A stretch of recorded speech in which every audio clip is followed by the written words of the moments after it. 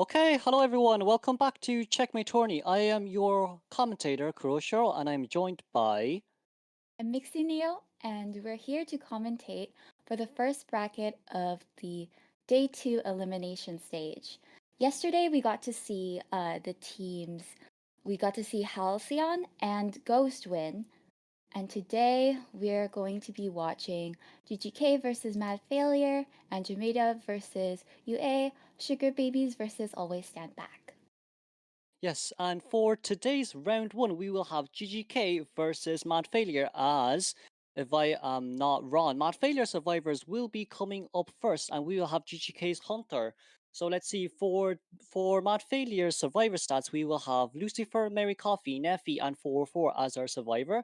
Lucifer, who main seer, Little Girl, and Bomber, B Badge, C Badge, C Badge, and then Mary Coffee with Postman as B Badge has been trying out Seer, Merc, Patient, and Prisoner to go along with the team comps. And then we have Neffy, who is a Seabash magician who has been playing TME a little bit, mostly in hospital though. Seabash TME, lawyer, first officer, and has been trying out many different harassers such as Forward and Prospector.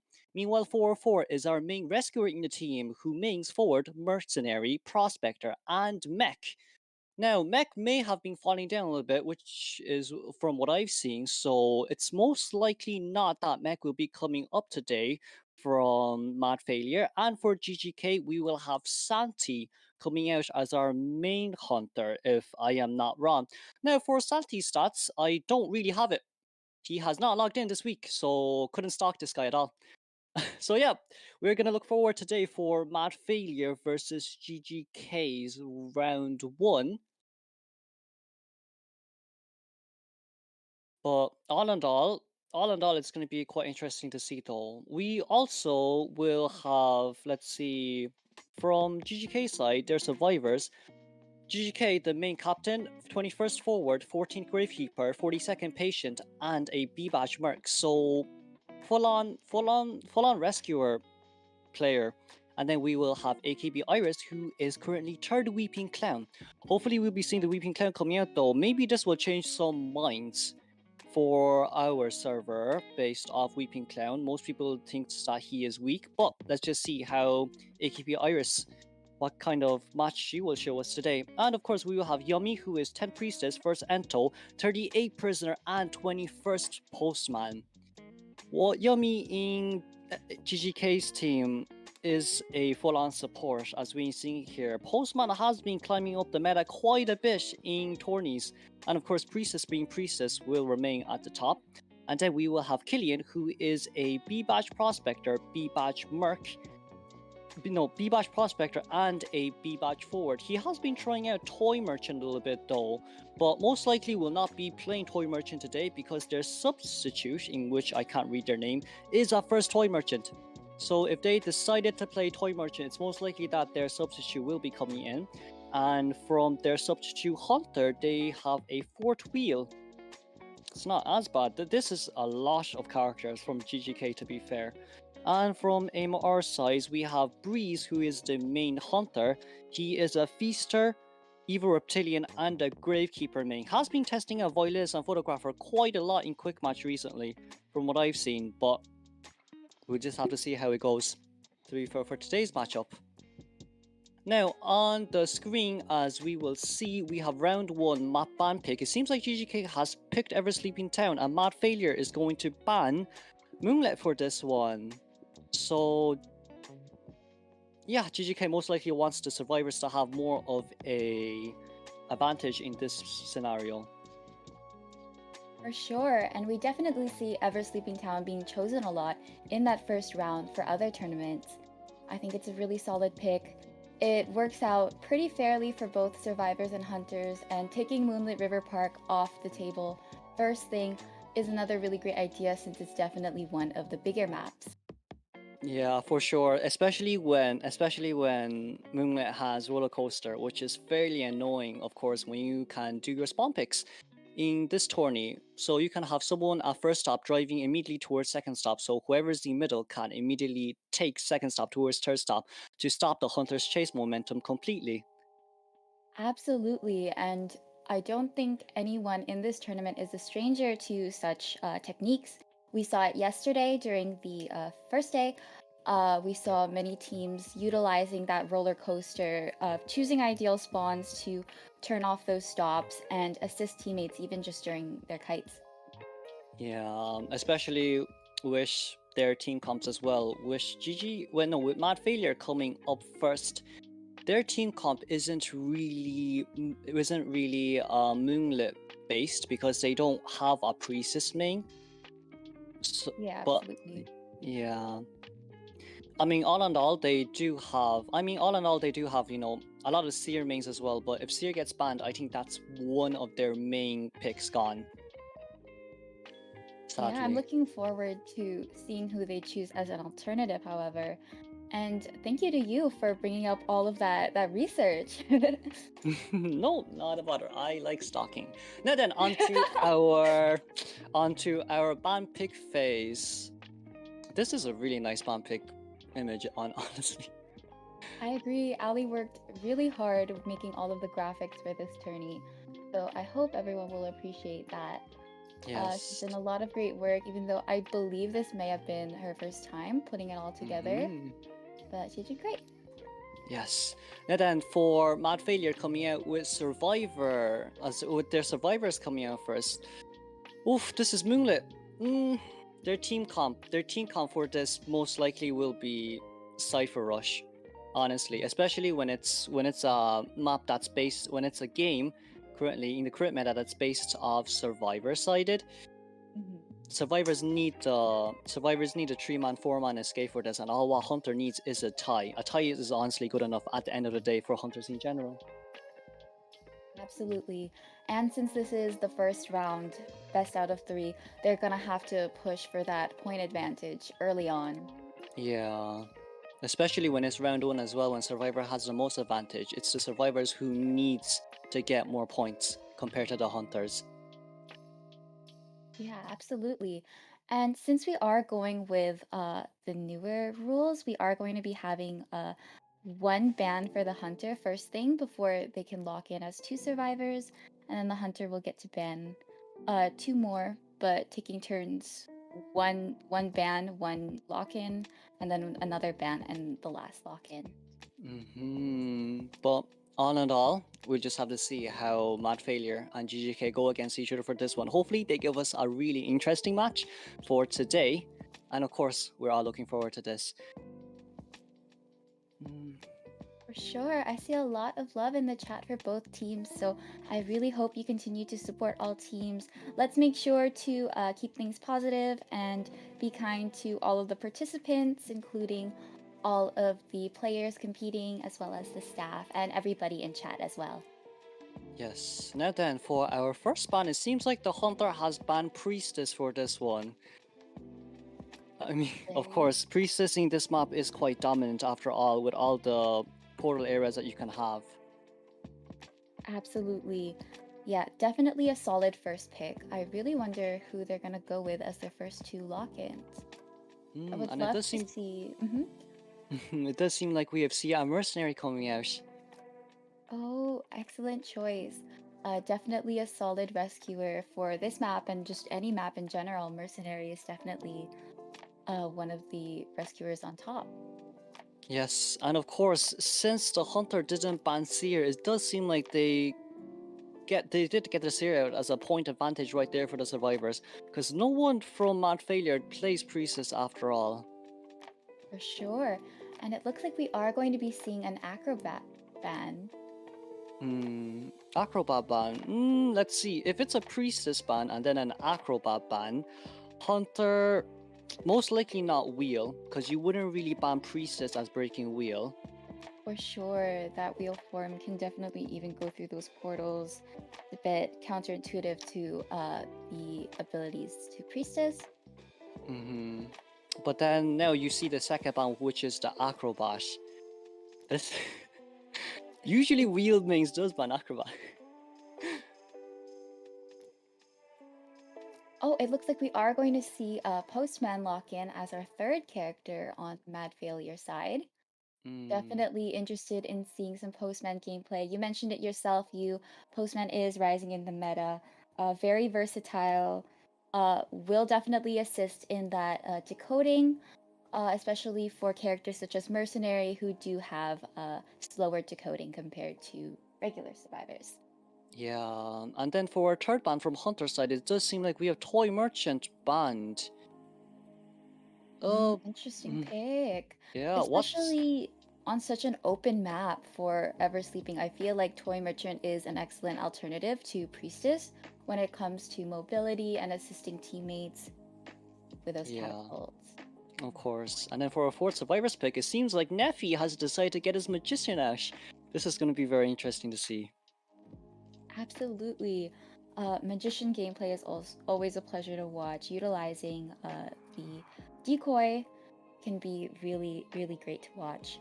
Yeah. There's creative ways to use it, especially as Magician. It's a little bit riskier when you're another survivor and you get hit using it, but with Magician, there's a lot more versatility. Yeah. But it seems like from the Hunter side, they didn't really ban anyone from... They didn't really ban any of the Mad Failures mains though. Because if I'm not wrong, Mary Coffee is gonna go Postman, Lucifer will be going Seer, Neffy is the Magician main, and then 404 is the Mercy main. So the Survivors has a full point advantage here. They've all gotten their most comfortable characters out. Definitely a good way to play it safe and confidently for the first round. I do believe we have to let Mad Failure survivors choose their persona webs before the hunter is selected. Since of course you don't want them to choose. Since of course you don't want them to choose their persona web after the hunter has been chosen, because that would be a full point disadvantage for the hunter at the end of the day. Absolutely. Yeah, but for our hunter side, we're still waiting. It seems like we're gonna have Wheelaush. Ooh, interesting.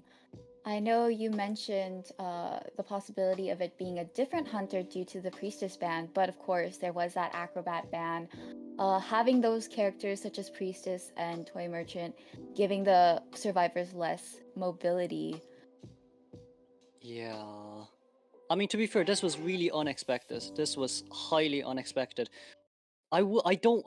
I didn't expect a priestess ban. Maybe the priestess ban was a bait for the survivors, thinking that he was not gonna run wheel. But then afterwards, the acrobat and the toy merchant ban got me very confused. Definitely a great way to throw survivors off and keep them on their toes. Seems we are proceeding to the area selection. Let's see. We will have Mary Coffee being graveyard 440 middle, 80 Lucifer near S palette, and Neffy. Neffy is going to go straight into Shrine, the 2-story. So this isn't such a bad location for survivors. For sure, they can definitely communicate where that basement is first thing as well.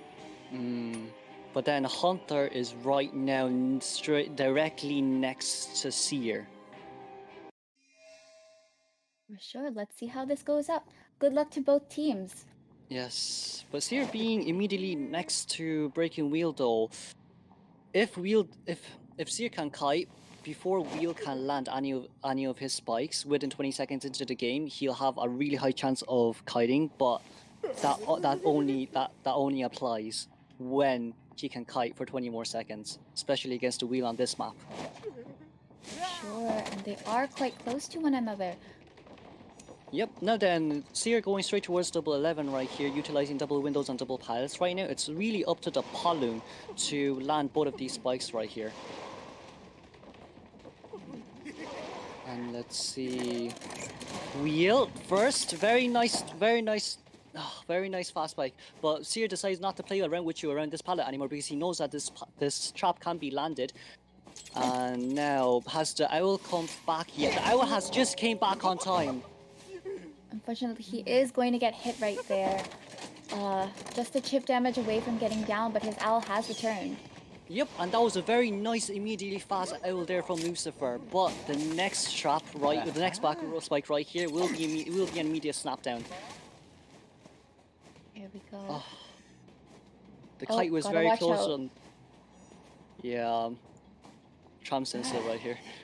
Yeah. Good on the breaking wheel for waiting that out. Seer was definitely crawling over to the track as the train was coming.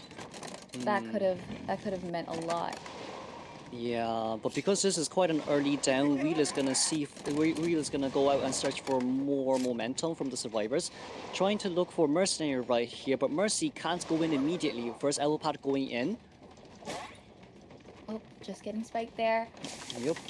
And change straight to Wheel for him. Now Trap will be landed down here. If Mercy decides not to come in, nope, it's not gonna rescue before half. Yeah, for sure. We are going to see Seer pushed out of that first chair. We do have the dungeon spawned already, however. Yeah. But right now, Cypher's really is enough, and especially when Mercenary is one spike down. Once Mercy... Oh, Mercy didn't get the spike. It's gonna be really dangerous here, because it can be a potential double down right here, which will slow the Cody down even more. Unfortunately, it does look like we're going to get that double down situation. And if once Seer gets chaired again, he will be eliminated from the game. And of course, Polly knows where the Mercenary is going to down as well, so this wouldn't be a long search for the Mercenary. Now then, Seer going down immediately. For sure. Great job, Lucifer. We are going to see them getting eliminated next thing. Oh, there's the Trem again. Another close call. Yeah. You gotta respect the road rules after all. Now then, immediately changing to Wheel form. Decides not to go look out for Merc anymore. Probably will leave Merc as an opening point to slug for mid to late game. But now with 2 Cyphers remaining, Mary Coffee will become the second chase. Yeah, definitely a good usage of the flywheel, but we are going to see Mary Coffee go down here. That was a really excellent blink on the breaking wheels part, getting him down right away. Right in front of dungeon too. He's gonna know where it is. Yeah. Now Neffy's upstairs. Most likely won't be jumping down anytime soon, but Mercenary is forced to open a new cipher here as well, as we can see. It's just I mean, Mary did really well. It's just the flywheel that was a little bit unfortunate. Didn't time it too well. Yeah, and going right to that cipher was another good idea because that definitely had the most progress compared to the rest of them. And now Postman's gonna go over half. Seems like Pauline doesn't want to wait anymore and want to force the Magician down. And let's see, the cipher is going at 70%. Tie time wouldn't be enough. Okay, changes back straight into human form, gets trapped and gets the hit right here. We'll be forcing the rescue, but Neffy, it does seem like Neffy has Taito. Gonna decide the body block right here. No, decides to get the hit immediately for the Postman, but what the Postman has to do here is to wait, because this is a long window here for Postman to loop around. Oh, would that land? That spike didn't land, thankfully. Now then, over the window once again. Oh no, unfortunately Postman is going to go down again here. Since he was pushed after half, he will get eliminated once put on that chair. Yeah. Now, what's most important for Mad Failure Survivor is that they need to look for Magician to heal up. Because Mercenary is an opening point right here where he does not have any self-healing remaining. So all what Potter has to do is look for the Mercy.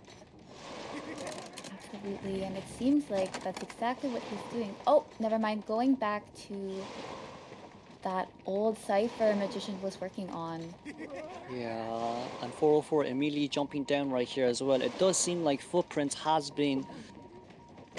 disappeared now.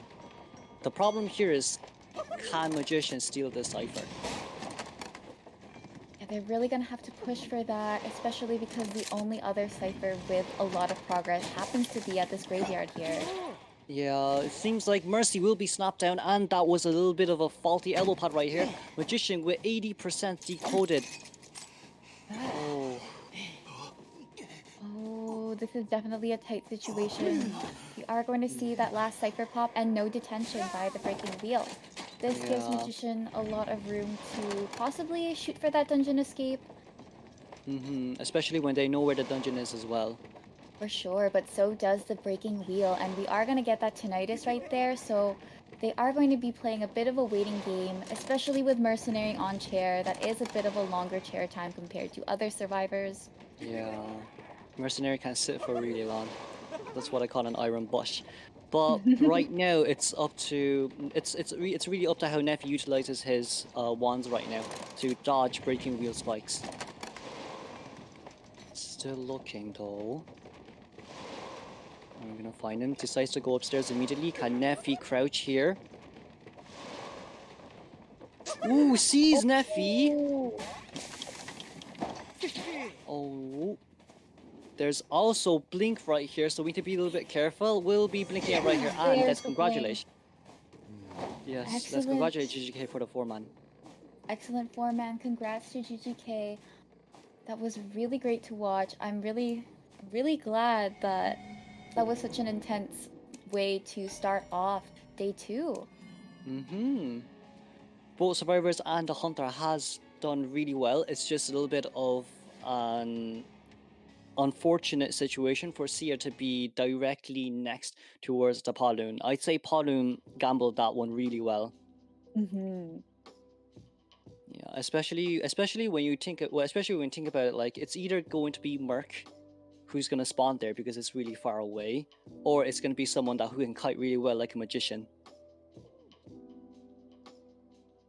So yeah, now then, let's see. After math stats, let's see. Mary Coffee, Postman, 161% decoded, kited for 31 seconds. Nefiller, Magician, 228% decoded, kited for 46 seconds. AD Lucifer, who's the Seer, no cipher, has been decoded and has kited for 50 seconds. And Mercenary, 172% decoded, 1 rescue and 70% containment. From the Hunter side, the Breaking Wheel, we have 26 strikes and 8 knockdowns. Very excellent plays by both teams. We are going to see GGK in the lead here with 5 points due to that 4-man elimination. And now it's up to Mad Failure's Hunter to get that 5 points back, or else GGK will be at too much of an advantage here against Mad Failure, against GGK. What? Never mind, I'm dying. It's okay. All good. Now then, from last game, let's talk about it a little bit. Last game, Seer did really well last game. I think it's just a little bit unfortunate because the Owl came back immediately after he got spiked. Yeah, that definitely put Seer in a tight situation. And it was really unfortunate to see, despite the tide turner really getting that rescue past half and with the breaking wheel at full presence early on in the game, I think that definitely put Mad Failure at a disadvantage as well. There's not too much to do right there, especially banning that Priestess and Toy Merchant. I think that was a really good move by the Hunter to take those characters out, because even if they don't go for the rescue, they have a high chance of helping their teammates gain more distance on the Hunter. Of course. But to be fair with you, Mad Failure Survivor did a really good job as well endgame. They did manage to pop the cipher though. Absolutely. I definitely think that was a great choice, considering that Breaking Wheel doesn't usually bring detention. It did give some more opportunity and the additional speed boost. And it was just a really close match because Mercenary was chaired by the dungeon. It was honestly a really great position because the Breaking Wheel had good control of both ciphers since they were so close. And of course, being Breaking Wheel, getting into that wheel form makes it much easier to pressure them off, chase either survivor. Of course. But now, once again, the full pressure is on Mad Failure's Hunter right now, as the point system, as we see right here, is 5-0 towards GGK. Sure, getting that 4-man gives them an extra point, so Mad Failure is really gonna have to catch up with that. Of course.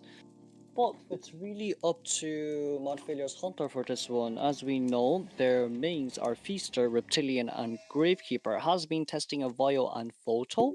So if I kind of want to see the Feaster coming out, to be honest, unless they've like some hidden card. Absolutely, I definitely would be interested in seeing more of an uncommon Hunter pick early on, though. Despite not being at the top of the Hunter meta, I feel like playing one of their mains would definitely be helpful. just Yeah. because of their expertise regarding that character. But of course, Mad Failure's Hunter has to play a little bit more stable for this game. It's okay for them to lose the first match, of course, since there's still round 2, round 3, and overtime. So if they can just forget about round 1 and focus more on round 2 and round 3, there's going to be a higher chance of them flipping the table and turning it onto their side. Absolutely. So for now, we are going to be seeing the GGK survivors go up against the Mad Failure Hunter.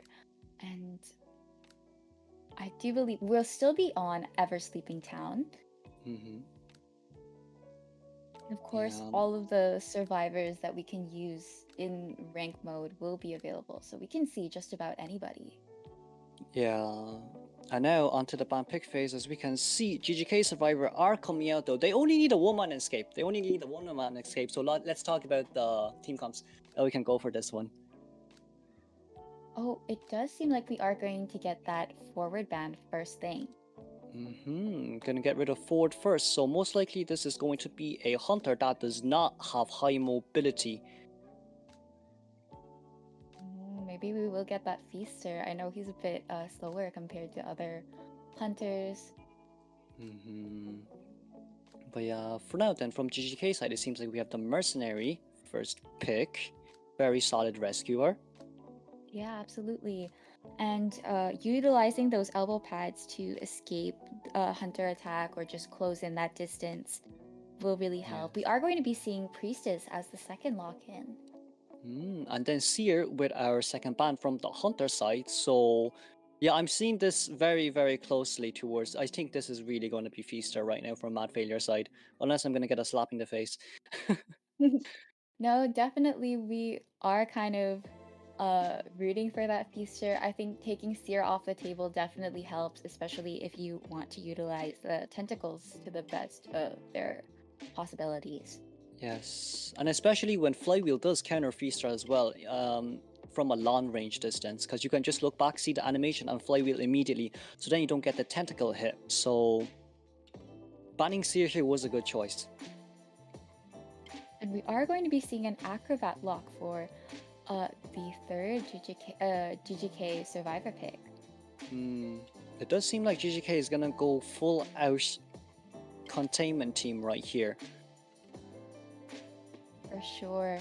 I think the possibility of getting, I think that Decoder, for example, I believe you mentioned having a mech main here, but definitely she is kind of a riskier pick here. I think a full containment type of team composition will definitely benefit them, especially if they're anticipating that Feaster ban or Feaster pick. Yeah, and especially when they only need a one-man escape. If anyone fails first kite, we're just tell them, we're gonna sell you. You're not a part of the team anymore. Bye bye. Don't know you. Who are you? You kited 10 seconds. Bye bye. So yeah, the full containment team right here is for second and third chase. Of course, if someone really messes up the first containment. Yeah, absolutely. And we are going to be seeing a barmaid ban.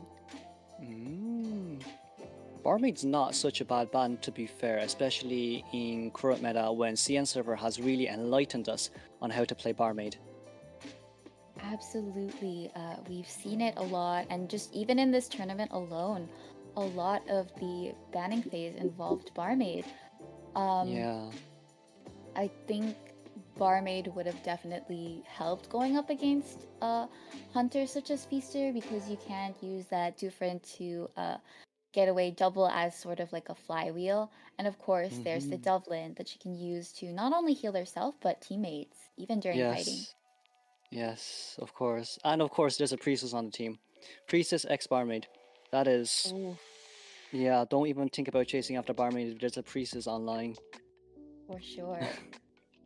Yeah, but now then, for our Survivor side, last pick. Who are their last pick gonna be? I'm kind of rooting for Weeping Clown, because AKB Iris is third Weeping on their team. I would love to see some Weeping Clown gameplay.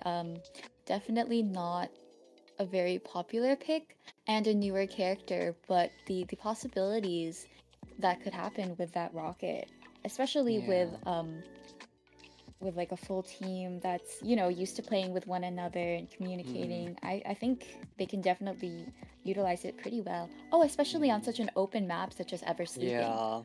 Yeah, of course. But it seems like for Survivor will be psychologist. They do want to maintain their Cypher Rush comp because Psycho can global heal. If Mercy goes rescue first, it can be an immediate whistle and then everyone's back at max health. Sure.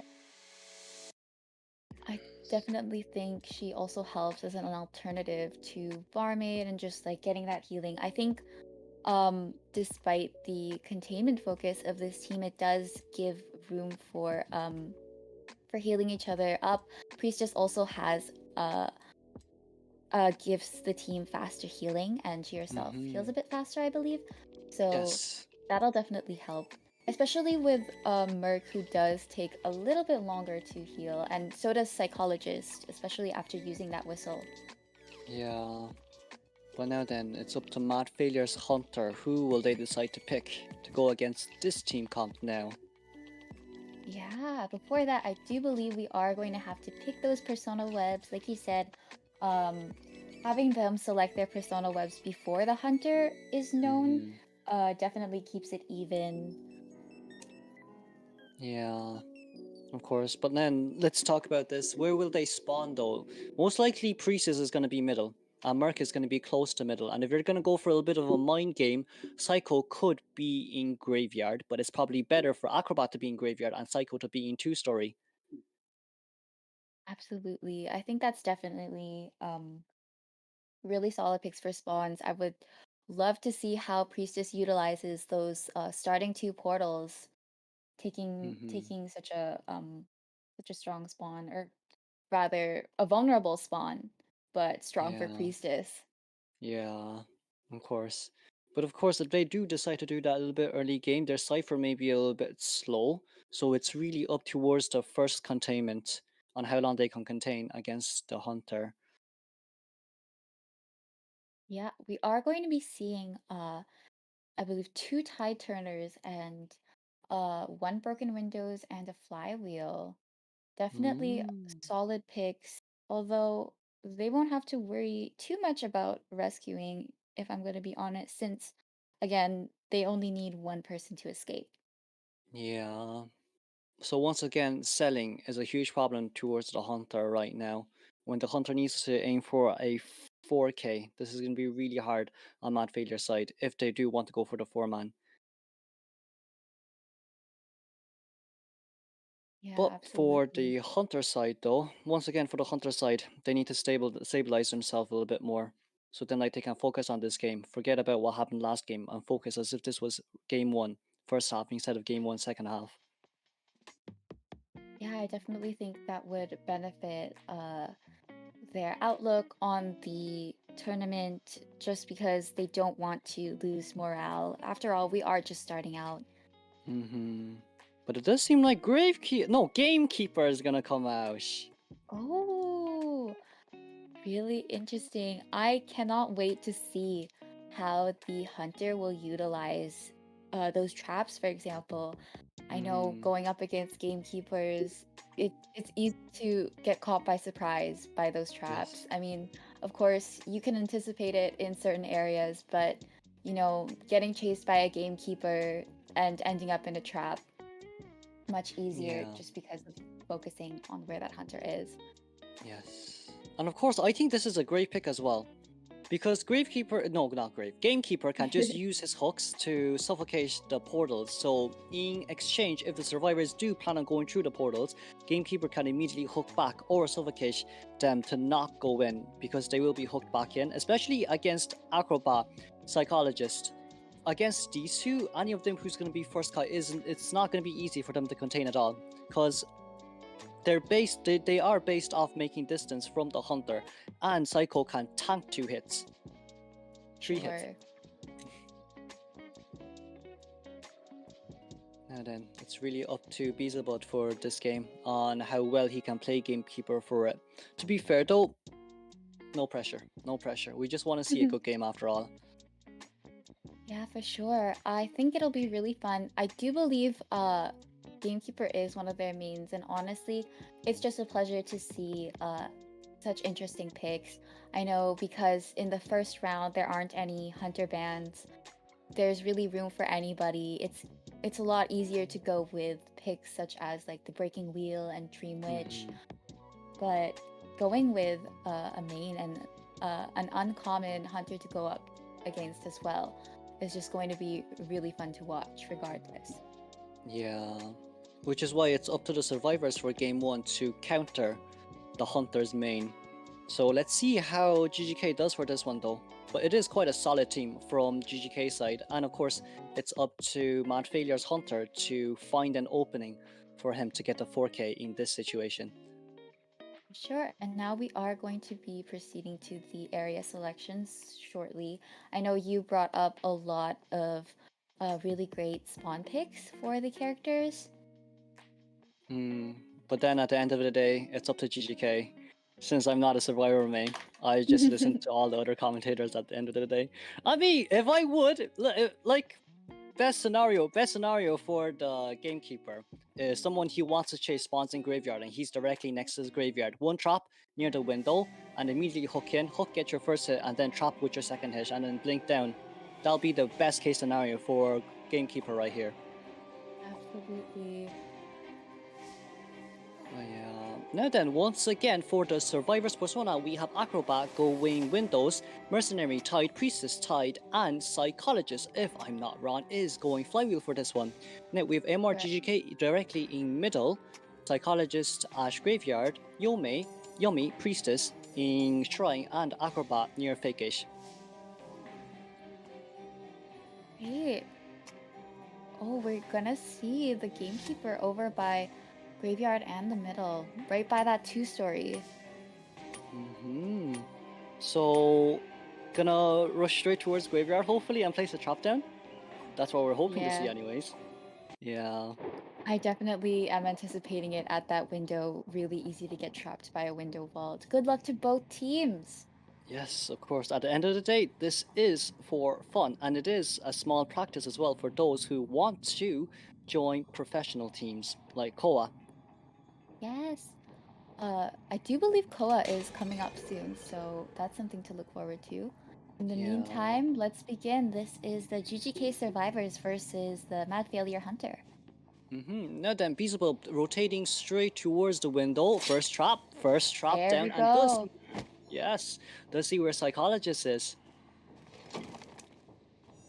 Does he? Oh, sees the footprints now. Now then, Iris will be first chase for this one. There's gonna be a small pallet mine game right here, but I believe first hit will be coming in soon. There's that first hit. We do know, however, that the Psychologist can take about 3 hits due to that additional stress bubble. And Psychologist also knows that there's a trap outside the window. So Psycho is currently forced to be in here and gets a pallet hit right there. This is amazing for Gamekeeper right now. All what Gamekeeper has to do right now is to hook in. Of course, though, despite going down here, if she goes down here, there is that possibility of getting sold on first chair. GGK can play it safe and go for at least a 1-person escape. Oh, unfortunately, despite the flywheel, Psychologist is going to be going down here.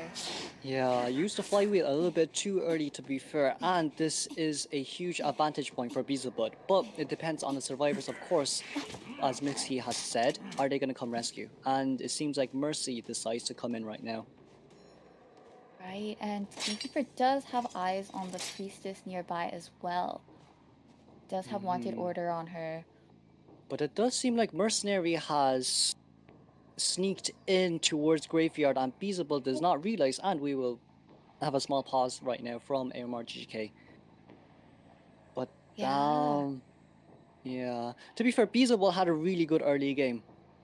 I think so too. Going for that Graveyard right away was definitely a great choice. You know, a little bit risky since it is one of the stronger areas on this map, but it really paid off. He was able to get the down, and setting up those traps did really put Psychologist with less options. It really forced her to kind of stay or at least not take that window.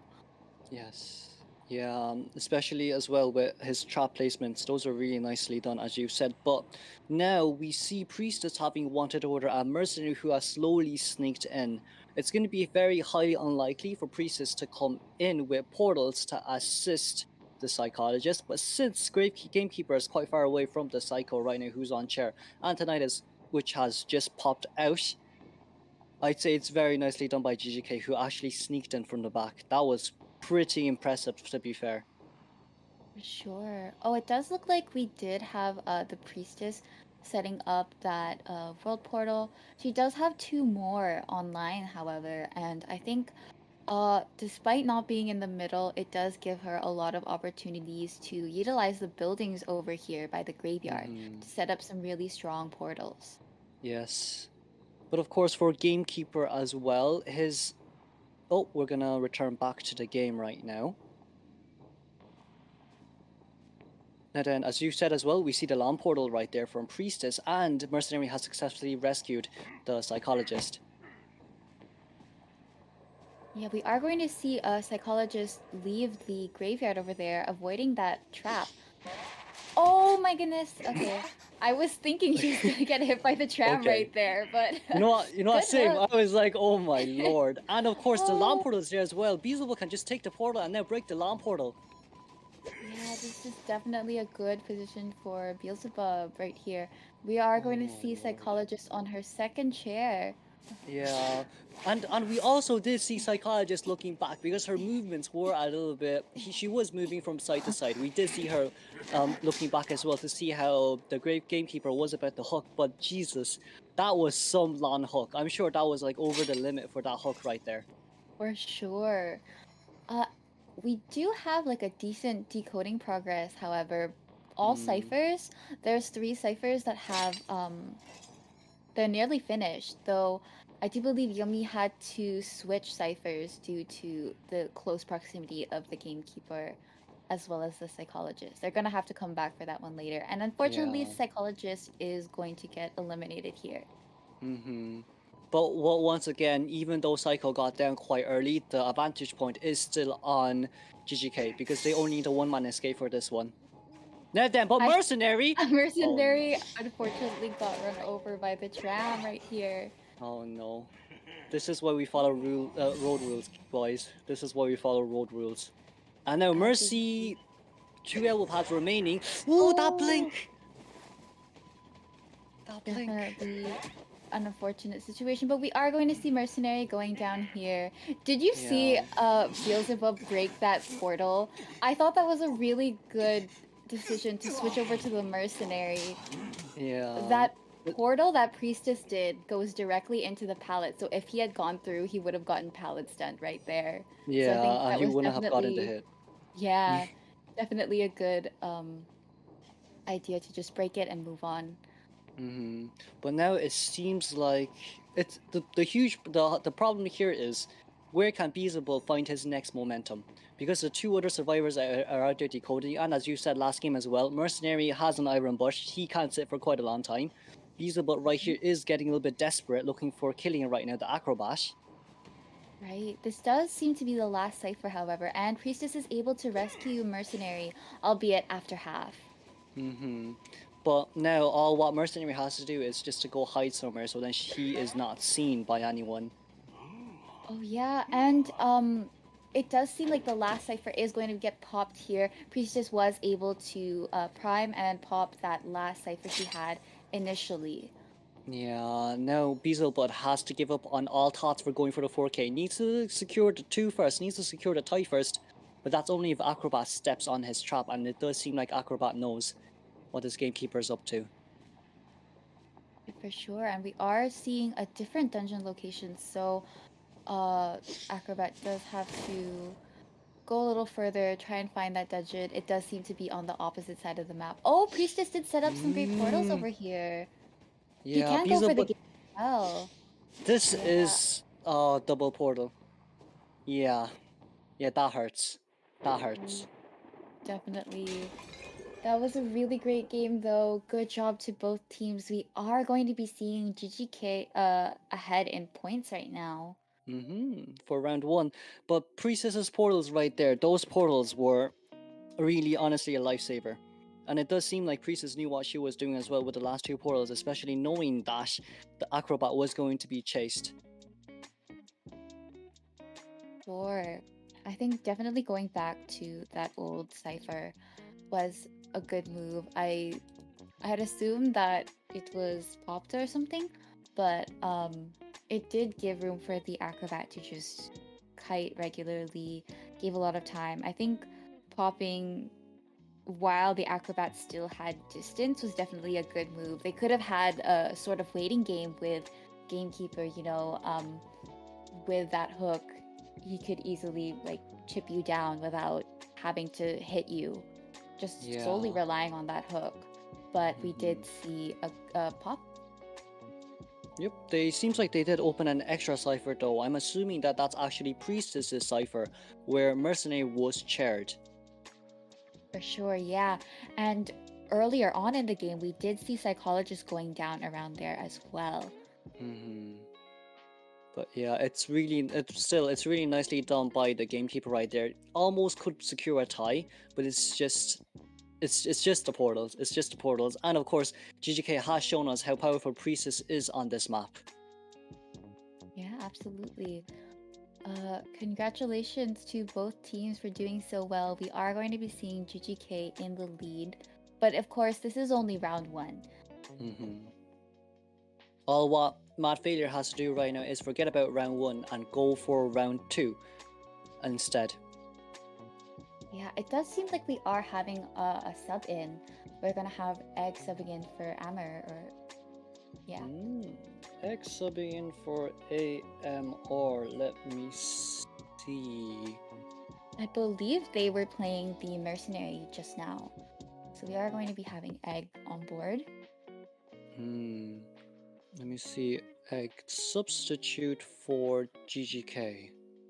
Let me see if I have it here. Oh, your research. Oh, I didn't research him. I didn't research him.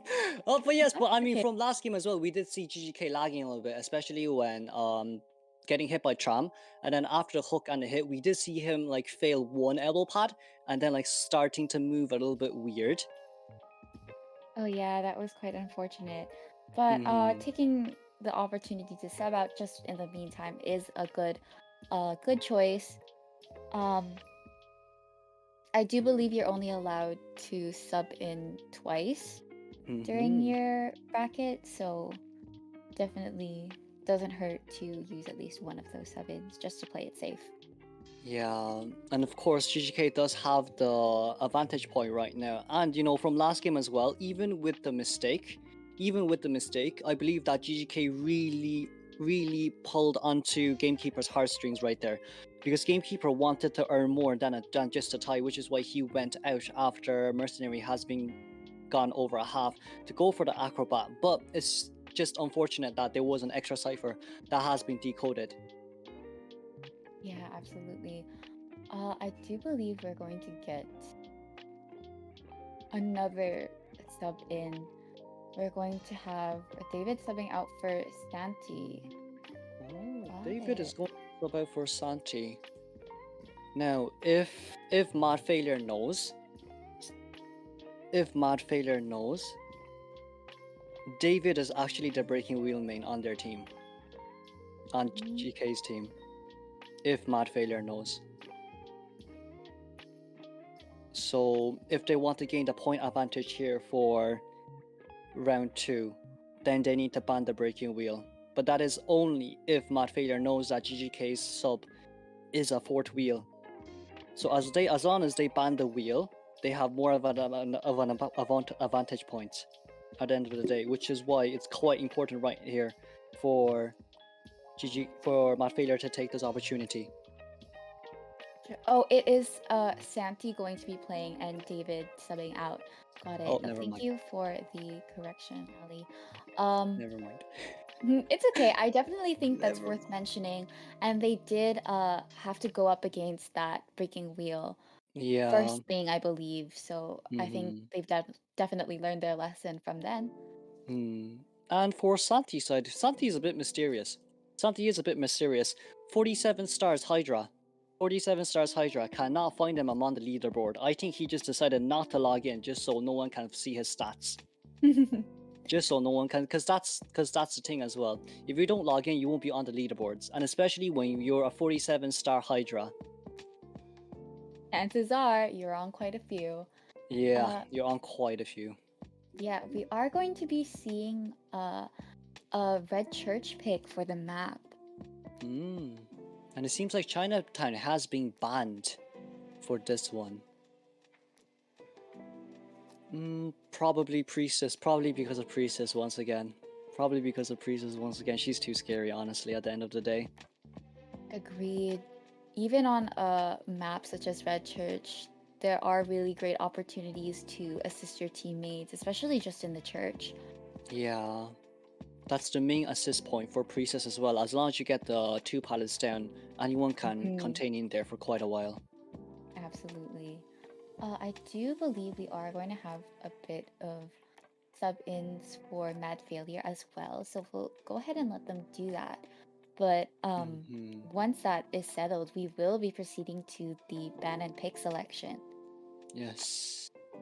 Now then, on towards the maps as well. GGK, to be fair, I'm quite surprised GGK did decide to ban Chinatown, especially when their team comp does revolve around Chinatown as well.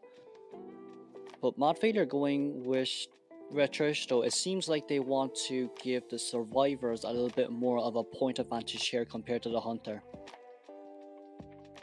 Sure.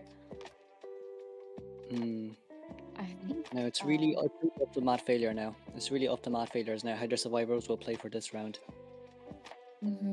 I think we are going to be having the Wallow from Mad Failure sub in for Lucifer.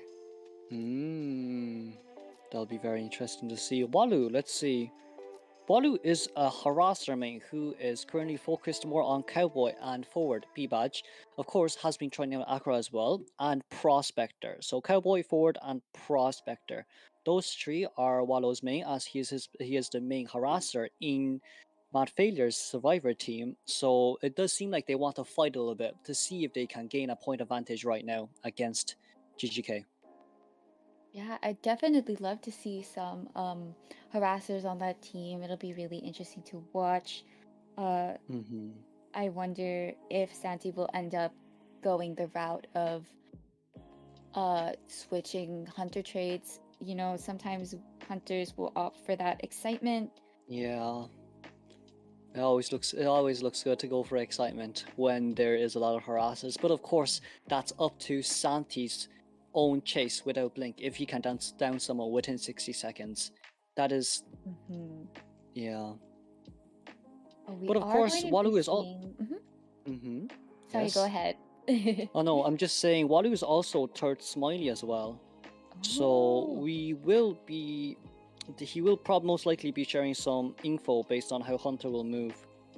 Yeah, that's a really good point. We are going to be getting the Seer and Priestess ban for the initially, and then the Mad Failure survivors are actually going to opt for banning Bonbon. Perhaps Santi is the Bonbon main.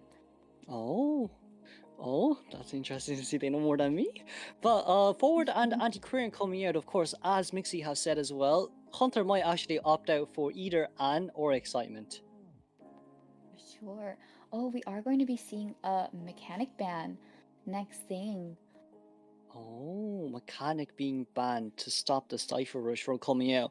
Then most likely Mad Failure can get their postman out for this one then, because Forward does deco really slow. Yeah, for sure. Correct me if I'm wrong, but maybe I believe Antiquarian might as well. Oh, Mercenary definitely does decode slower. So I think Postman would definitely be a great choice, Antiquarian? I'm not sure. I think she decodes the regular amount. The only debuff that Antiquarian has is Acrobat's Gate. Oh. Yeah, it's the gate now. I see. Okay, sounds good. Thank you for the correction.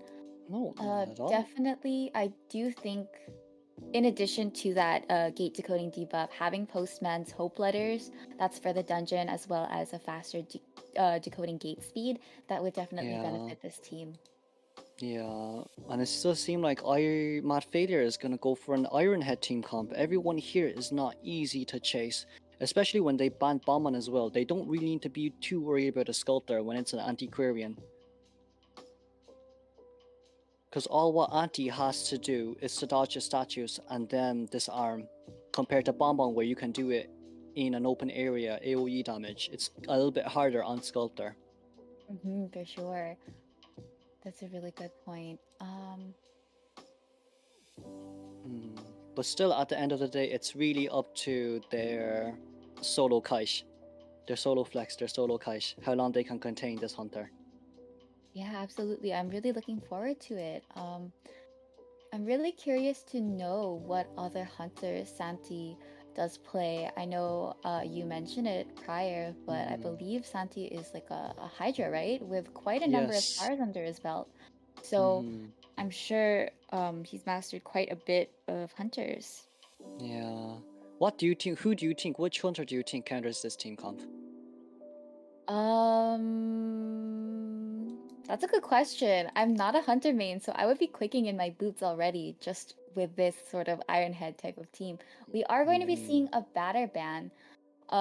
Definitely a good choice because having a batter as the cherry on top to this team would honestly be a nightmare to hunters.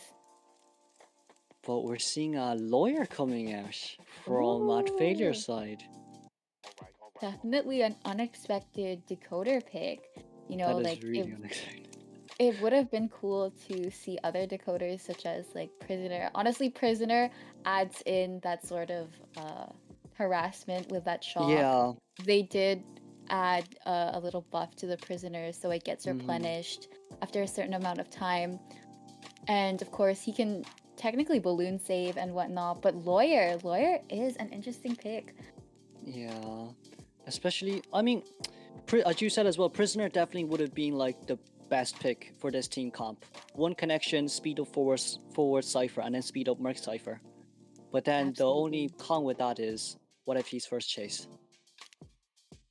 That's a good point. They won't be having that decoding boost or Lawyer won't be having that decoding boost if he ends up getting chased. So I do think there is some leeway, I suppose, for the Kite, because Lawyer does not have the possibility of getting Terror Shock. He doesn't have to worry as much over that. Oh, and they have settled their Persona Web picks. And it seems like forward is gonna go borrow time with Tide, Antiquarian is gonna go borrow time with Flywheel, Mercenary borrow time with Tide, and Lawyer borrow time with Breaking Windows. Definitely solid picks. We are going to be seeing Rescuers, of course, bring that Tide Turner. Though, of course, it would have been fun to see forward with a different Persona Web. We see it quite a bit. We see a lot of broken windows forwards sometimes. I think the possibility of getting that rugby ball stun for the chair rescue right away definitely serves as a sort of alternative to bringing Tide Turner. But it seems like Undead is gonna come out for this one. Oh, that's going to be tough for the harassers on this team, I feel. Yeah, they're useless now. Congratulations, they're useless now, in a nutshell. Jesus. Well, yeah, at least they didn't go with a gardener harasser. I know she has Thank God. a bit of a more unique type of harassment, but Thank God, honestly. But with that team comp, Mad Failure still does have a little bit of an advantage. Because we are in retros as well, there's a lot of obstacles stopping Undead from dashing next to the walls. So it's really up to Mad Failure to utilize their vicinity, their surroundings. Absolutely. I do think that the Lawyer map will come in clutch for them too. You know, with that undead dash, it's really easy for Percy to just change targets right away, or just down someone and then suddenly be on someone else, you know. And I wonder what trait he'll end up picking. you know, there's a couple of people undeads out there, but usually they bring teleport. Yeah. I don't think. I think excitement is a little less likely due to, I believe, when undead has a certain amount of like charge, he won't get stunned like by Yes. pallets, for example. Yeah. Yeah. Which is relatively funny as well. Especially, you know, Antiquarian would be the best chase here, because her disarm her disarm is basically useless against an undead when he's in charged mode. Yeah, for sure. It's going to be really tough. So they'll have to play this. Got to be a little bit careful with the utilization of their Yeah. character abilities. But you know what? The good thing is no one here is actually easy to chase or down. Yeah, for sure. And honestly, since this is Red Church, it does give room for the squishier members on the team, such as Lawyer, to have some really great kiting areas. And I know you mentioned it earlier, since considering the terrain, it's easier for undead to dash into things, accidentally hit something else rather than a survivor. Yeah. And especially when this team comp as well. I mean, like, even though Undead does counter Antiquarian, Antiquarian still has her spin boost, 5% spin boost when she uses her flute to spin it, and she can leap as well. So then instead of vaulting windows, she can, you know, vault away from phase 2 AoE damage, and, you know, to not get the dash spike, dash spike in church, she can just vault over the benches in case she gets suffocated by Undead's phase 2. Yeah, that's a really great point, and definitely something I would love to see. But then once again, you have a Mercy, you have a Forward, and then you have the Lawyer who will be crouching non-stop. Yeah, for sure. What do you think the area selection picks they'll go with will be? Area selection pick, I think they should play a little bit of a mind game. Not gonna lie, I think they should play a little bit of a mind game. But 4 will definitely be in middle. And the worst area for undead to be in are areas with windows, unless they bring confined space, because you can easily loop them with windows. For sure. And I think having that confined space in play will be interesting, because we'll probably be seeing up down undead in that case, which will restrict Santi to just one hunter trait. So I'm definitely wondering what he'll end up bringing instead. Maybe teleport for that extra map control. Yeah, be very interesting to see from Santi's side. But of course, once again, survivors needs to aim for a little bit more right here, especially when it's an undead down. And of course, we know who undead is. You down someone, they can crawl on the ground. For people who bring flywheel, YOLO, nice one. For people who didn't bring flywheel, you know what, it's fine. Mercenary still has a really fast self-heal at the end of the day, because he does bring the fast healing persona. Now then, it's really up to how they want to play. But as long, like, I think full pressure is going to be on Neffy for this one. I think so too. It's definitely with Neffy as the squishiest team member. I'm really curious to see. And I wonder if the hunter will be able to choose a spawn point in which allows him to pursue these members of the team, such as Lawyer or Antiquarian. Taking the wedding reception spawn.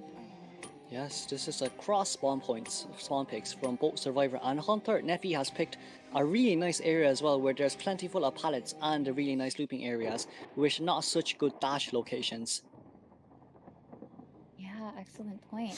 Good luck to both teams. This is the first half of round 2 between the GGK Hunter and Mad Failure survivors. Now then, onto the game we go. Let's see. Undead spawned right next to directly in red carpet, as we've known. Let's see. Mary Coffee, Walu, and Neffy, who's gonna rotate directly in towards church. Sure. Oh, I do think we see Santi opting away from the forward, but he is on the lawyer right now. And Lawyer was looking at the map, so his distance will be close quite a bit. First hit is a little bit fast right now.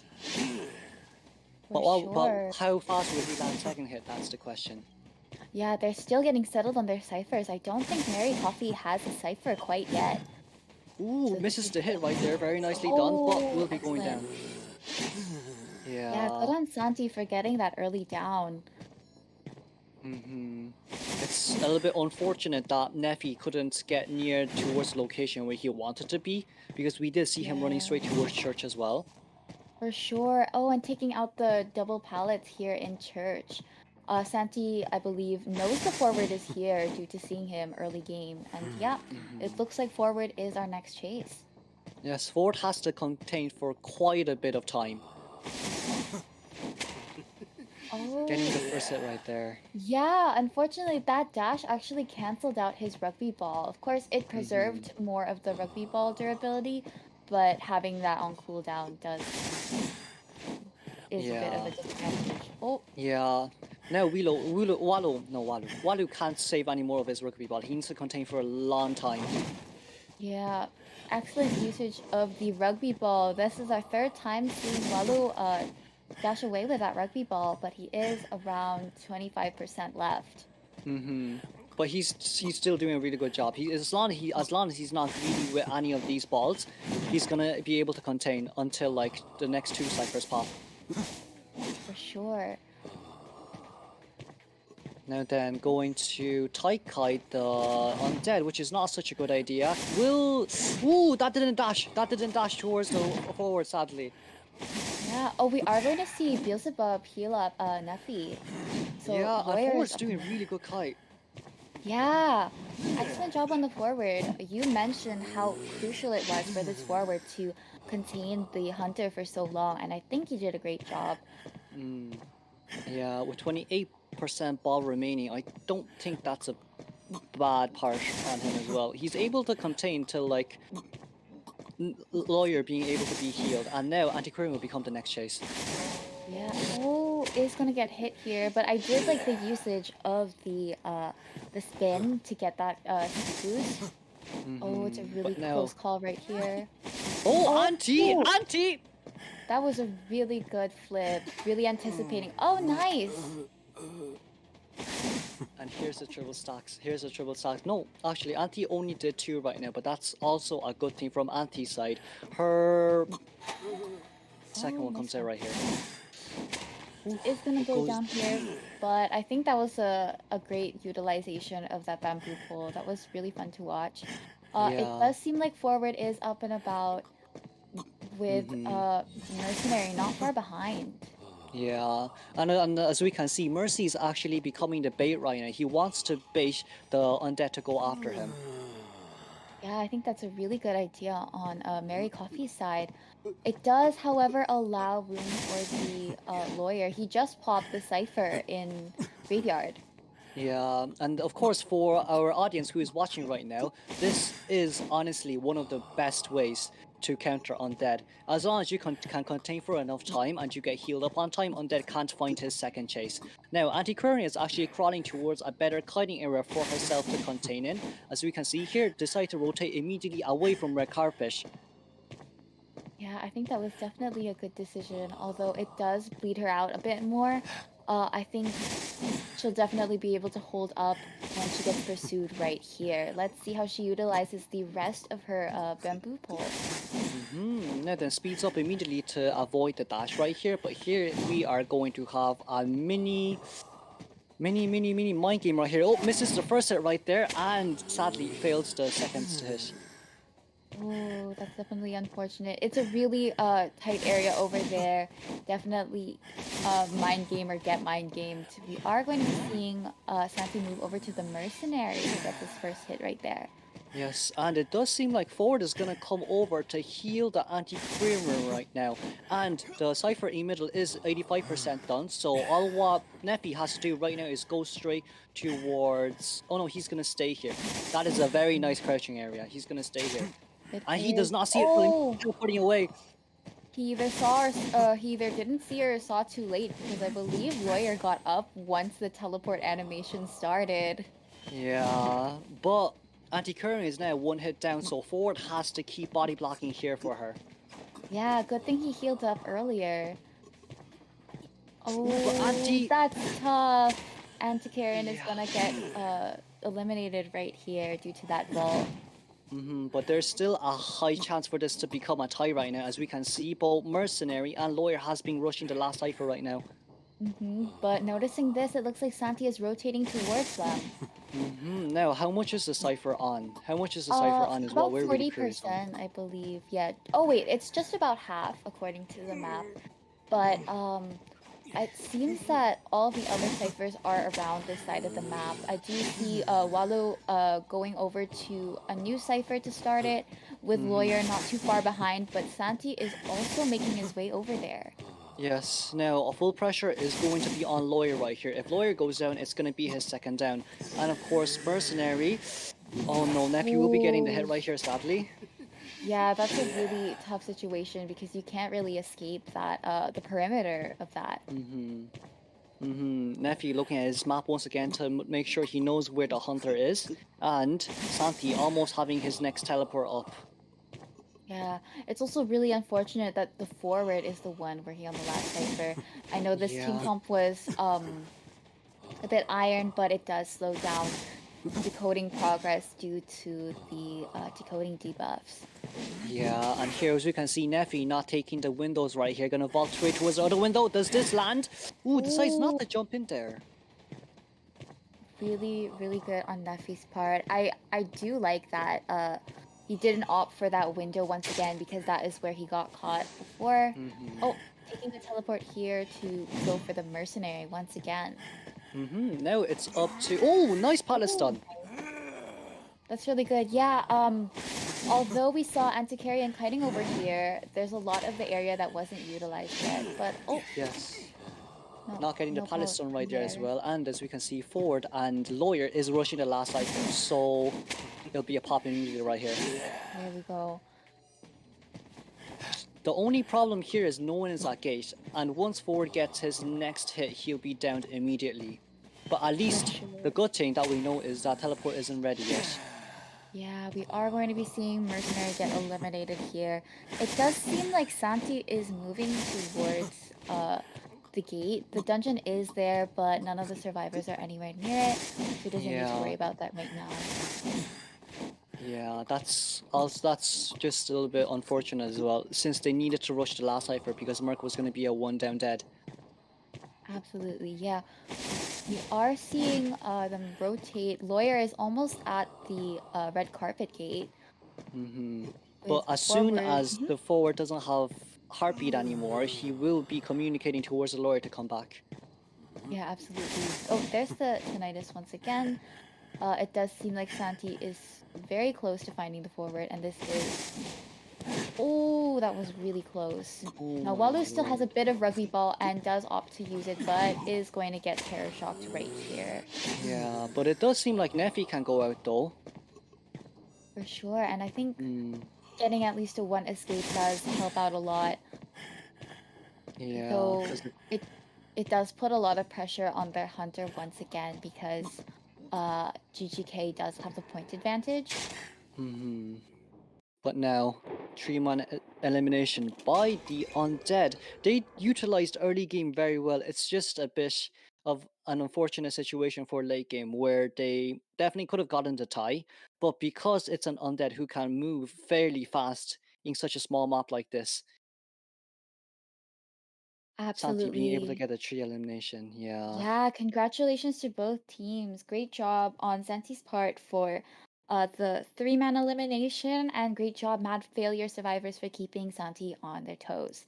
I definitely feel like the survivor picks we mentioned prior, such as Postman and Prisoner, really would have benefited what occurred in this match because I think their biggest weakness was that cipher progress. Although Lawyer is one of the decoders, having Prisoner connect to those ciphers or having Postman give those tranquility letters would have benefit the slower decoders. Having forward as one of the slower decoding survivors on that last Mm-hmm. cipher really forced Lawyer to put up a good kite, and then it was a little bit harder to push for that cipher to get popped in time for the mercenary.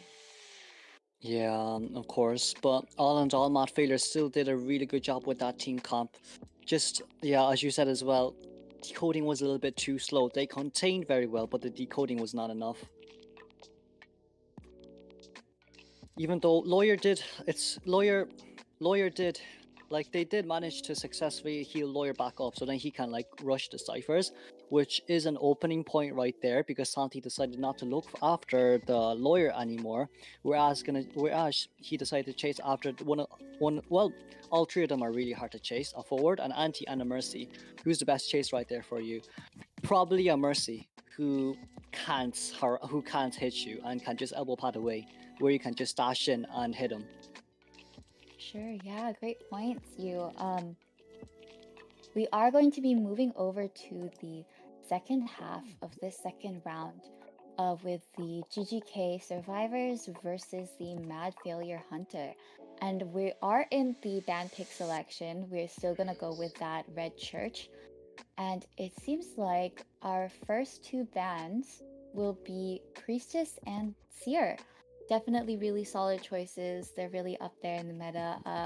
Me and you Mm-hmm. were talking about it earlier with the Priestess having a lot of support potential, especially with the church.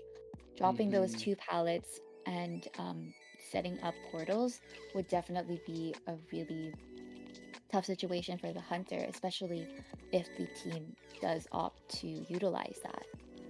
But Yes. thankfully, the priestess has been taken off the table, and so has Seer.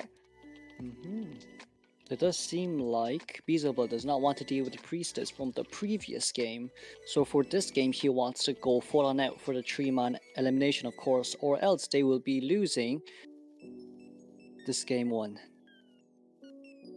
Sure, it looks like we are going to be getting a gamekeeper ban. Great idea, since we did have them going up against Beelzebub's gamekeeper in the first round. Despite that Mm-hmm. priestess support, honestly, it was really impressive to see that gamekeeper gameplay. I definitely won't forget about that really long hook. Beel really knows the limits of gamekeeper, I think, and knowing Yeah. he could get that hook really really benefit. And I do think the decision making on Beelzebub's part does uh is really good as well. I liked Mm-hmm. the way he chose his targets. um I think switching over, being in that position where you have to choose either priestess or mercenary is really tough, but seeing those opportunities presented to you, even if it's just by the by the tram, uh, does definitely contribute to a hunter's gameplay. You know, hunters have Yeah. to rely on themselves, whereas a whole survivor team has four people. There's more room for there's more leeway if survivors make an error, but not so much for hunters. So taking these opportunities does benefit hunters greatly. Yeah. And of course, it does seem like GGK has respected Mad Failure's gamekeeper on this perspective as well. Now then, what's more important right now, I think personally, is for GGK to show us a better first containment. Because for the previous first containment, it did seem like Beelzebub has gotten more of an advantage, downing the cycle relatively fast within 60 seconds and not using the blink as well, if I'm not wrong. So for this game, they need to their survivors need to show themselves who's the better survivor, as Mad Failure Survivors has presented to us from the previous game. Those containments against Santi were insanely well done. Okay, so it does seem like we are going to be having a bit of a change up. They Mhm. actually subbed out Beelzebub. I do believe Beelzebub was the Antiquarian in our previous match, so they will not be playing Hunter this time around. It's going to be Mhm. 404 as their new Hunter with uh there's going to be Trollo as the survivor for GGK. Oh, Cholo, a survivor for GGK. It seems like we may be seeing either a toy merchant or a dancer coming out then. Oh, I would love to see gameplay of either. Definitely, definitely would love to see the female dancer. I feel like in comparison to Toy Merchant, she's a little bit more uncommon, but I think the possibilities here on the Oh, Red Church will help out. yes. But it does seem Oh, like sorry, Trollo never is for mind. Mad Cholo is for Failure. Mad Failure. GG Cholo is for Mad Failure. Then yeah, then I guess it's gonna be a clown ban, most likely for this. Mm, yeah, definitely an interesting choice. It seems like we do have a smiley face main in our midst. And honestly, on a map like Red Church, I feel like Clown could definitely close in distance so fast, and it's a Mm-hmm. lot more open, I feel, and smaller in comparison to maps such as Moonlit, Lakeside. I do think Clown is pretty strong on those maps too, but just, Mm-hmm. any hunter with such mobility, like it's a big threat. Their mobility is a big threat on smaller maps, Yes. just as much as it is on bigger maps. Dare I say more, Mm. because there's less time for you to act before they come and get you. Yes. Of course. But if they do ban Smiley though, I'm assuming that GGK is not actually gonna run Flywheel anymore. They're gonna go full breaking windows to contain for as long as possible. For sure. And as you mentioned prior, they really have to solidify that first kite. Yeah, they need to prove themselves to our audience, of course, as Mad Failure has. And of course, for Mad Failure's Hunter, he has presented us such, honestly, very valuable and spectacular gameplays of Gamekeeper for those of you inside in the audience who is interested in playing him. There's some really good trap points to suffocate survivors from going towards certain areas, and but in exchange for this game, it seems like Feasible has been subbed out. So 404 will be our new hunter for this one. What will 404 present to us? That is going to be the highlight of this game. Sure.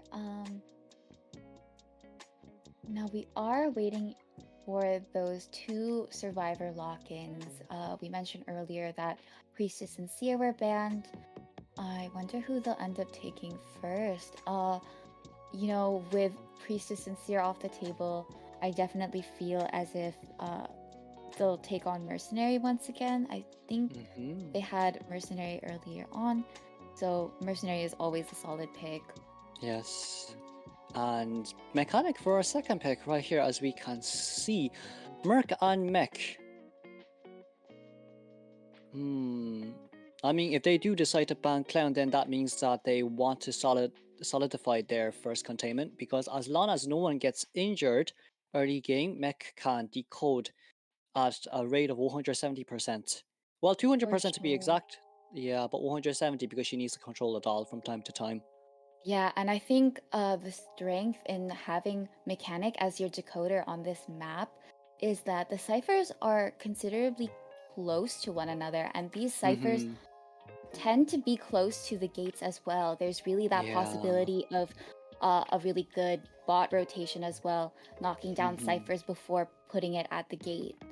Yeah, and especially when Mech can actually just rotate, can just put down the bot and immediately rotate away, because that will waste a lot of the hunter's time to look for the Mech. Because it's either you hit the doll or you hit the Mech. That's your two choices right there. Absolutely, it does force the hunter in a bit of a position where you have to make those tough decisions, because they can really make or break your match on who you focus on. Because I mean, Yes. the benefit of getting that bot down though is that it does reveal the mech, but a mechanic's goal is usually to just rotate away from your bot as far as you can right away.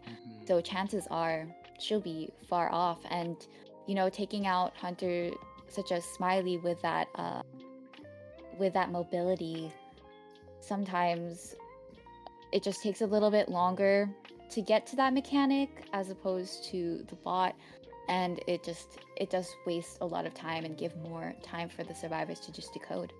Yeah. Now then, let's see. We have our psychologist ban from the hunter, and it seems like Ento is gonna come in for support on GGK side. Ento is not a bad pick though. I mean, she's always been a solid soft support, especially with her bees, where you can, you know, suffocate a hunter in a certain location, like especially in Red Church. There's three areas, there's three doors, let's say, to go into church, and the bees are wide enough to block the hunter's way through. For sure, and definitely having the ability to not only support herself with those bees for their extra mobility, but assisting teammates with those bees, vaulting over windows prior or pallets, setting those pallets up can be really crucial. It does help with characters such as Mechanic who do vault slower as compared to other survivors. Yeah, and now we see the acro ban from Mad Failure side. So this is to prevent, once again, red ball or mud ball inside church. If I'm seeing this correctly, I'm gonna perfectly assume that I'm probably gonna assume that Ento is gonna be very close towards the middle, where she can assist the mech to contain for a long period of time. Because we know, you know, Ento decodes at an average speed, but that average speed is considered quite fast to us hunters.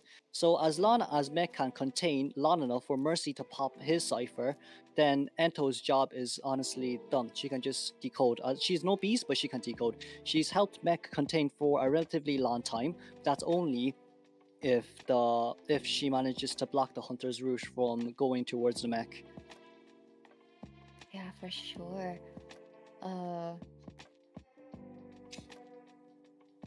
But yeah, so now then, we're still waiting on for our fourth survivor pick right here, but for now we still only have Merc, Mechanic, and Entomologist, where GGK has a 3-point lead, and now let's see, Batterhat is going to come out as well, so 2 slow decoders, 2 relatively fast decoders, but 1 harasser that will harass the hell out of you. Yeah, for sure. And honestly, having the possibility of both a batter and entomologist support can really put the hunter at a disadvantage when it comes to distance. You know, having those bees helping a teammate while a batter pushes the hunter back. Mm-hmm. That's a really tough situation if the hunter will end up there. Yeah. We are going to proceed to the persona web selection prior to the hunter pick, and after that we will move on to the area selection. Yes. This is definitely going to be an intense match because Mad Failure really needs to catch up in order to push for that third round. Now then, let's see, for survivors persona, we have Mercenary, who is going to run Tide, Ento running Tide, Mech is going to go Flywheel, and Batter is going to go Flywheel as well. Yeah, good choices. Honestly, having that batter with Flywheel, with addition to his other trait, I believe when a teammate gets injured, although Mechanic has that cowardly kick in and force her to decode slower, I believe Batter's altruism allows him to move faster once a teammate is injured. Yes, and of course with the Batter comp coming out as well, even if Mech does down early, as long as Mech stays near a window, if the Hunter does not have confined space, then the Batter can harass the hell out of the Hunter near the window as well. So this forces one of the Hunter's persona webs to go straight towards confined face because of this Batter's presence. Sure. Definitely a lot of pressure that GGK is putting on Mad Failure, especially in addition to the point lead. It is going to be 404 hunting for Mad Failure. So I'm really interested in seeing who 404 ends up playing. We saw them playing as a survivor in the first round. Yeah, and now for our second round, 4-4 is going to go Hunter. It's a tough situation on him as well. It's a really tough situation on him as well, since he needs a 3K for this one. This is quite a solid team from GGK side. Absolutely. And I Undead. just really undead? Undead came out from 404 side. Oh, this is going to be great. Another undead back to back. Now, you know what's really good about this undead, right? If this undead finds Mechanic first, Mechanic either will be bled out or she will heal slower than usual because she needs to control her bot in order to decode when she's downed. For sure. I do think, however, having that extra body will benefit them, especially if we're opting for that up-down confined space build, going for that teleport. You know, you can easily bait the hunter with that bot, like pretend like it's a survivor decoding at another cipher. If the undead ends up teleporting to that bot or just focusing on that bot later on, it does give the other survivors a lot of room to you know, decode or heal one another. Yeah, of course. But I guess at the end of the day, it's really up to GGK's decision making on this. Either, as you said, they're going to use the bot to body block for the mech to contain longer, or the bot will be out to decode and to support and to heal against this undead.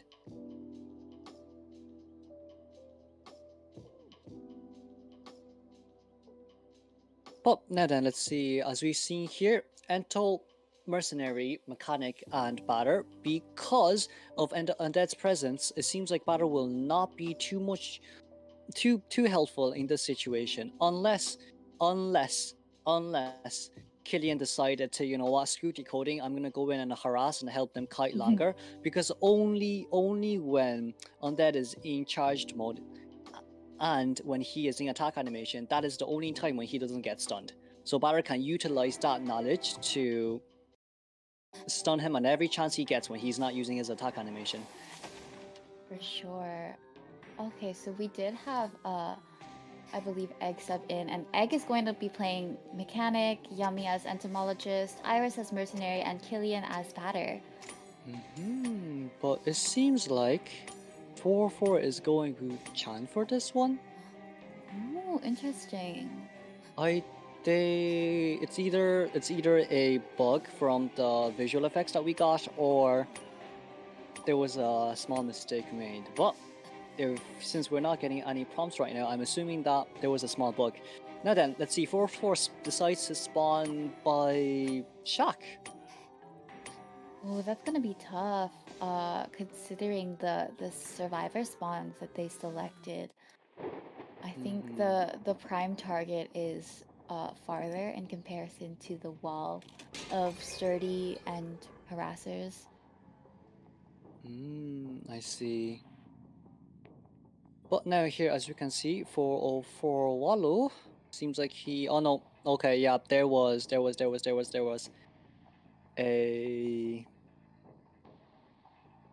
I think a bit of a delay.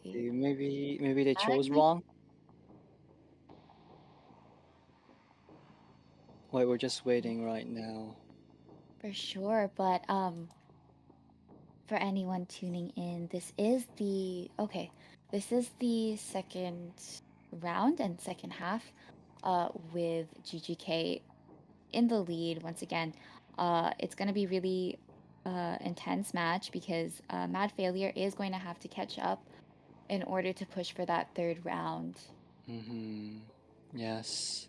But now, you know, all pressure is on 4-4 right now for the 3-man elimination. If he doesn't get it, then we will not be moving on to round 3, and GGK will be winning this game 1.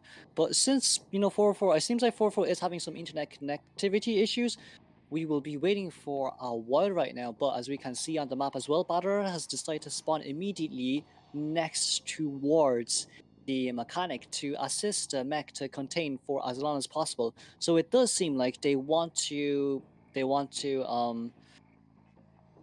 sacrifice one decoding unit in order for this mech to contain for a longer time. And as we see right now, we're gonna go back into the game. Oh no, never mind. What? Oh yeah, it should be undead. It should be undead. Yeah, Oh it should yeah, be undead. perhaps that was the error. But yeah, no worries. We will just have to get that set up once again. Yeah. Okay, yeah. Due to the account that they're currently using, it seems that they don't actually have undead on this account. A lot of people end up having these sort of issues. I've seen it in a prior tourney, but sometimes people will have to restart their accounts, and of course, it does take quite a bit of playtime to get those characters you need. Yeah. But once again, I think we may be restarting the bands. Yeah, we're gonna redo the bands. We're gonna redo the bands, and we're gonna see who 4-4 is gonna go out for this one. Then he does not have undead, and Clown will be banned. But you know, at the end of the day, there's still a tier difference, as we've seen as well from previous games. Santi being the Hydra and Mad Failure being mid tier. They contained high tiers really well, which is something that could be noted of for all of us users as well right here. Sometimes it's not what the tier that matters. Sometimes it's the communication skills that's with your team that matters the most, and of course your solo kite. But as long as you have the harsh to practice with your teammates and to improve, to do well and to improve, as we've seen from Mad Failure's side, they have shown us what what a team is and how to contain as well, even with the tier difference against Santi. So for today's game, even if Mad Failure does lose, we've seen like a spectacular game from their side. Yeah, absolutely. I think it's really impressive, and everyone should be proud and take it into account. Don't let tier differences discourage you or anything. Mm-hmm. At the Yeah. end of the day, especially for um, just teams in general, especially with survivors, it's a teamwork based faction. I think your communication with one another matters more than like a tier or a win rate ever could. You know. Mm-hmm. Yes. But now we're still waiting on the bans for next game. But at the end of the day, this is a game. This is a community tournament, Checkmate tournament. It's for everyone. And if it's gonna happen next year again, which I hope it will, we hopefully we'll see even more teams who's gonna come in for this. Yeah, absolutely. There are going to be 16 teams in total.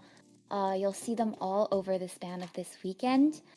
We have 4 Mhm. more teams in this day 2, and then tomorrow we'll have, I believe, 6 more. And that's probably wrong. My math is No, not it's usually fine. I don't correct, know what's but happening. I don't know what I did for breakfast today. So yeah, it's what we. it's It's okay. it's life. Yeah, it's life. Yeah, for sure. But I really hope everybody does consider uh, supporting all the teams participating if you have the time. We are going to be having Sikey and Miki take over later on, and you'll see Mhm. us again tomorrow. The rest of the tournament will happen over the course of the next 3 weeks, including this one, just Yes. every weekend. Mhm. And now let's see, back to the ban pick phase. We're just gonna go, back to banning the same, except for this time, it does seem like GGK wants to ban the Dream Witch for Mad Failure to use their clown. Ooh, I So would it's love gonna to be see they're that. gonna headbutt each other for this one. I'm gonna assume. I think so too. I know there were quite a few people looking out for that Dream Witch gameplay, but Mm-hmm. definitely stay tuned for that either today or tomorrow and the rest of the Yes. tournament. Uh, But we're gonna be looking forward for this clown match then, coming from Mad Failure. We're just gonna, what, the ban pick phase is gonna still take a little bit while. But if clown comes out for this team though, we have an Ento who counters the clown the most. for sure, and alongside a mercenary. Mm-hmm. But in exchange for Mercenary though, if Mercy does get double downed, then Mercy won't be able to heal at all because of his slow healing buff. And we In know that clown addition, does, yeah. absolutely. Even just That without the healing debuff, that additional rocket ability where it forces you to heal slower, it just takes a tremendous amount of time. And you know, if they're still gonna go with Egg's mechanic pick, that definitely puts them at a greater disadvantage because the longer it takes to heal, the longer time mechanic will have that cowardly trait decoding slower in place. Yeah. Yeah, of course. But you know, all on and all, it's up to how Ento decides to support her teammates. Cause we know once Ento's bees come in action, it's similar to Axe Boy's fireball. It's the bees that takes the hit, not the character. Yeah, absolutely. And we are going to be seeing the mechanic as their third pick as well. Mechanic coming out once again. So yeah, I'm just gonna assume that we're gonna go head to head against this one. But Batter has been banned though, so they may need another harasser, or they could, you know, possibly run Seer. That's true. I do believe that might be a bit of an error. I believe it was the Priestess Seer ban in particular, but we'll just have to double check with the teams prior to the persona web selection. Of course, due to the rule adjustments that we are following, we will be going through the ban and pick selection for the survivors, having them choose their persona web, and then revealing the hunter. Then the area selection. But what's more interesting for us right now is how Mad Failure is going to aim for the 3-man elimination right here. Mech will be the only open area, will be the only advantageous point here for the hunter. Chasing after Ento, who can just keep creating distance away from you, and a mercenary, of course. Not many of us will chase after mercenary unless maybe you're geisha, but in all honesty, no one chases after merc. For sure. Now we're just waiting on the last ban right now. It does seem like Seer has been banned, so that's a good. So there was some visual effect issues, and for our last ban, it does seem like Acro will be banned for this one. Yeah, another solid pick. I remember you brought up the usage of the possibility of Acrobat utilizing that red bomb. That would definitely put the hunter at a disadvantage if utilized correctly. Yeah, especially with just, you know, placing a fire red ball down in between any, you know, suffocating area, it just cancel the hunter's dash immediately. But from the survivor side, last pick will be Prospector. No, I'm very excited to see some Prospector gameplay. Definitely a double-edged sword, I feel, because you have to be conscious of not just the hunter but your teammates. Yeah, but you know what? The good thing is he is rising a little bit from the tier list because of flywheel. Since once you flywheel, you can immediately throw a magnet down to push the hunter away. And of course, for those of you who don't know, it has been announced Prospector will be nerfed very soon. So it does seem like NetEase has recognized his ability with the triple magnet harass. Absolutely, and honestly, Prospector is one of those characters, despite mishaps that are likely to occur, he has a pretty solid kit, you know, even his debuff of having higher chance of calibrations, that can really work in your favor if you do the correct calibration. It can make you decode just a little bit faster, which with this sort of team composition and just like in a tournament in general, you really want to push for that cipher progress. Yeah. In addition to that, he does have faster healing that does work out with characters like Mercenary. And if he does bring flywheel, then he's like a mini priestess.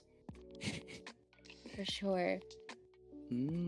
Oh, let's see, from Mad Failure side. Oh, we're not gonna go Clown. It seems like we're gonna go Bonbon instead for this team comp, just to counter the Ento. Definitely a good choice. Yeah, and you know, I feel like that definitely helps with mechanic, just with dealing with the bot sometimes. You know, we talked about the possibility of you either choose the bot or the mechanic. You can easily go for the mech while bombing the bot to knock it down. You know, I think Yeah. it saves a lot of time. But now here, as we can see with the Survivor's Persona point, we have double Flywheel on Mech and Pros, and double Tide on Ento, and the Mercenary for our Hunter, we have Bonbon. We don't really know his Persona pick, but I am going to assume it's going to be a trump card detention for this one. Yeah, I definitely think that although Bonbon is a chip hunter, Mad Failure will really benefit from that detention if they choose to bring it. Just because they really need to close up that gap in points to push for, I believe it was the at least 3-man elimination. Yep. The pressure is really on for 404, yeah. Yeah, but now it's really, I mean, for Bonbon as well, there is a chance that he may run Insolence detention because, you know, if, oh, never mind, he probably doesn't run Insolence detention. Gambled wrong for that one because if he lands a bomb on the mech and then a normal hit, then remote control bomb will be out, so then he can secure the mech down immediately within 50 seconds. But seems like Ento will become the first chase for this one, and on to the match we go. Bonbon spawning in 4th Cypher. It does look like the entomologist is the closest survivor, so we are probably going to be seeing Yummy as our first kite. Yeah, and Ento placing down the bees immediately in middle just so she can support, just in case she's not going to be the chase. But Yummy realizes that she has heartbeats, so we'll be utilizing the bees right now to contain for as long as possible. Yeah, and in the distance I already see Mechanic rotating away from bot, who is starting to decode at the graveyard. All of the other survivors do... Oh, I believe it's still Prospector who needs to... Oh, it does seem like there's a possibility of some Prospector support. Oh, Mech has been found. Mech has been found, sadly. But the chain bomb does land though because Mech has already pulled a great distances away. But this is the... Nope, decides not to. It's really up to 404 right now, and it does seem like he brought Insolence for this one. Ooh, gets a pallet stun right there. Excellent pallet stun by Egg. It takes a lot of discipline, I feel, to make sure you get a pallet stun as Mechanic. Oh, nice flywheel. Ooh, the flywheel there, another stun. But Mech knows that she can't vault over that one. For sure. Or she'll get chipped, yeah. Really good discipline, and Prospector is not too far behind. Working on that Cypher, but also being able to harass. Oh! That was very nicely done as well by 404, but we'll be getting the immediate pallet stun right here. Yeah, excellent usage of the magnet to pull 404 into that pallet stun, Killian. But now, since Mech is too far away... Yeah, he's really forced to switch targets onto the Prospector right here, while Mechanic is getting healed up. But now it's up to Pros for a second chase. This is a huge advantage point for survivors as well, because of the fact that Bonbon has lost the mech, and this is a full item Pros. That's his 3rd magnet right now. Right. Oh, it does look like 404 is bringing Blink, however, so he hasn't revealed that quite yet. Oh, there we go. Wanted to go for the Terror Shock. Yeah, good discipline on that vault, Killian. It does allow him to last a little longer, and the dungeon has already been revealed. Mech still has a little over 50% on her bot as well. It's just about to finish Graveyard. And now Killian needs to rotate away from the mech, because mech is at 4 Cypher right here. Ooh, but 404 can... Oh no, 404 should have just suffocated there instead of breaking the pallet. So Killian can't run anywhere. Oh, but anyways, we'll be going down here. Yeah, that was really tough. Mechanic has already moved away. It doesn't seem like the 4th Cypher has much progress anyways. So they can't... We do see Yummy on the other Cypher at the opposite breakables, and Iris moving in for that rescue. But here we can see as well, 404 is hungry for more momentum right now. Sees Iris coming in. Sally won't be getting the hit right there. No damage rescue right there. Gets a successful body block. And Entomologist coming in with the bees pushing away. Excellent support by Yummy. That was a really good call to allow Killian to gain even more distance. And Prospector has his Fort Magnet ready right now. Yeah, and we do have Mechanic working on the red carpet Cypher with her bot. Ooh, Oh, that is nice a really bomb. nice. Yes. But you know what? The only good thing here is, you know what? How if 404 wants more than just a tie, he needs to leave this Prospector immediately. Yeah, for sure. I do believe that it's Yummy who is the nearest survivor. Who's going to be the next rescue? The way for 404 to somehow get a 3-man in this is to look for Yummy. As we can see, Cypher has been popped, knows where Yummy is. Can 404 prevent this rescue though? That's a really good question, as we see Iris sneaking in from the back as well.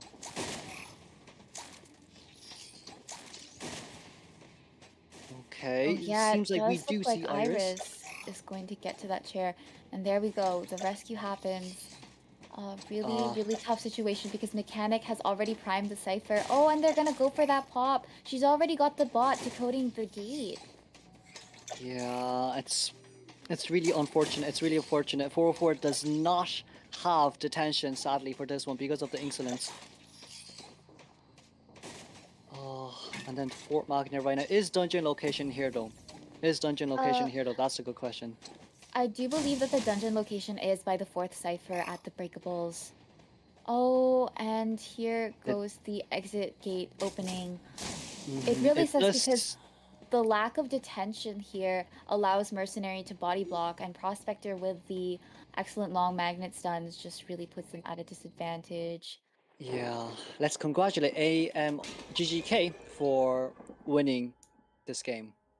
Yeah, congratulations, GGK, and excellent job, Mad Failure. It was really great to watch both of you, but we will be seeing GGK advancing from this bracket.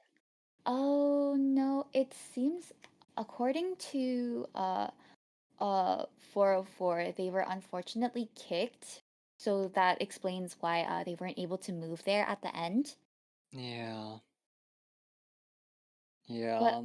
I think they put up a good fight. It was really difficult to have to deal with a team that really cycles through. 404 had to chase so many different survivors, and although there was that chase on the mech so early on, the prospector really came in clutch and took over the kite.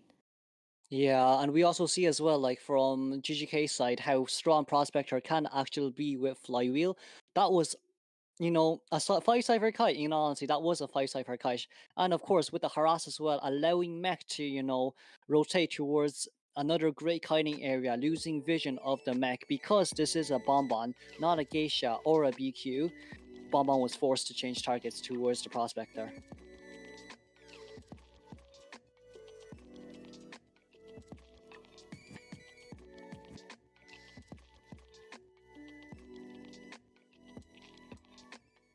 Sure. But all Actually, in all, both teams did very well. Let's yeah, it was really congratulate great. Yeah, let's congratulate GGK once again and for Mad Failure showing us, you know, very spectacular games against high tier hunters. Absolutely. I would love to see more of Mad Failure in the future. Definitely a lot of potential there. Yeah, but let's focus more on the next round right now. For round 2, it seems like we will have. Let me check the schedules real quick.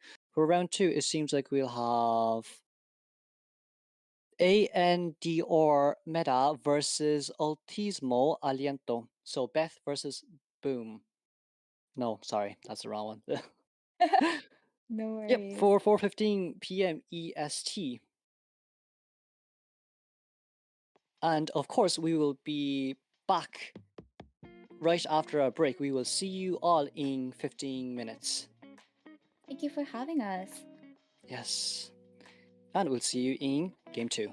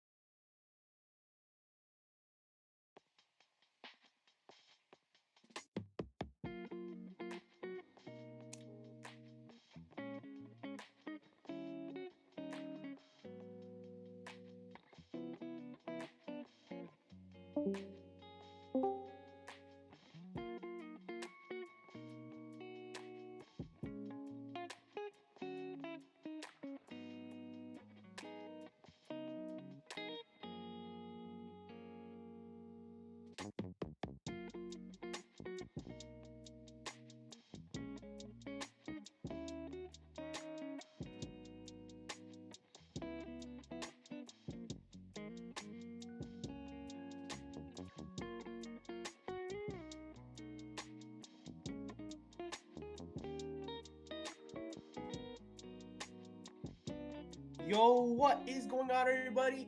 And welcome to the second day of the Checkmate tournament. Today, we have myself, Sikey, commentating with you today, as well as Luci. Luci, what is up, my man? Say hello. And Sikey, how's it going? Welcome back from break, everybody. Welcome back from break. Yes, everyone, welcome back from break. We just finished the first bracket where we had, I believe, GGQ take the win, if I'm correct. Isn't that right, Luci? We did, yes, we did. Yes. And now we're going to have Último Aliento versus Andromeda. A lot of Spanish teams here. Well, we had SEX yesterday. Second Spanish team today I'm seeing. And yeah, this is going to be an exciting match. I'm very interested to see what both of these teams bring to the table. What do you think we could possibly see, Luci? Maybe the typical mercenary forward combo? Like, what? Maybe some wax artists? What do you think we're going to see? I think the Survivor side, I think what we've seen a lot of so far is super meta picks. A lot of teams aren't much deviating this tournament like we have seen in the past. So there's nothing like prisoner or painters, what have you. But I think round one, yeah, I think we're gonna see a lot of like really basic meta picks such as mercenary forward. I would be excited to see a wax artist. I do like seeing wax artists that are like good at proficiently getting down. So it's really difficult to chase as wax artist, so a wax artist game is always exciting to see. Yes, absolutely. Wax artists, he exists. That's all I'm gonna say. Maybe we'll see some other hunter picks. Maybe like a let's see. Maybe have we seen a Dream Witch yet? This tournament. It would be cool to see some Dream Witch. But yeah, Dream Witch. Always watching Dream Witch gameplay is very interesting. Seeing how they multitask all those different leeches and making sure that one leech doesn't disappear because someone else was de-leeching. Unfortunately, with Dream Witch, it's only a matter of time before they do. But still, seeing it nonetheless, how they control everything together and make it all work, make it all flow together is always very impressive to watch. Maybe we'll also see maybe some Blood Queen, maybe some other hunter picks such as Naiad. I know Naiad is a more popular pick. Even low tier and high tier, you see quite a bit of Naiad. So maybe we will see that today. Maybe we'll see like Lakeside Naiad. Very difficult to kite Naiad in such a map just because everything is so far off from each other. And there's no really easy way to just move from one place to the other. So excited to see what we got today. I agree. If you do look at it, Lakeside has been banned, and the pick is Arms Factory.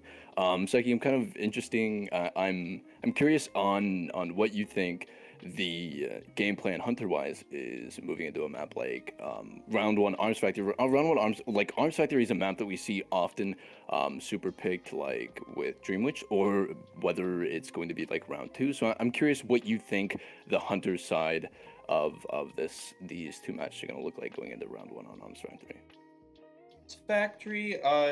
Interesting Lakeside ban already. I was expecting something more like very more threatening to the survivor side. So sorry, to the hunter, like Hospital. But Lakeside, I also understand maybe they want to protect their survivors a little bit.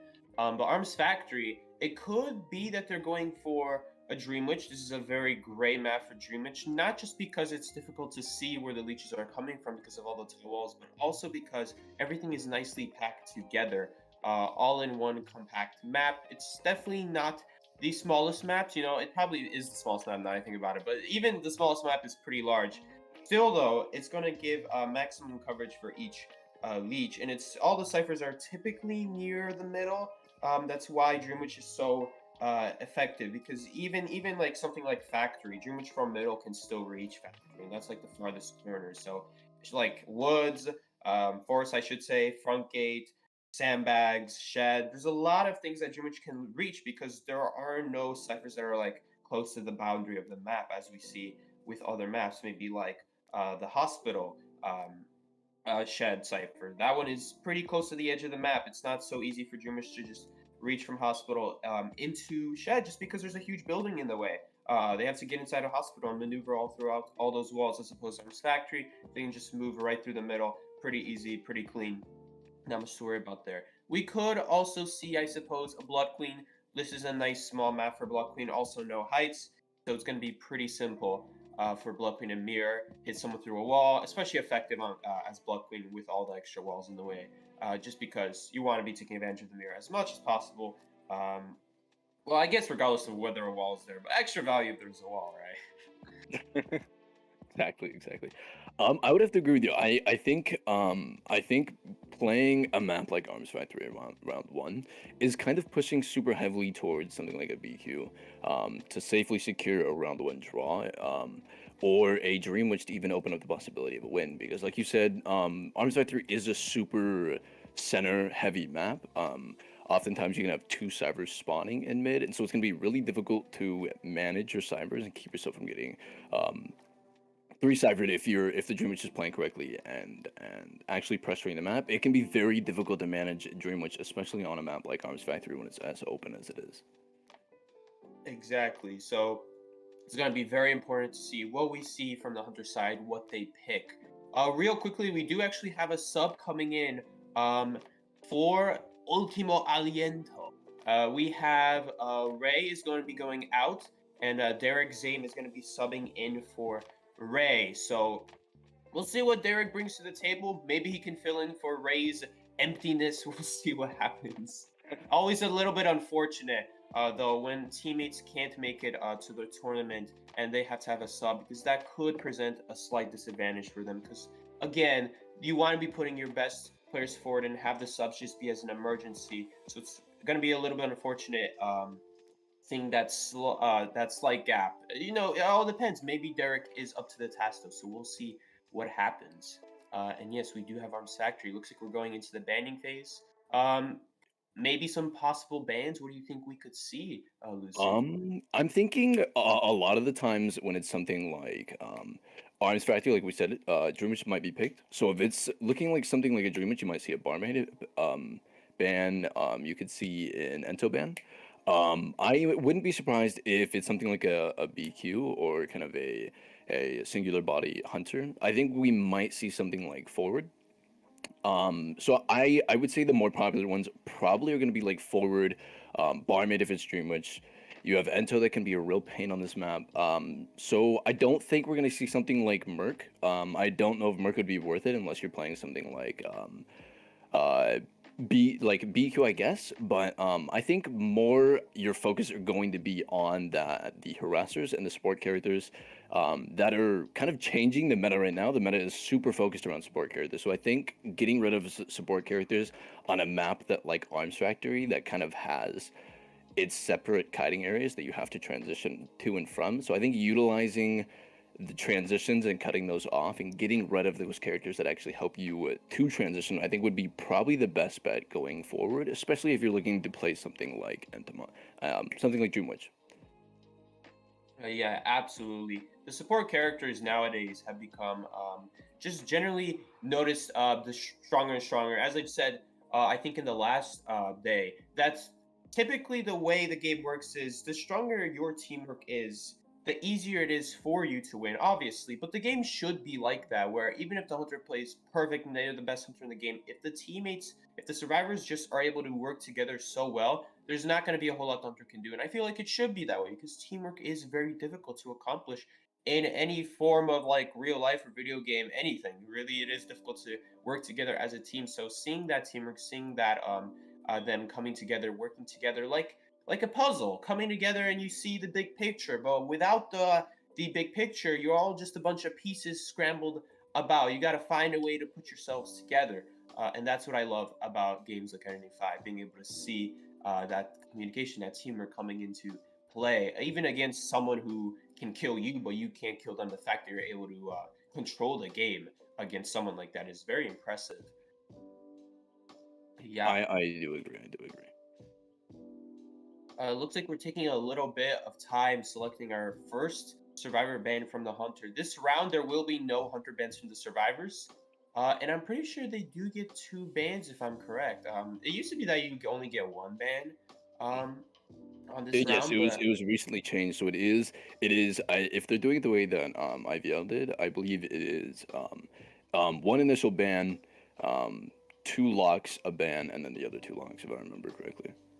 exactly. So this was kind of done in to help out the hunters because even after the new system where survivors are able, sorry, the hunter was able to ban survivors as they go on the picks, as so that way the hunter, instead of like there used to be a time where they would do all the bans at the same time, and then the survivors would just pick and the hunter would just pick. Now it's kind of more selective, so you get to see what the survivors are trying to do with the first 2 picks before, as a hunter, you select your second, third, fourth picks, and so on. But even then, with the extra ban, it's still very difficult for hunters to pull through because there are just so many great options for survivors. So we actually have our first ban here, Seer, from the hunters. So what do you think we could possibly see from the survivor side? Maybe like a forward, most likely. I'm thinking something like, again, like I said, super meta these first 2 picks. So something like, I mean, a psychologist even could come in and act as the replacement for Seer. We've seen a lot of psychologists over in China kind of take that role as Seers. So somebody will take a hit, they'll get support far enough away, and then they'll whistle when they have any sort of distance. And it's essentially kind of like an owl hit. You've taken a hit, but now, again, the whistle pops, you're back at full health, you're continuing the kite. So I wouldn't be surprised if we see something like psychologist to kind of replace that Seer. But I would think that the first lock should be something like forward. His support and his harassing is game changing. It always has been. Doesn't matter how much they get rid of his football or what they nerf about him. The doors he opens up late game, if he has any more than 50% at the very minimum, but anything more than that is drastic. The stun on chairs, bonbon, like forward would be too smart of a lock to risk getting banned and opening up for that second ban. So I do think something like forward and psychologist might be these first 2 picks. And it would be a very safe pick at that too, because you're not only ensuring that you have that support you need, like no matter what the hunter picks, you are able to take advantage of them, which is the nice thing about forward. Even Dream Witch, if Dream Witch leaves only 1 leech on the chair, you can stun that leech. It forces her to have a second leech sitting by the chair, and now that second leech is not able to pressure the ciphers as she wants to, because there's a forward on the team that can easily stun just a single leech that's just sitting in front of the chair. And the psychologist is very safe as well, because psychologist is a very good survivor against pretty much every hunter. There's very few hunters where she would take 2 hits. She would like still die in 2 hits. I think she still dies. I don't know. I think she will die to 2 hits in Photographer. I think that is one example, but like maybe Herman, like sheer damage, something like that. And literally every hunter struggles with psychologist because of that 3rd hit, and she's especially good against Dream Witch in particular. We actually have Endertons as the hunter today for Andromeda, and he plays Hermit, as we can see from his profile, but he also plays other stuff, I believe. I have seen Endertons a few times in rank. Definitely a frequently seen hunter. He could be your wax artist. He could be your wax artist. He plays wax artist as well. If he's pretty proficient with wax artist in rank. I do see him climbing the leaderboard, so he is definitely a relatively stronger wax artist when it comes to NA, and something. I mean, a Seer ban is not out of the realm of wax artist. Getting that early hit and avoiding that initial owl off of his wax freeze could be something. I mean, like I said, like transitions in Arms Factory are super open. So I mean, playing Wax Artist in Arms Factory could not be out of Enderton's realm. So you might get your Wax Artist game super early on. I would be very surprised if we get the Wax Artist here, because this is one of Wax Artist's worst maps. Actually, all these tall walls make it impossible for him to get value out of the wax. But you're right. There are some times where you have to move through open areas. It's just a lot less so than something like Lakeside, Moonlit. Moonlit, I think, is his best map. I think if we do see a Moonlit map, especially something like Round 3 Moonlit, I think the possibility of a Wax Artist is pretty high. pretty high, I would say, because he can just shoot straight over those walls. Again, not every wall, but most walls. He can shoot over anything low terrain, anything that Wildling can jump over, Acrobat can jump over. That's considered low terrain. In fact, I'm pretty sure Foggy Blade can just fly over some of those obstacles. Not all of them. Foggy Blade has a slightly bigger hitbox when it comes to obstacles, but fun fact, Foggy Blade can fly over some of those obstacles. You don't even need to be next to the obstacle. So that's how low the terrain is on some of those stuff, making Waxers a very nice pick for that late game. For now, we got Arms Factory, so I don't think we're going to see a Wax Artist. It would be kind of risky, especially around 1 when the survivors have a lot of picks. Yes. Percy is used a lot on Arms Factory specifically because he's something like Percy. I know Enderton, again, he plays a lot of off-meta characters such as Hermit, Percy, Wax, so I wouldn't be surprised if we've seen something non-meta. I know we were talking a lot about the meta that we wanted to see, whether that be BQ or Dreamwitch, but I wouldn't be surprised, and I'm kind of leaning towards something a little off-meta from Enderton's right now. Yeah, Enderton's is known for those off-meta picks. You will see a lot of stuff from Enderton's, but you very rarely see like S-tier hunters from Enderton. So it's kind of a wild card. Leaves these survivors guessing, thinking about what he could pick, but at the end of the day, the reason you don't see these wildcard hunters a lot, especially round 1, is because they're just too weak. Even if you don't have the exact right team, maybe you have something like a forward against a Percy. The problem becomes that he's still an unchaseable survivor, even as Percy, even though it combines well to go against forward as Percy, because forward moves distances and Percy can move distances. That doesn't change the fact that forward can still turn while he's dashing, while Percy cannot. That doesn't change the fact that Percy can still get stunned as he's trying to chase, making him having to look 2 directions watching out forward. It doesn't change the fact that after he finally knocks someone down, assuming he even gets a fast kill, that person can still essentially... This is the problem with Percy, the fact that if you think about it, being able to heal yourself off the ground and that being his main form of killing people is essentially like you being able to rescue yourself off of chair anytime you want, which is really stupid. I feel like maybe if they want to make Percy good, that shouldn't be a thing, or even better, just make him allowed to chair. I don't see what the whole point of this healing thing is. Even then, he wouldn't be like the best hunter in the game. But the problem with Percy is like you heal up and it's like rescue yourself from chair. We got some picks. Yeah, I was going to say, if we do see the first 2 picks did come in, I think we were both kind of surprised here. We were expecting something like Psychologist and Ford, and they went for the rescuer and securing the rescuer and their decoder route. So this could be something that they've practiced a lot with. I know Prisoner isn't used a lot in comp, but Prisoner could be something that they're used to practicing with and they could be really familiar with. And I think Prisoner is relatively okay on Arms Factory. Like we said, it is a smaller map, so he's not going to be losing a ton of his progress in between connections, and it could be if we see something like a Clerk. I know we didn't talk about a Clerk much at all, but Clerk isn't terrible on Arms Factory, so they might be prepping for a Clerk that Anderson might bring, or anybody, or just bringing Prisoner to assist any sort of kiting just to speed up that cypher progress. Oh, it seems we have a mess up in the sub. So, Ray is out and Asus is going in for Ray, not Derek. My bad, guys. All right, there was a slight mess up. Why is Derek still here then? I'm not sure. All right, but yeah, correct. We definitely this is probably something they've practiced. This is not like the typical stuff you see, but it could be that they just don't have a forward player. Forward obviously would be preferable, and Mercenary is still not a bad pick. He's still extremely good. Like, even though you might not need it for rescues, which anyway typically as Mercenary you never should need it if you're walking to chair on time. You should only need it like like you get seen from far by the hunter. Even then, I make sure to take routes where the hunter was not able to see me from far, unless I absolutely have to. He's an unkillable survivor at the end of the day, so he could secure a gate escape or a dungeon escape, something like that. Late game, mid game, early game.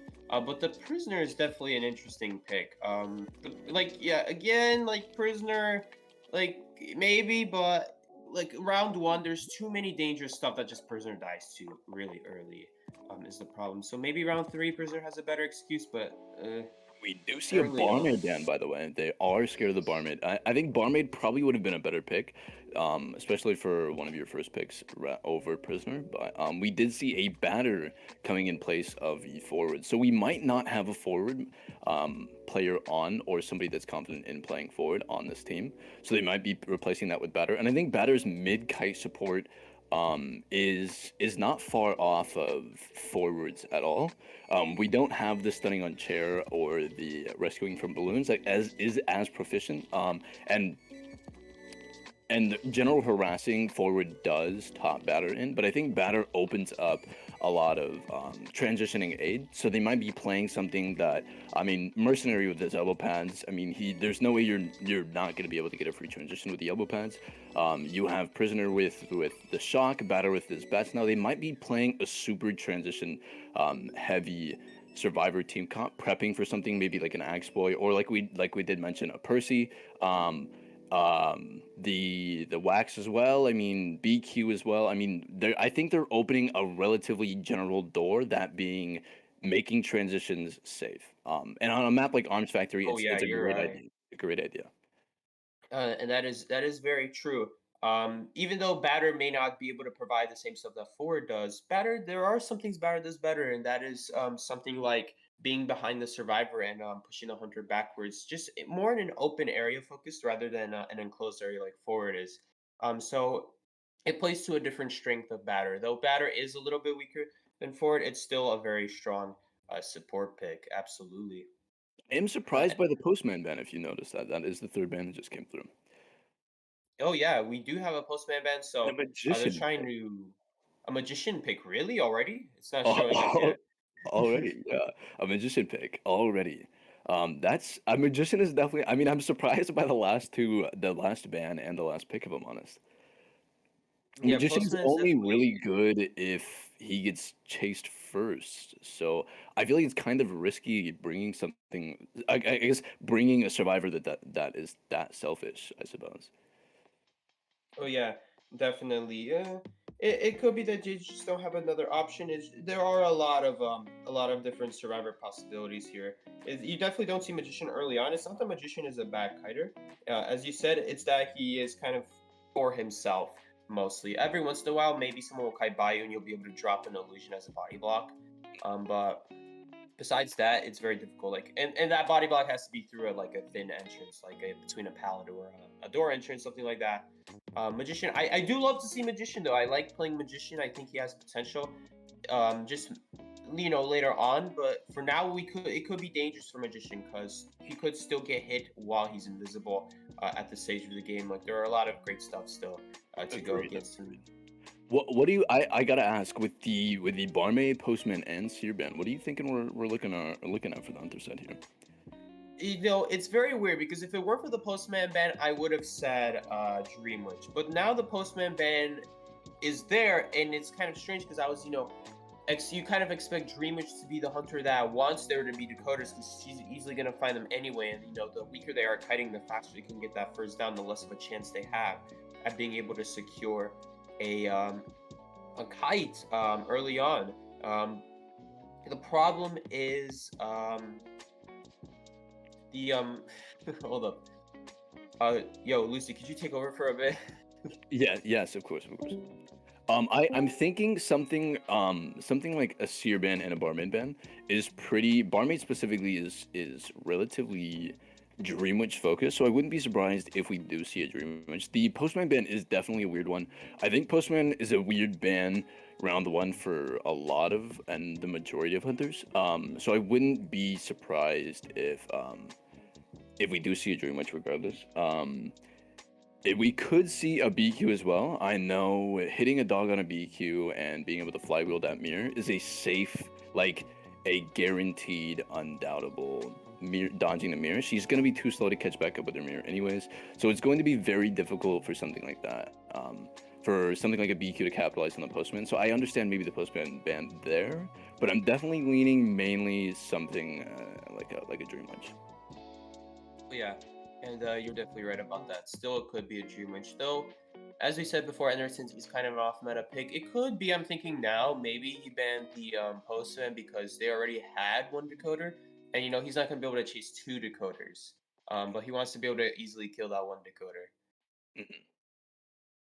And I mean, and if he's playing a single body hunter, like you said, we could be seeing something like Wax is. I know Wax is not proficient on this map, but if he's playing a single body hunter like Hermit and Wax, anything like that, Postman is kind of on the annoying side when it comes to support. If you don't find him first and somebody does kite past him, that's a lot of free distance that hitting that dog is going to give somebody. Oh yes, absolutely. It's taking a little bit of time for them to select the hunter, so they're thinking long and hard about this choice. Some presenting some maybe some interesting survivor picks confusing the hunter. Maybe the strategy is to confuse the hunter. Maybe that's the idea. Maybe. All right. So again, I don't know how much we can stall this out, Luci, but we're just stalling at this point. I don't know what else. I think we've done a pretty good job. Pretty good job at it so far. Absolutely.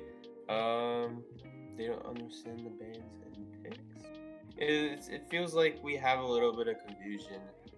But Yeah. anyway, I don't know. I don't know because we have our builds coming in, and it's for like survivors that are not even shown on the screen yet. So the rules, I will admit, are they are new and they are confusing at first to pick up on. Like for example, more recently, you have to select your persona build before the hunter can pick their build.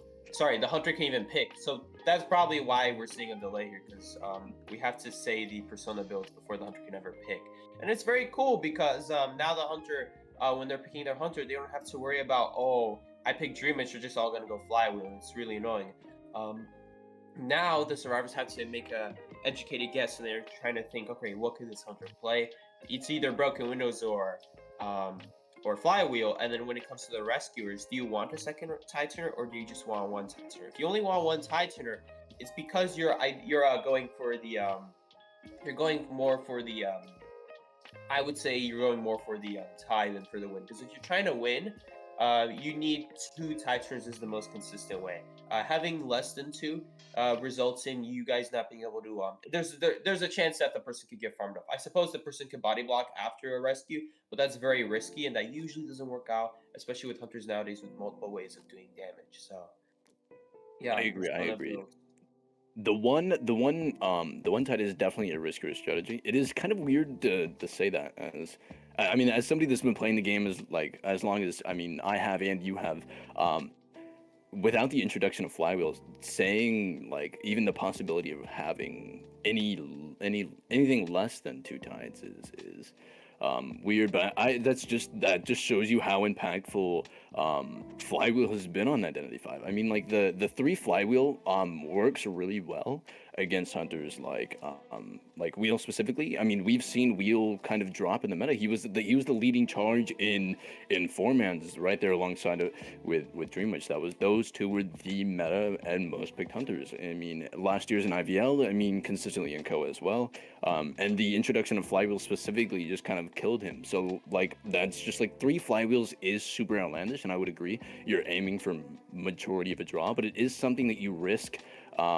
The hunter specifically risks and has to think about is like if they're bringing 3 flywheels, your saves might you might be able to open up the opportunity for a farm without tide, but like your first chase is going to be more difficult if you can't bait out that flywheel successfully.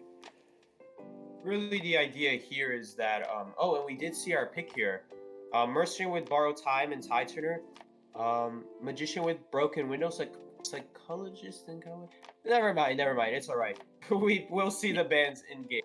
But it looks like we're about to see our hunter pick very soon, and it is yes, there it is. We have the Hermit. So Anderton's a second place Hermit. No surprise there. This is probably his currently most played hunter, if I had to guess. I haven't seen him in Ranko in a while, but this is probably what he's been playing the most. So, what do you think about Hermit, Luci? What do you think about this? I think Hermit is still in the process of finding his spot in the meta. I think he is definitely he has the opportunity and the skill set and the base kit build to be a really strong tie hunter. But anything more than that, I feel like is going to be difficult because you do have his skill and his connecting ciphers that slows the decoding down. So it's going to slow the game down. And if you're not Dream Witch, your main goal as a hunter is to slow decoding and slow the game down.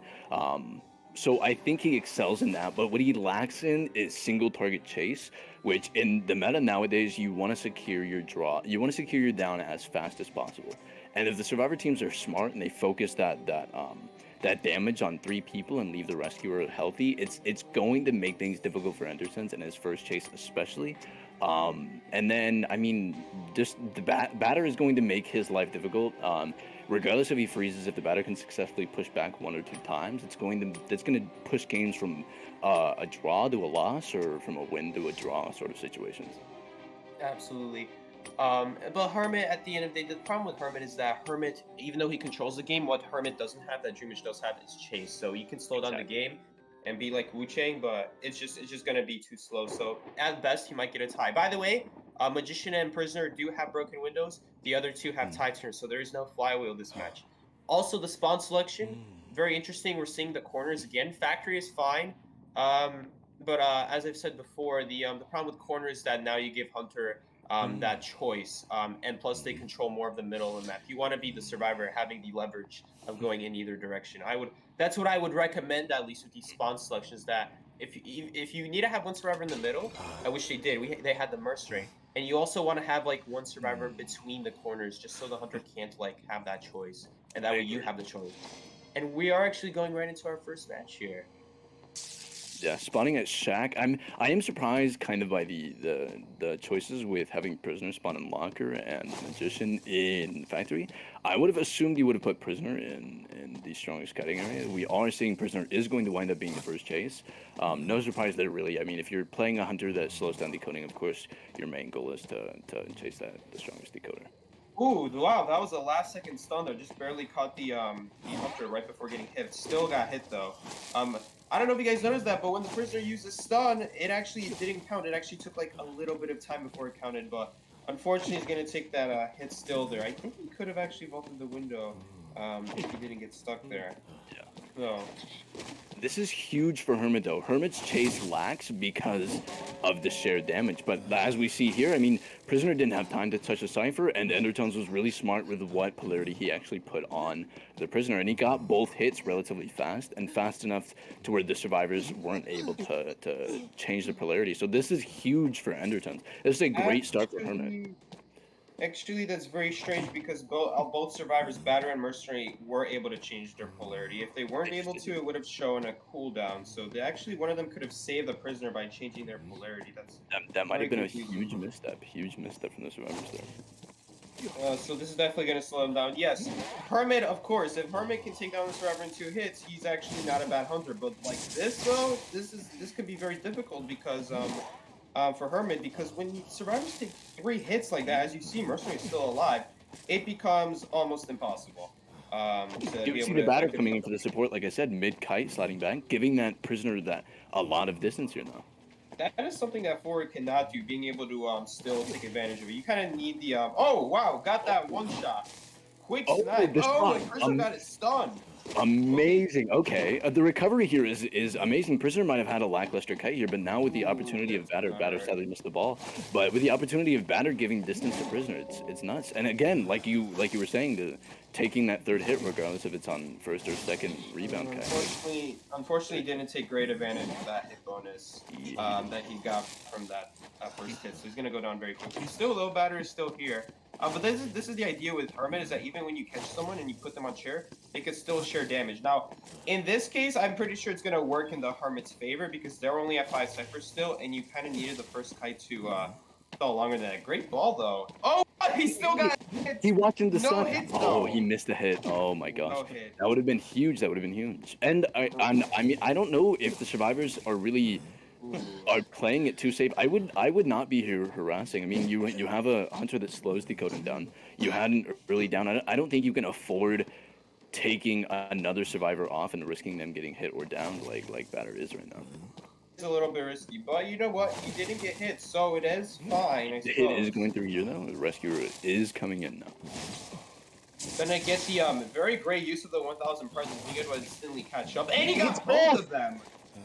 Oh my Huge. goodness. Oh, he hits batter though. He hits batter though. Prisoner is off and running now. Batter is gonna support, but I think batter at this point just needs to go and disappear somewhere.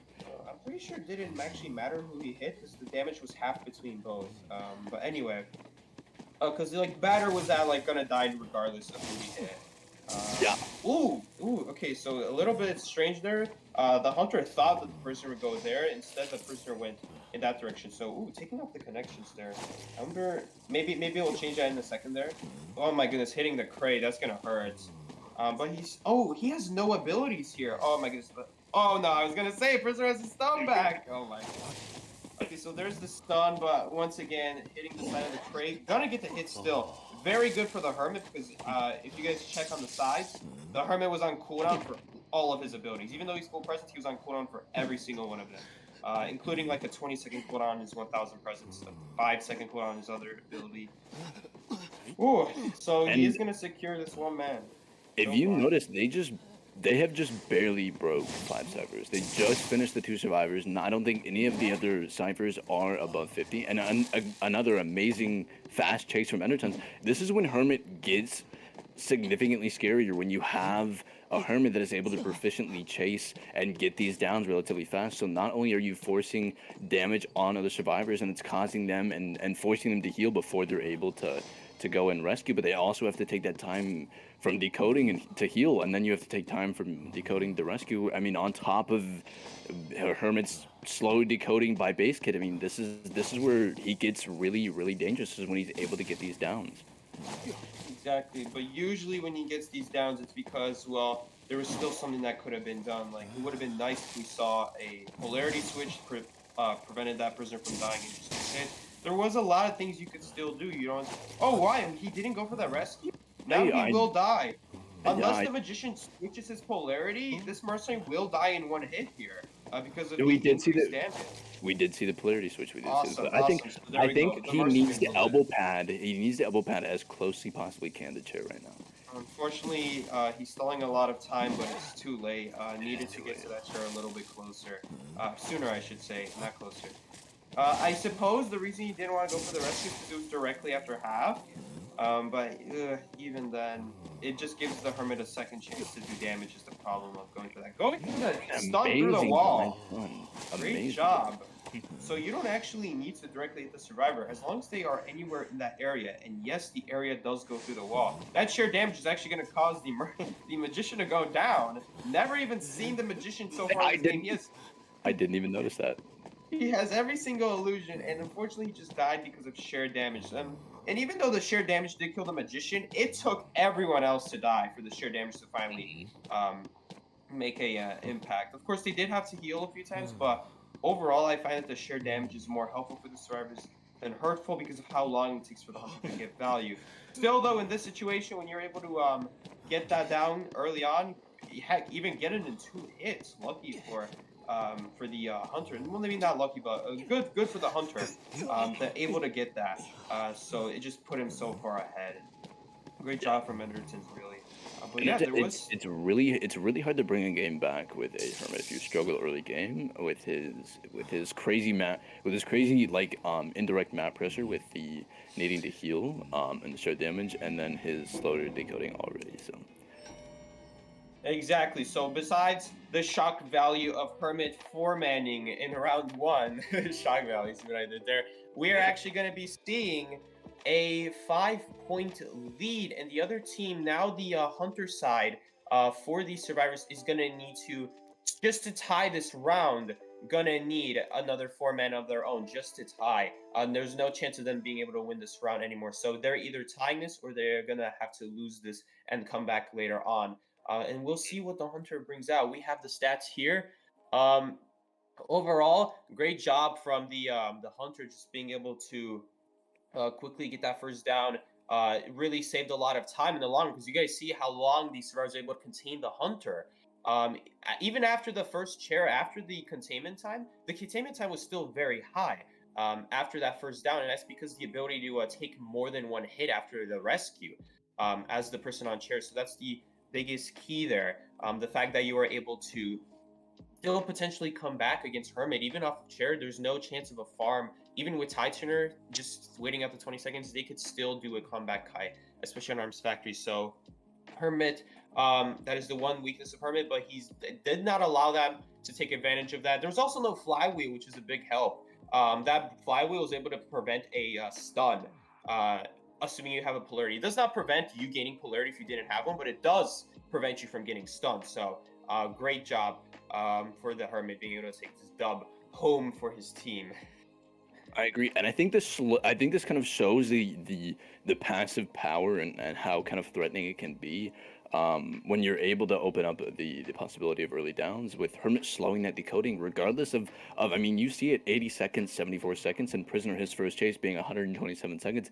Even with those long rebound kites, they still struggled getting ciphers done, and I think that just kind of shows. If you can manage your downs and map pressure well, Hermit can be a somewhat intimidating hunter when it comes to struggling to get those ciphers down and being able to snowball early game like he was that game. I think if we go back though in that game, the middle cipher was almost done, and the other ciphers did have at least 30%. So the survivors really weren't that far off from getting those ciphers done. Now, of course, though, they were still in a very bad position. But if it weren't for that first kite, I could see them still coming back and at least getting a tie, even with a um, subpar first kite. It's still very great to still come back against.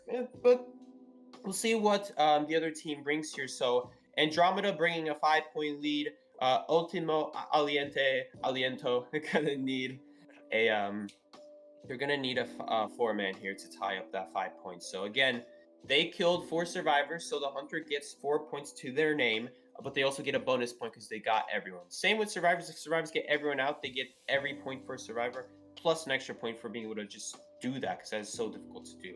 I would say a little bit less so for the hunter to kill everyone than it is for the survivor to get everyone out. But still, since both sides can play hunter, it evens out in the end of the day. We are seeing a Seer ban here, so Seer is going to be our first ban. I mean, no one's surprised by this.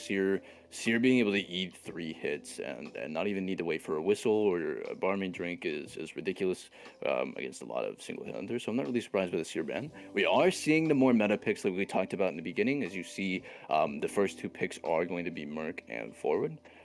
So we're not too surprised by those. We talked about those. That's what we were expecting in the first game. So we're not really. We were expecting something so secure. I will say we're getting the picks a lot faster here, which is nice. After taking a while on the last one, we're able to save a little bit of time so that we can move on to the third bracket. We are gonna see the mercenary here. Forward, both of them. Interesting. I probably would have just gone for just the forward and save the mercenary for later, because like you said, Luci, you don't necessarily need the mercenary in the first 2 picks. You might want to pick something that is a lot scarier against the S tier hunters to go against. So like that psychologist, as you mentioned, Perfumer. Perfumer What do you lock. think we can see? A Perfumer, by the way, great survivor, but Again, it's the same issue as Mercenary as Magician though. They're both really selfish survivors when it comes to their skill being individually focused. They don't bring any aid to the team necessarily, unless you can, again, like Magician, like you mentioned, unless you can line yourself up for eating that free body block essentially. Exactly, and while Perfumer is one of the best kiters in the game, I feel like very underrated. Overshadowed though, maybe underrated, because there's just other survivors that overshadow Perfumer when it comes to not just doing a decent kite. Perfumer can do an amazing kite, but not only can they do a decent kite, a little bit harder, albeit, but they have that support value. And in tournaments, that's very important. In rank mode, doesn't matter as much. You're anyway going to be having a hard time communicating with people you don't talk to. Plus, a lot of them do not really know what's going on in their game anyway. But Perfumer, it would be a great pick there. Here, the problem with Perfumer is that she's just a survivor that's not going to be able to help out the other survivors. Now, granted, Mercenary doesn't need help. Forward can do the helping, and he can help himself theoretically. Ooh, we got a Postman ban, a Mechanic ban as well earlier before the Perfumer ban. So going all out against the decoders. And if you see, I mean, if you see the banning of the decoders, I mean, it seems to play in the hunter side. But if you look at the team comp, I'm not sure if they were really wanting to pick a decoder focused comp. You see, these 4 survivors are all really good at kiting. So this is kind of this is a situation where they know minimum they need to get 1 out. So like, a super survivability heavy comp is something that you're going to play when you're focusing on securing nothing more than a draw, because your cipher speed is going to be relatively slow. Having mercenary and magician, mercenary and forward being on the same team on top of 2 survivors that have really regular decoding, your progress is going to lack. But as long as you have those kites that meet like bare minimum needs, I mean, these name 4 survivors that are going to be able to kite better than these 4. Magician is going to be, he has the possibility of wanding 3 times before he gives any presents up. Perfumer has all those perfumes before she gets up and down. Forward with the football, and Merc with the elbow pads. Like, it's going to be able to be difficult for this hunter to find their footing and find a good first chase. Oh yeah, so none of these options are super great for the hunter. But at the end of the day, they did ban out the decoders, so maybe they're not intending to have an easy time. They just want to make sure that they, that they're able to just make sure that the game doesn't go too fast, in case they do not find those decoders. Because at the end of the day, while they are easier to catch, there's no guarantee you'll find them at the end of the day. So banning them outright is a solid option. I will say though, the mechanic pick, I said this last day, I'll say it again.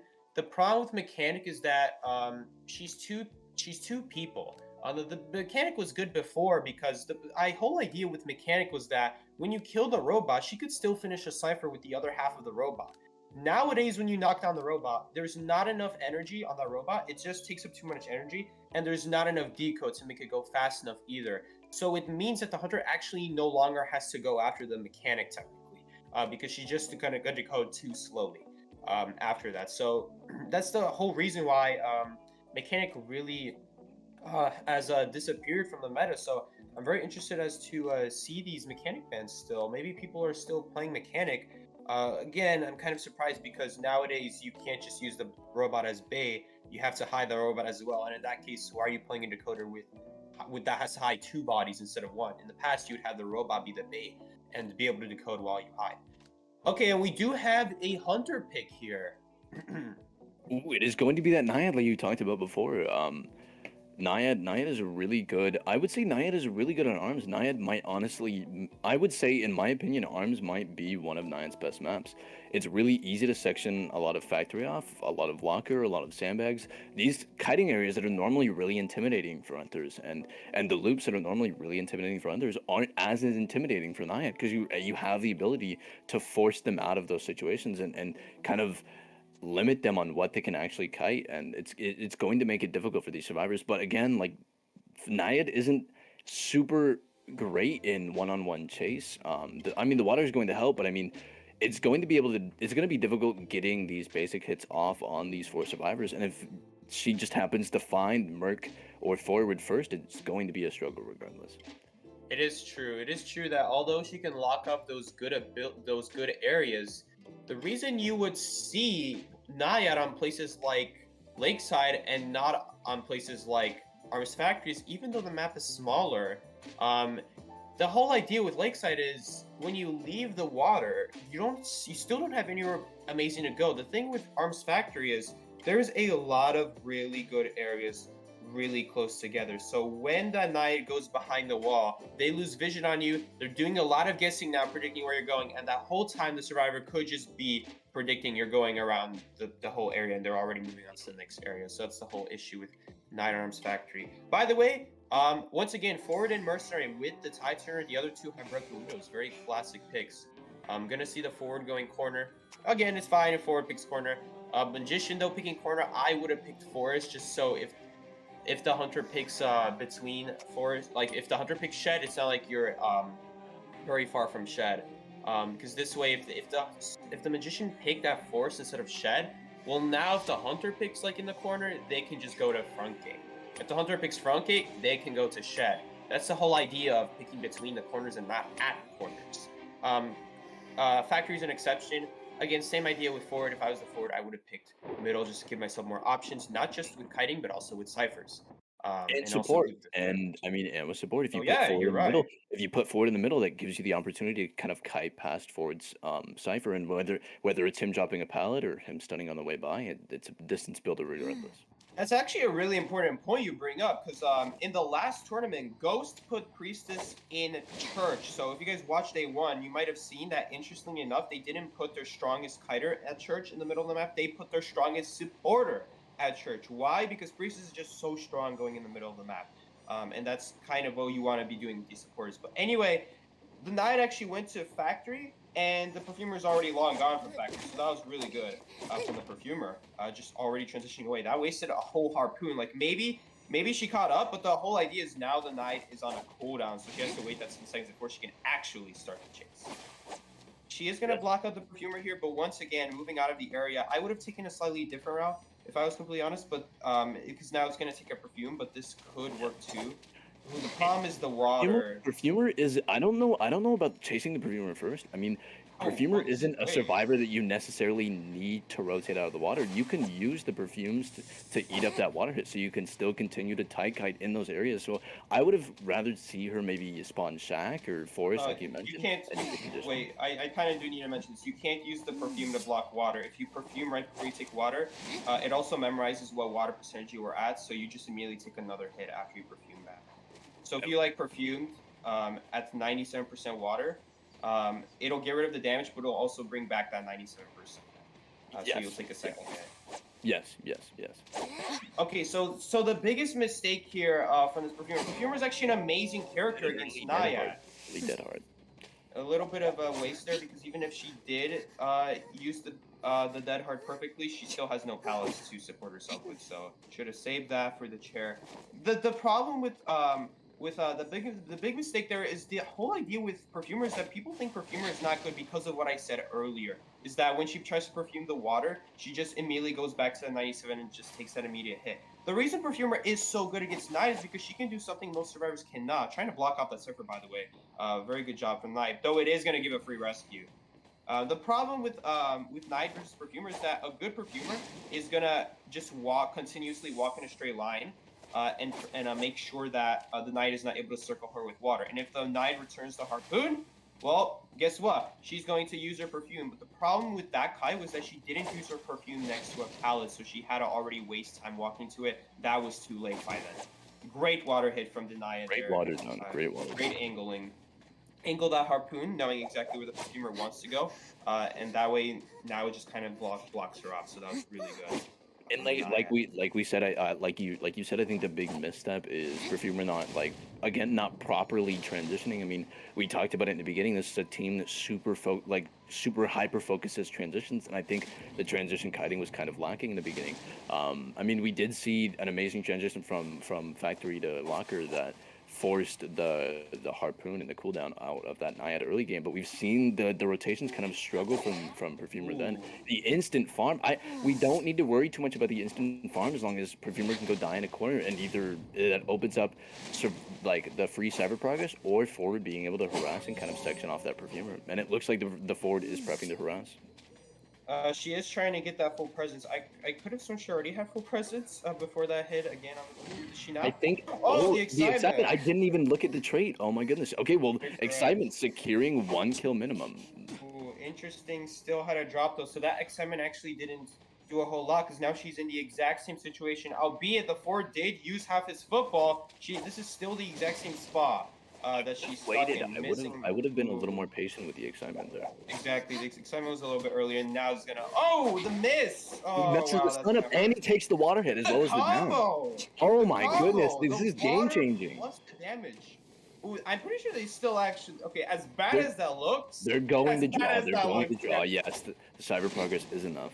And holy crap! Not just that they're going to draw. If it worked for that, they actually would have won. At least, well, maybe not won, but you know. They would have had 4 survivors up, which is pretty much enough for a win. So, holy moly.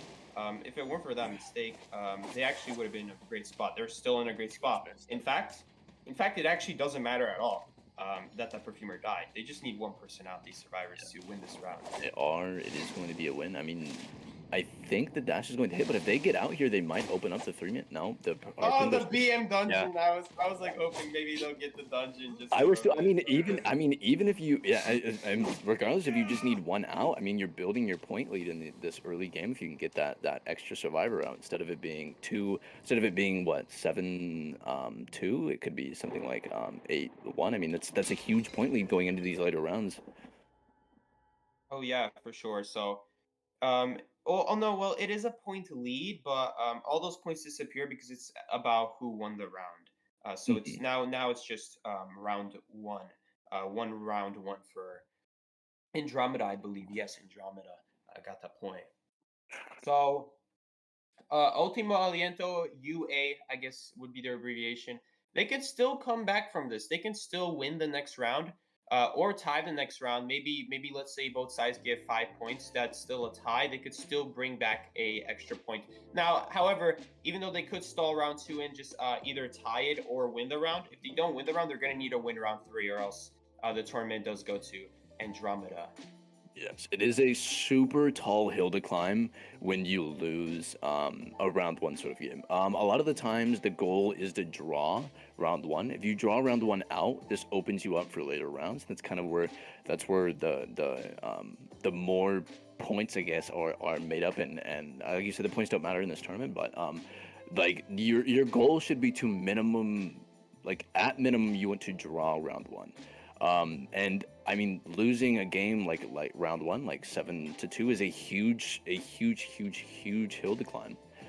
Going to these next 2 rounds, especially again, like we talked about, against the survivors, against a hunter like Endertrons. He plays a lot of off meta, so that off meta is only going to get stronger the deeper the games go. That is true, because there's way less good survivors. Maybe not way less, 1 less, 2 less, round 2 and round 3. But still, less good stuff, meaning those off-meta stuff do become better. I guess technically, no matter how... There are some hunters where no matter how many off-meta survivors there are, they can still quite easily beat you because of the hunter power level being low. Still, though, Hermit, definitely not one of those hunters that, like Percy, where they can easily get taken advantage of. Hermit, you still got to be very careful of. I mean, you do preferably have to have decent survivor abilities. You can't just pick stuff like Gardner and expect a super amazing kite. Exactly. Yeah, very interesting what we see round 2, because like Hermit round 1, maybe we'll see Hermit round 2. Again, maybe we'll see a map that's even better for Hermit, because there are a lot of tall walls. They're kind of same story with Waxers and as there is with Hermit. Those tall walls, he can't really shoot over them. He could kind of shoot through them. The area could get through the wall, and a good Hermit will take advantage of that. But a good survivor will just as easily see that coming and distance themselves from the wall. So the best thing to do is just be able to shoot over those walls, just to guarantee that they can't do that. I agree. Yeah. I agree. I mean, those games are super. I think those games are super hunter dependent. And playing something like Naiad, is already a risk in itself. Naiad is some hunter that secures draws relatively safely, but she also is somebody that struggles. I mean, like you mentioned before, especially on maps like Arms Factory, the tall wall maps. I mean, you're taking a risk the moment you break line of sight with the survivor. You don't know if they're continuing on their planned route, or whether or not they're changing and rotating away. On top of that, I mean, she's just somebody that struggles relatively heavily in meta. Even hunters like YMM, that's really proficient in Naiad, they struggle to get any more than draws. So playing a Naiad with the intent of getting more than a draw is kind of a risk in itself. But And it's not just that, she even had excitement, which only made things more difficult on the chase. Even with that mistake from the perfumer, not making herself near a pallet when she perfumed, because you can't expect the knight to hit you with perfume. A good hunter will not hit your perfume on purpose, because they know you get more value. Like, a lot of people make the argument that perfumer is bad because of presence gain. First of all, that really only applies to Sculptor, because the other hunters are not really too dramatic. With the presence gain, it's not like you guys are going to go from a winning kite to now suddenly losing, because the whole idea with perfumer is you're trading presence, giving the hunter presence for a very, very good kite. And very often, most hunters in this game, that extra presence is not going to help them save the game. Sculptor, maybe. That's the only one that's like a maybe, but even then, that's a perfumer shines in getting that that perfume to prevent hits so that it's basically 5 seconds invincibility that the hunter can't hit you. And if they do hit you, you're going to get even more value than just being invincible for 5 seconds. You're going to get extra value from them having to be in recovery. And the key with that, though, is you have to be next to pallets. If you don't use your perfume next to pallets, you're going to get hit afterwards. And she almost reached a pallet. It was very close, but just barely still got hit. Naya, though, Perfumer is seriously one of the greater counters to Naya. You just run in a straight line when she uses her harpoon, just as you guys saw that Perfumer did. The mistake was going inside a factory, though, because the factory pallet is too far away, and windows are not really an option when you're perfuming. But the idea is to just never be in a spot where the Naya can circle you. And that way, when she tries to return her harpoon, because when you're not getting circled, the Naya has to return her harpoon, right? So she returns her harpoon, then the Perfumer perfumes, then she can take advantage of the pallets. So that's the whole game plan with Perfumer there. Still though, great cut that was able to just still secure the win, because that Ford was able to stall, that Excitement was able to be stalled out and still get a stun. Great stun by the Ford. I don't think we mentioned that. He was able to still get that stun and prevent the chair entirely. And I like you said before, I mean, bringing Excitement into the game is kind of a security blanket, but it comes at a pretty heavy cost with your early chase, and especially somebody like Naiad, like we talked about. I mean, like, you're playing Naiad into a team comp that plays around the way you counter her. I mean, if you're playing Naiad into a super transition heavy team comp while you're playing a hunter that is countered by super heavy transitions, I mean, at that point, I don't think you can afford bringing that security blanket. I don't think you can afford bringing a security blanket such as Excitement. I think at that point you need your downs to be relatively fast.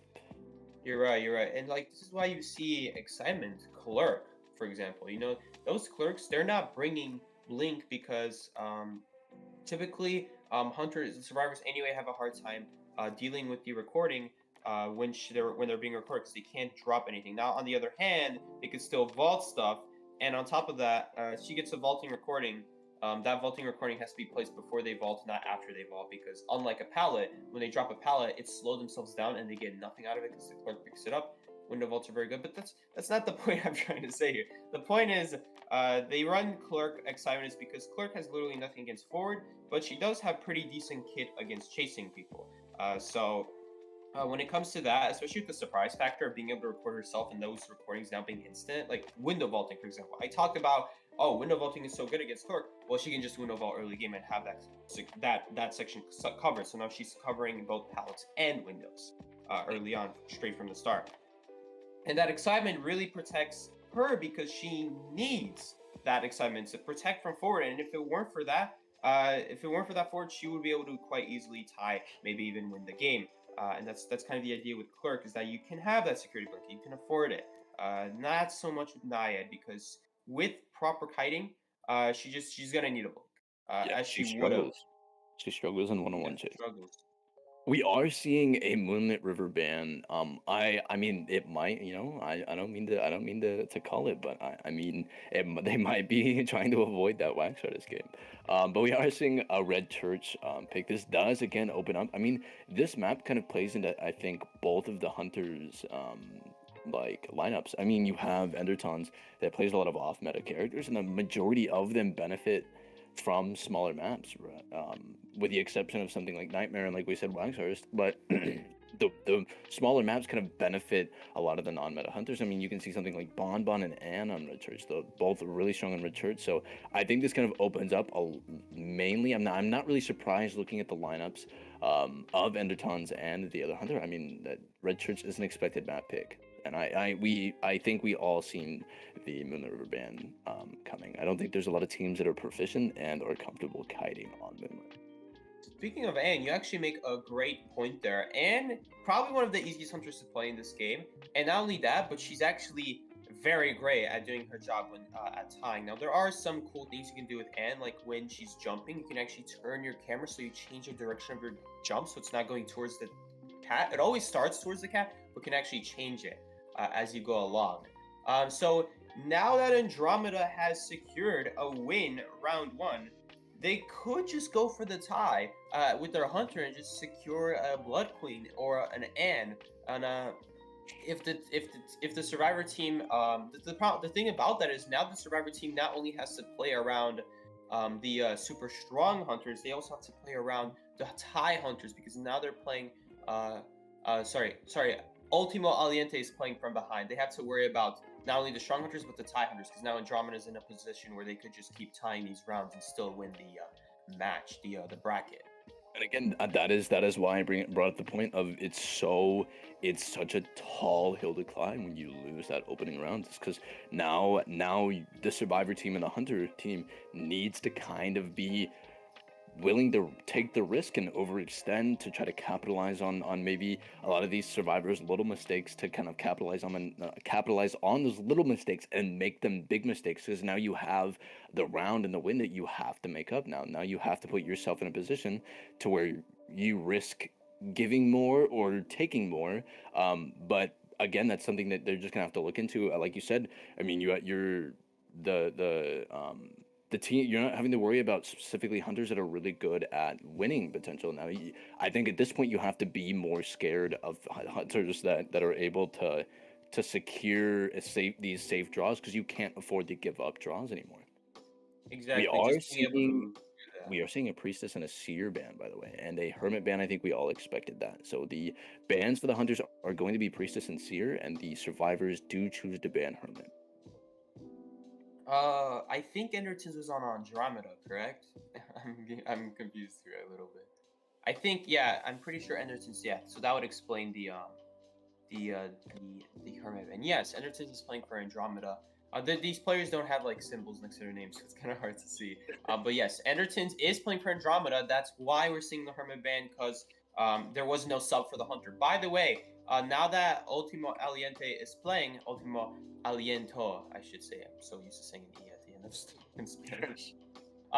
They actually went ahead and they subbed in Ray and subbed out Aces. And that is for Ultimo Aliento. So they have another sub going in, just like first round, second round, they have another sub going in. Again, it's a little bit scary because typically these subs are meant to be like an emergency. So I'm a little bit worried for them because, again, you want to be putting your best foot forward. And there's no reason not to just do that all 3 rounds, unless there's something that one of the survivors couldn't play that another person could play better. Usually your best feet forward, I guess you could say, they're anyway able to play the best stuff. But you never know. Maybe there really is like this niche survivor on there that could really save their game for them. As we're seeing right now, Cowboy and Magician. First pick, very interesting. So not even going for a rescuer, like no forward, no mercenary. The Cowboy is a lot of people overhype. I mean, I am a huge Cowboy lover, and a lot of people overhype Cowboy on Red Church specifically. A lot of people have that plan to kind of die in the back of Church. But if basement spawns in the Church, now you're risking a basement just to play around a character that you wouldn't normally need to play around. I mean, batter and forward are not banned, and those are both like significantly better harassers and supporters than Cowboy is. So I'm not understanding these picks, I guess. They are super risky. Again, instead of Magician, you could have gone Psych, but now Psych is banned because you locked Cowboy and Magician. So I do agree, Psyche. I think these super off meta characters don't. I guess we weren't expecting them to be picked. I mean, these are 2 survivors that you can pick as your 3rd and 4th survivors pretty safely because they aren't popular bans if they are ever banned at all. I guess while we're on the topic, we should explain why these are supposed to be survivors you pick round 3 and 4. Okay, so the whole idea here with this banning system is, as survivors, even though Hunter gets to ban survivors before you get to pick, the idea is you want to save the survivors that you don't think the Hunter's going to ban for the 3rd and 4th pick. That's the whole idea here. So in the first pick, when the Hunter bans their first 2 survivors, you need to pick the survivors that you think the Hunter wants to ban as their 3rd pick, but you have the option of blocking it out by picking it. So once the survivor picks once the survivors pick a certain survivor, that Hunter can no longer ban it. That's why you want to pick the best survivors that you think the Hunter's going to ban just straight up. Just don't even give them that chance. That's the disadvantage of this system for Hunters, that even when they pick their survivors, even though they get the extra ban, the survivors could still potentially block them out from being able to ban it by picking it the round before. And here's the thing, what hunter is gonna ban Cowboy, what hunter is gonna ban Magician, and we're also seeing Prospector. What hunter is gonna ban Prospector? These are all survivors you could say for like the fourth, the third, those kinds of picks where the hunter is anyway not gonna ban them. That's like the idea here. So I agree. I have to say I do disagree a little. Because that is something you have to like do at the end. That's you want to be picking the stuff that hunters anyway gonna. But you know, maybe the survivors don't want to pick any of the things that the hunter's gonna ban anyway. That's another thing you could do in this banning strategy. There's a second strategy. Instead of trying to block the hunter from picking it, you could just be going for a completely strategy anyway, a completely different strategy anyway that you weren't anyway gonna go for. Like the cowboy thing. Maybe they're afraid the Andromeda knows about the cowboy thing that they've been practicing, so they want to lock in the cowboy thing early on, where you die in the corner of church. I'm pretty sure even if basement spawns in church, if you die in the opposite corner, you know, the one behind that pallet, not next to the window, it's still gonna take too many drops before they struggle out. The problem with that is if they switch to Cowboy now. Cowboy is not only are you slugging, and somebody's either having to get off of their cyber to come self-heal, but I mean that's indirect map pressure. But now you're risking Cowboy giving up a free hit and giving presence if it's something like Bonbon or that is or Galatea. true. Because the difference with Cowboy and Ford is that Cowboy can't protect himself. Now there's an advantage to Cowboy. Cowboy can do it from a very long range, so it cancels out kind of. But church, corner of church, that is really far away from a good area. So it's not just like the whole idea with Cowboys. Like if they die in a kind of bad area, where you can't really kite at, you have that distance so that you're next to a good area. Church is so far away from any good area, the corner of church, that even if they don't go after the survivor and they just go after you, they're probably gonna hit you with their ability. Is the problem with Cowboy dying in that corner. It's a fine idea. Mercenary, the fourth pick. Mercenary being the fourth pick is, I would agree, isn't interesting. I would have expected him to be second or third. I do think Prospector is exactly where he should have been picked. I think Prospector is a really strong second or third, maybe fourth. I think Prospector is super underrated and underappreciated here in NA. His support is unmatched. The fact that he can double magnet, if he can get even a small magnet stun from balloon, he has the opportunity to throw a second magnet on top of that and guarantee distance after the balloon save. So I think he is super underrated. I'm excited to see the Prospector here played on Red Church. Red Church is a really strong map for Prospector. We are seeing two like support-ish characters being played. Maybe again this is a comp that they've practiced playing Cowboy and Prospector in tandem possibly. I am excited to kind of see where they're taking this comp though. I am interested in the Prospector idea is very cool. I've in my head thought, you know, why don't more people use Prospector? Because Prospector doesn't seem all that bad to be honest. And if you guys actually saw the first bracket of today, GGK versus Mad Failure, we actually saw some really, really good magnets on the Prospector, not just on his kite, but also supporting someone else as they kited to them. And that magnet actually led to a pallet stun. Now, granted, they kind of wasted the magnet stun by dropping the pallet immediately, but the point is that he's able to support like that, and it's very strong.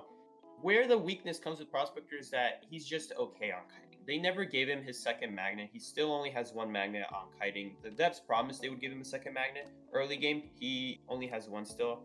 And that is the problem with Prospector, is that early game is just really scary because you only have two abilities, and these two abilities on top of that need like a wall. And they're always susceptible to a blink is the problem with Prospector kiting. So it's good potential. It's just a little bit scary to use this as their kind of support. But you're right, definitely there is potential here. And I do feel he is a little overlooked.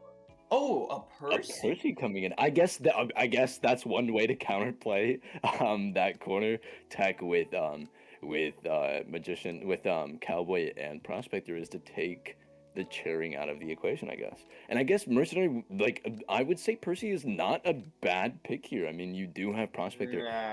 If you get Percy, I mean, I think it's not the best pick, but if you have somebody that's proficient in Percy, if you find Prospector, he's essentially a free chase. His magnets aren't going to work. I mean, a map like Red Church is in a super open area that so you take the risk of getting tight kited, but somebody like Prospector, that you go from being a relatively okay chase, that you can kind of get a 60-second minimum, Chase with Prospector, if you can guarantee that first safe magnet, now you take that out of the equation. If you find Prospector first, it's essentially finding a lucky guy when you're playing Percy.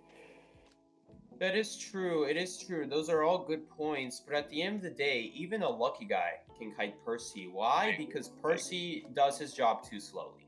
And like I said earlier, you can rescue yourself off the chair with Percy. And I know there's no chairs here, but it is essentially rescuing yourself off chair, and that's where the time gets wasted with Percy's the problem. You do bring a good point. His ability is near useless, though.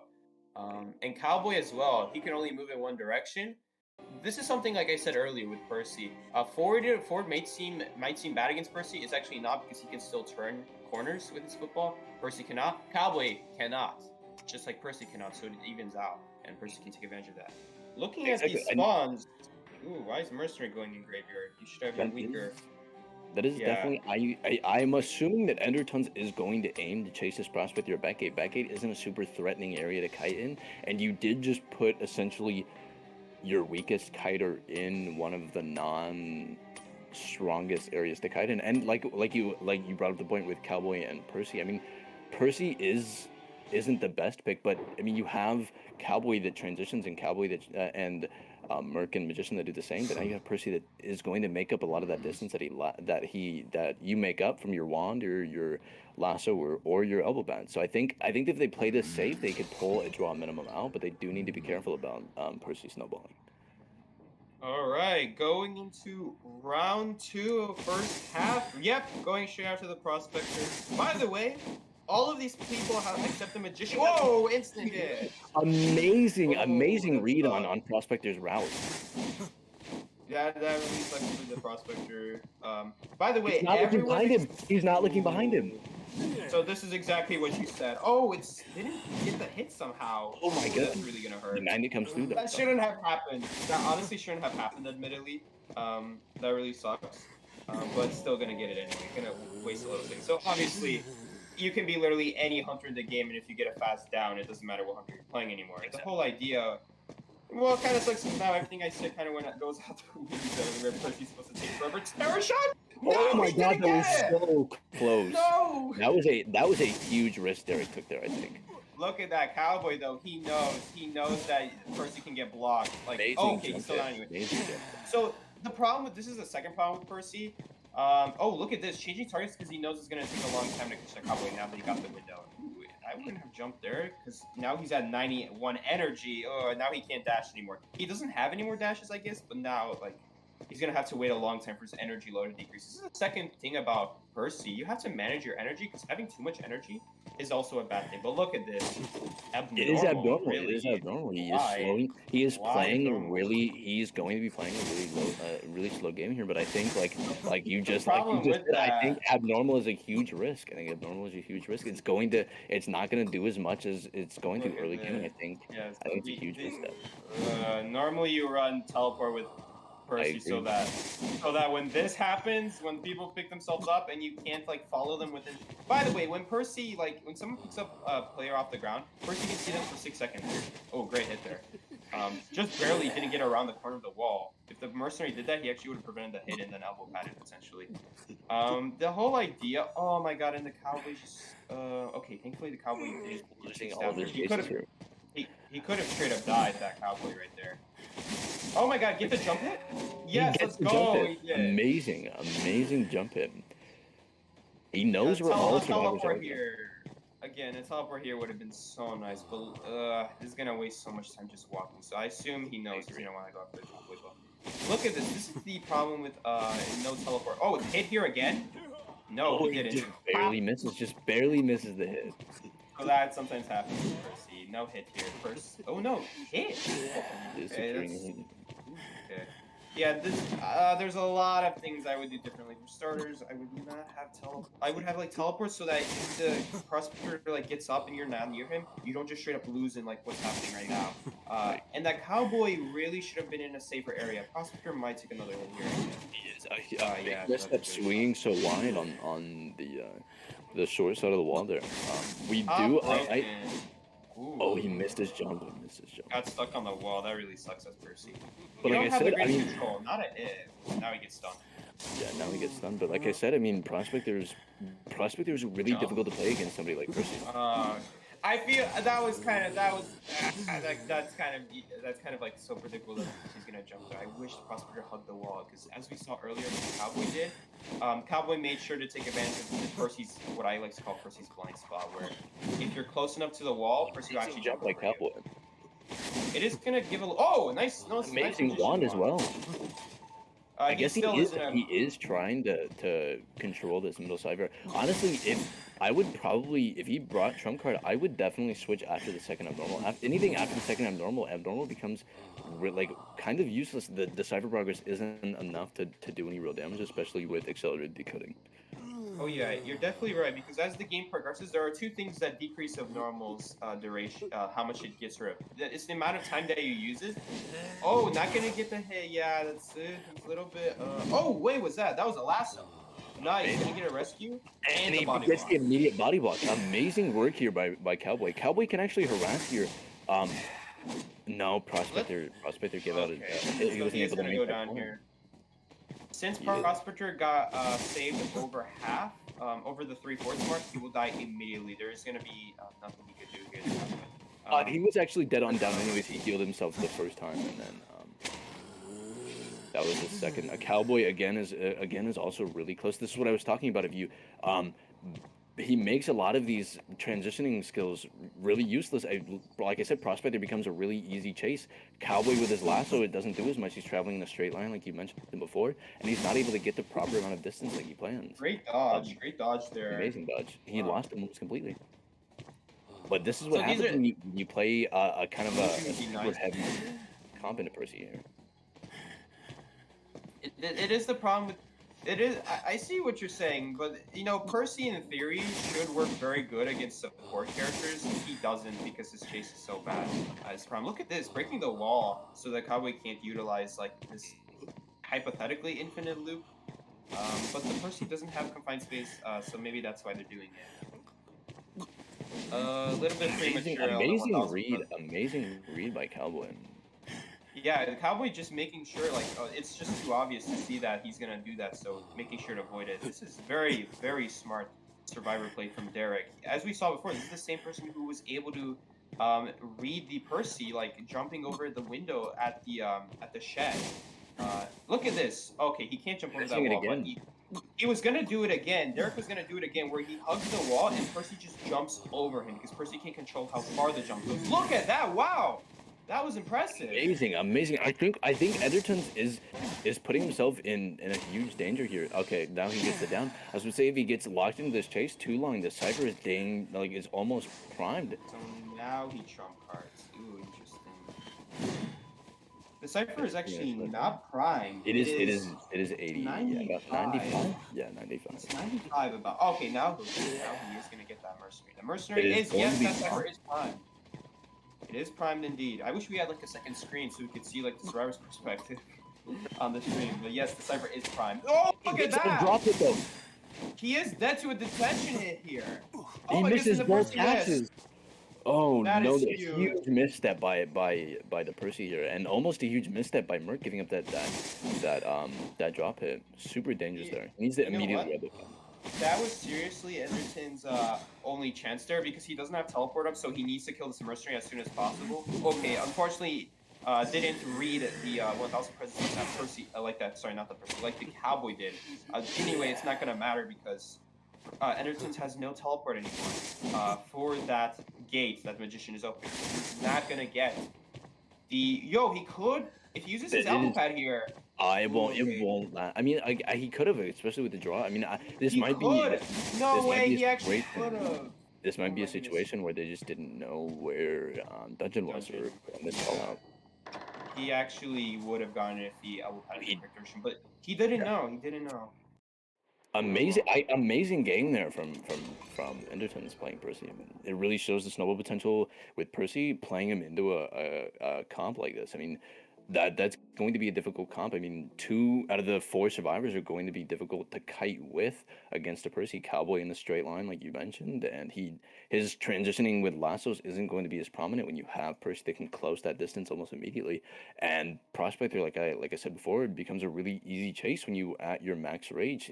His magnets essentially do nothing. But if you line your dashes up with your one-on-one chase with Prospector correctly, I mean, you're going to get and guarantee a hit almost every time. Yes, exactly, absolutely. I guess in theory, like I said, in theory this should all work, but it just like it doesn't. Like I don't know how else to say this. Like you really don't need abilities against Percy is the problem. Because the thing with Percy is there's so many oversights with Percy. Like the 1000 presence takes too long to charge, even the minimum level. Cowboy, you guys saw Cowboy taking advantage of that. It takes too long. You can't control how much you jump when you have 50 energy, so you just kind of jump over the survivor. Cowboy again did that again, and keep in mind this is a Cowboy. This is probably one of the hardest to kite characters against Percy because his ability is not so useful against Percy. Imagine what would have happened if it was anything else. If there was anything else that Percy went against, that could have potentially been a tie for him, even like a loss for the Percy, had it been a little bit different. I agree. Like I mentioned before, he was risking the Cypher being primed and being able to pop it, getting locked in a chase with Cowboy for so long. And Cowboy, we've seen like you just mentioned, we've seen both the highs and lows of Percy in that game. I think Enderton's played an amazing Percy game, and with good pressure, even without teleport. I'm not sure about the abnormal pick, but regardless of his trade, he played an amazing Percy game. But we also seen Percy's lows, and we've seen Cowboy exploit Percy's weaknesses. That being like you said, the not being able to control the length and the distance that you jump, as well as the 1K presence taking too long to trigger. I mean, we've seen both of those. So Percy again being one of those hunters that has he's super good at one thing, but he's also really bad at others, and that's why we don't see a lot of Percy's being played. I feel like what you mean to say is he's really good at one thing, very bad at literally everything else. Exactly. I want to see Percy be able to chair survivors, because if he was able to chair survivors, he still wouldn't even be that great of a hunter because of all those oversights in kiting that we talked about. The whole issue with just being able to heal yourself and essentially rescue yourself and like crawl away from where he found you, so like crawl away from Cypher. Like even if that Percy had teleport, even if Enderton's had teleport, that Prospector early on could just crawl away from the closest Cypher and then pick himself up, so he won't immediately be chased. That way, the Enderton has to use at least a few dashes, and that's dashes that he doesn't have on chase now. Being able to crawl away away from places where they want you to be. You know, chairs in this game are designed to be kind of more favored to the hunter. They're generally very good for the hunter. Like they're in spots that the survivor can't usually rebound from. And so the fact that you can just crawl to a good area and then pick yourself up is the whole problem with Percy. Even if you did a bad first kite, you can totally rebound against Percy. Is the big problem. I agree completely. Still though, got the 3 people out. Got 3 people killed. And Andromeda just needs, on their survivor side, they just need a tie, and they win this bracket. I believe, yes, they would. If they get 3-man here, it's a tie, and then they move on to round 3. And if they tie round 3, well, then Andromeda wins. But if they get 4-man tier, the point goes to Último, Aliento, and now it's even up. 1 point for each side, and at that point, it comes down to round 3.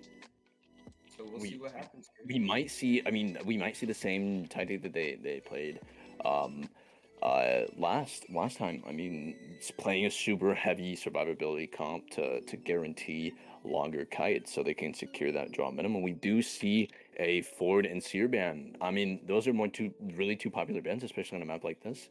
Both of them excel really well at taking a hit, and I mean, it's a super clamped map, a lot of obstacles for Ford to work with, so we're not too surprised by that. We do see a BQ ban, though. I mean, when you're aiming for a draw, I'm not sure. I feel like there's other hunters that you could ban, like ones that are gonna win the game potentially. Exactly. Hunters with Aliento needs a lot higher win condition. So I'm not sure about banning a hunter that is known for just securing draws maximum. We do see that. I think this is the first time in the entire tournament that we've seen 2 first picks be two more meta picks with the priestess and the mercenary. Ghost actually yesterday picked these types of teams. Ghost, by the way, played a really good match yesterday. If you guys want to watch like some really amazing, impressive gameplay, go check out Ghost from yesterday. And Ghost is going to be continuing this tournament, but we did. I mean, we did see them pick stuff, but you're right. Maybe today this is the first time we've seen the mercenary and priestess combo, or like the S-tiers. I mean, but yeah, we are gonna see who is that. I'm trying to see it. Are my eyes deceiving me? No, that really is a prospector ban. That's a prospector. Guys, I don't know. Like prospector, interesting. I would say there are scarier survivors, but we could be seeing an N here. That could be a possibility. I mean, maybe. Oh yeah, you're right. I mean, like I talked about before, N has kind of moved back into the meta. With the cats countering flywheel, and I mean her just being overall a really safe, secure draw kind of hunter, and we might see maybe the hunters taking the one counter that she really has, or her main counter out of the picture completely, not giving that option. You're but the right, forward ban would be kind of a waste, I guess, if it was an Anne with her forward counter if she puts the cats directly below her. I suppose if they pick Anne, they would still need to win, and I mean, Anne could do that, but Anne also has a lot of downsides that makes it so that she has a hard time being in a win position with 3 people killed. Perfumer ban as well. This could be a Naiad, because the Perfumer does very, very good against Naiad if the Perfumer makes sure to save the perfume after she returns her harpoon. And we did see, again, this could, like you said, could be a Naiad. I mean, we did see the Perfumer kite the Naiad last game, so they might be taking that risk out of the picture as well.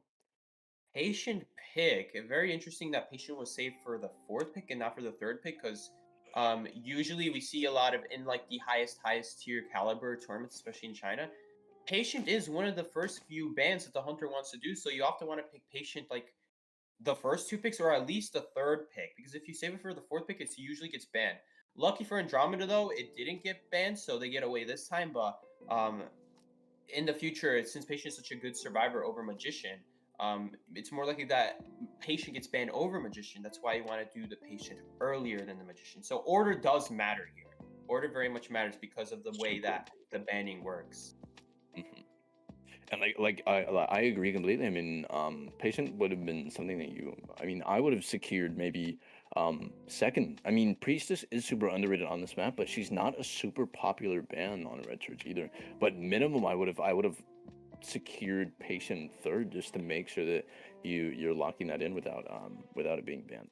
I think he's like either the main or one of the only kiters in Identity 5 that can bring Tide and bring it confidently without any sort of risk. I mean, if you don't need Dead Hard and you don't need Broken Windows, you have 3 hooks. So if you get your window boost and your Tide and your hooks, you realistically don't need either of those choices. So that's what makes Patient so strong, is his comfortability to be so flexible with his builds. Exactly. That is one thing I'm trying to make Patient work. I feel like it's a little bit hard because sometimes you just don't have anywhere to hook off that's super great. Unlike Mercenary, who you just always stand by a wall, and there's tons of walls in this game. After all, pallets are by walls, and that's what you should be kiting to. Patient, though, he has that flexibility. He could go either one, really. You're very right about that. And it looks like we did have the Hunter pick over here. This would explain the Perfumer ban, because, as we are seeing, it's a Geisha. Now, Geisha, I guess, has only one form of attack, the basic hit. And in that case, Perfumer does amazing against these types of hunters who only have one form of attack. And that would explain why we didn't see the Patient ban come in, because she does counter Patient completely, essentially. You're right. Perfumer is better than Patient here. I agree. I mean, that explains. I mean, maybe the Hunter. we were incorrect about the ban order. The Hunter is on top of it. In that case, though, I probably would have banned Perfumer before the Prospector. But anyway, that's a whole different story. maybe the one of them does play Prospector though. But so yeah, we're going into the match here. It looks like the builds are Flywheel for Magician. That's going to be good against Geisha. Though Broken News still is good against Geisha, because you can use that speed bonus to get around corners. Because No one talks about this, but people underestimate Broken Windows against Geisha because Geisha can, just like Percy, can only go in one direction when she uses her ability. Now, granted, you can control how far it goes, unlike Percy, who you kind of have to like force yourself into a wall if you want to end it sooner. Still, though, you can use that that boost from Windows to get around corners so that she can't dash on you directly. It's just what I really love about Broken Windows against Geisha. So really, either one could work. Flywheel on Magician. Broken Windows on Priestess, Tide Turner on both Patient and Mercenary. So there you go. There's the flexibility we talked about. And look at this. They're doing exactly what I was saying last game, picking these between the corners. So now, even if the Geisha picks a corner, Mercenary can go mid-broken, preferably not top-broken because he kind of corners himself. Magician's completely safe, and Patient. Patient still is an amazing area to go to. He could still go to Backgate, or even better, Church, and get those amazing hooks off. Now, granted, it's not so good against Geisha, because Geisha kind of covers it. But this is exactly what I'm talking about. Now, no matter which side the Geisha picks, the Hunter, the Priest, the Survivors can go either side. Exactly. So yeah, we're going into the second half. You can take over, by the way. Luci, I've been talking a while. No, you're fine. You're fine. I mean, everything you're saying is completely correct and all valid points. So Ooh, she is choosing to leave. I mean, it's super unfortunate. I'm not sure why she would choose to go to reception instead of back it. I mean, Mercenary is going to be the Mercenary target gets for there. us. Ooh, We do see the priest is she gonna being break the set up super portal? early. She She's is. good. I would have also broken that pallet there, but maybe she doesn't have faster pallet breaking. She does. Never mind. Wait, no, maybe I shouldn't say that in case the servers are stream sniping. You guys better not be stream sniping. Okay, anyway. Not chasing the priestess, because there's not a super long stream delay is the problem. Look at this! Not a lot of people know about that. This is her for preferred target. This is where she should have came to back A from the very beginning. This is going to be Geisha's preferred target since her kit counters his kit essentially. I mean, right here, we're gonna see. I mean, I guess I would have. Here's the thing. He went behind a wall, so she couldn't dash. Yeah. Stun, yes, let's go. Amazing What did you want to say, stun. Luci? I said I would have. She should have. So the reason why Geisha is so strong against somebody like Patient is the earlier you butterfly in kind of a prediction form of where they're going to hook is what makes her so strong in countering. Well, amazing portal setup from Priestess. She set them right back up after they were broken. But that's what makes her so strong is the earlier you butterfly, the faster you're going to catch up, and that kind of like negates them risking like he did breaking that line of sight with the wall. Amazing hooks from Patient, but coming through, by the way. Stun Another again, yeah. stun. Amazing pallet patience from this Patient. Swinging a little bit too early. Needs to swing a little bit later just so that doesn't happen, so that when the attack ends, she's not caught in the middle of the pallet. Gonna dash to the butterfly, and she's gonna secure a hit. There's not a whole lot the piece could have done. I could have sworn the portal was there. Did she break the second portal? I don't think she did, so maybe the portal disappeared. But I could have sworn there was a portal through that pallet. Maybe it disappeared. Yes, there was. Patient took it. I think it was. It did take its time on it. Can you always do a priestess here? I mean, this isn't a bad chase if since she's already used 2 out of the portals. I mean, she does have 2 portals back. No, she can't do it. She wants to get the portal through these really long gravestones so she can get to that god pallet, and she's not able to do it. So she ended up kind of giving a free hit. Didn't even give herself a chance at the pallet at the very least by trying to go. I think she did overextend there and trying too hard to get that portal set up. Absolutely. Maybe being a misstep. I mean, she was going to die. That corner is super hard to get out of and super hard to kite from. A little bit greedy of a teleport, I will say. This is a little bit greedy of a teleport because this is not the mercenary here. So this mercenary can still get a free rescue in, and she needs to be able to snowball. Ooh, good flywheel. Amazing flywheel. And it might seem like a waste, but that's because he has the second illusion. As Great body block with the wand. I mean, and that's what makes a magician so strong in red charge. If you put your wands in certain areas of this map, it body blocks the route completely, and it forces the hunter to hit the trait. Forces the hunter to hit the wand, giving you more distance. Exactly. So that is something magician can do that perfumer can't. Whoa, amazing, close one there. That was close, but amazing patience coming from magician. Normally the flywheel there would still... Oh, great skill check there. Immediately getting ready to look at her. That's what the patient should have done at church. It would have mitigated a lot of distance loss. And that's what we see the magician doing there. Great pallet stun. Kind of dropped it early. But that's kind of lucky for him because the Geisha walked in immediately. And we're seeing the Survivor team kind of play around and counter Geisha the way that you need to be countering. I mean, a lot of the way they Oh, go, a that's huge bad. misstep with that portal there. But the way that you play around Geisha is not a super like straight line transitioning through a lot of amazing swings to that palette. You want to kind of transition, and that you want to transition safely and short. So then a lot of it's tight kiting and not a lot of open areas like this. And we've seen the survivors abuse and utilize that so far really well this game. Priestess again not looking behind her, giving up a free hit here. She couldn't necessarily look behind her because when she vaulted that window, this is the problem. This is why I actually don't like breaking these brick walls. In theory, this makes a great kiting area if you break both of these brick walls on the corners. It actually doesn't because you can't see where the hunter is coming from once you vault one side, and that is exactly what happens to Priestess. Again, with the greedy teleport, very far across the map. But if I'm correct here, she needs to get at least 3 people here just to tie. That's why the aggressive teleports are happening. Because if she doesn't teleport here, this game is at least bare minimum going to be a tie, if not a loss for her. And it is. This server's already primed. It is primed already, so it doesn't matter at all. Ooh, and Patient's gonna walk away. And this is what I was talking about with why it's so important to win that opening round. Now you put your hunters and the survivors with the other team in a really uncomfortable position to where they have to be overly aggressive, opening up for mistakes such as this. Now you have 4 people up. All that aggression didn't really pay off. And I don't agree with this routing here from the Patient because now he usually dies immediately. Okay, never never the mind. wrong butterfly, and she volts it. Okay, never mind. It's okay. Well, it works out all the same. So this is a little bit confusing, but what the Patient should have done to not die so quickly. Now it's not gonna matter because she doesn't have teleport. But in the case that she doesn't have teleport, you guys see Dungeon is there again. It doesn't matter because they just need 2 people out at bare minimum, 3 people just to win this match. Sorry, yeah, they could get 3 people out, and it would be a win still for Andromeda. But it's just a little bit weird. But a lot of people when the ciphers pop, I actually don't see people kiting by gates on purpose. And a lot of people say, oh, you don't want to kite by gate because people are going to try to open that gate. If that Patient doesn't go to the pallets by gate, oh no, he already used them.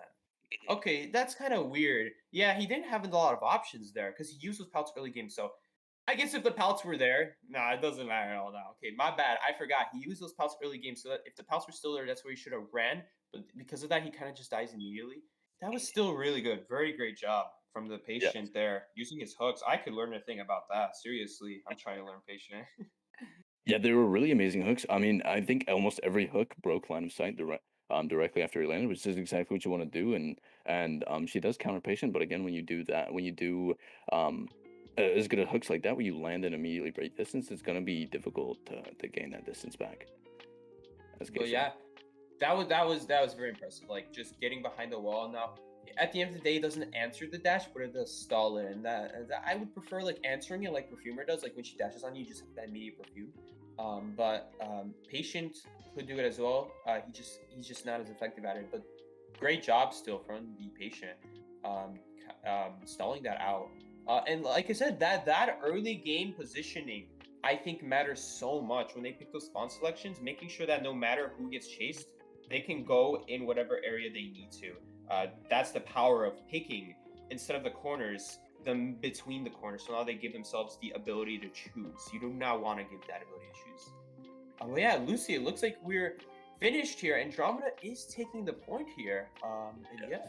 Amazing work. Both teams did amazing, but GG's to Andromeda, amazing win. They were really consistent throughout both of these rounds, so they much deserved.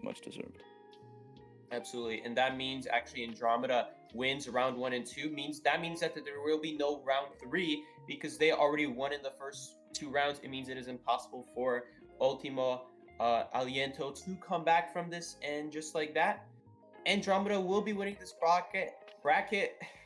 Congratulations to both teams, and especially to Andromeda for moving on to the next bracket. Luci, you have anything else to say about before we close this off and move on to the next bracket? Like I said, amazing work from both teams. I mean, let's make sure to pay respect equally to the teams. I mean, they're out here working very hard, and I think they both played really well. So. Absolutely.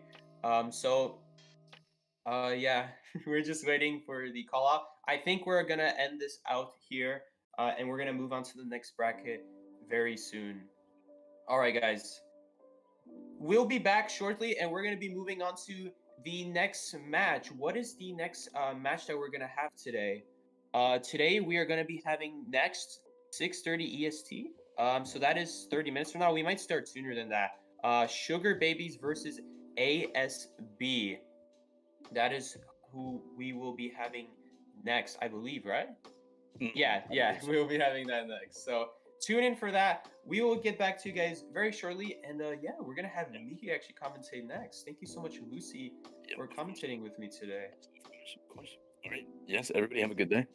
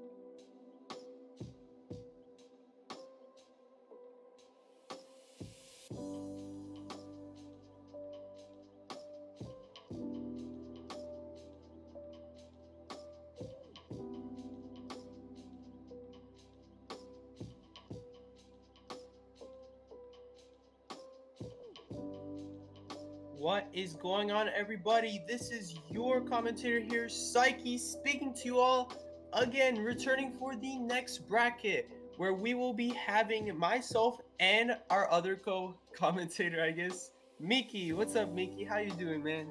I'm not gonna lie, you scared the crap out of me. I was just like drinking my milk tea, and all of a sudden, it was like, "What's going on, guys?" So I kind of got like a little afraid. But yeah, it's good to be back for round 2. If y'all didn't catch us yesterday, I recommend you guys go back in that stream whenever this one is over. It's Checkmate Tourney Day 1. And yeah, I'm doing great. Sikey, you ready to see some more top level gameplay? Oh, yes, I am. And today we have our next set of contestants here. We got SugarBabies going off against ASB. Miki, what do you think about this? Got any thoughts about this? Well, I do not know anything about these two teams, but all I know is all these games so far have been down to the wire, and I'm hoping to see just that from these two teams right here as well. Absolutely. So, I myself also have not heard of either of them, but there's always the chance that one of them will rise to the top and beat before you, as I like to think to myself. I sure hope so, man. We need B4U Slayers out here. Yes, the more the better. We can't just slay them once. We need multiple times, and this is where it begins. We start from the bottom, work our way to the top. We're gonna make our way up there, or maybe not me, but one of these teams will. Let's have it down. On the side of SugarBabies, we have Sapphire, Objective Busy, Angel Dust, Pablo ZG, Luna, Cthulhu Nox as the Hunter, and David. Very familiar names. I know these names for sure. Like ever since I quit the game, I'm glad these players are still playing the game. That's really great to see because these guys are pretty old now, Sikey, like 3 years maybe.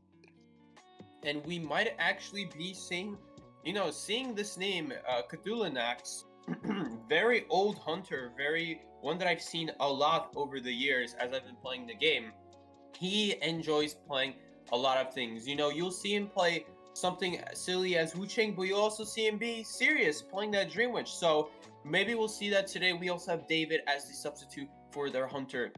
And Pablo, Angel Dust, Sapphire, all of these people I've heard of, seen them around. Objective Busy, and making their way on the survivor side.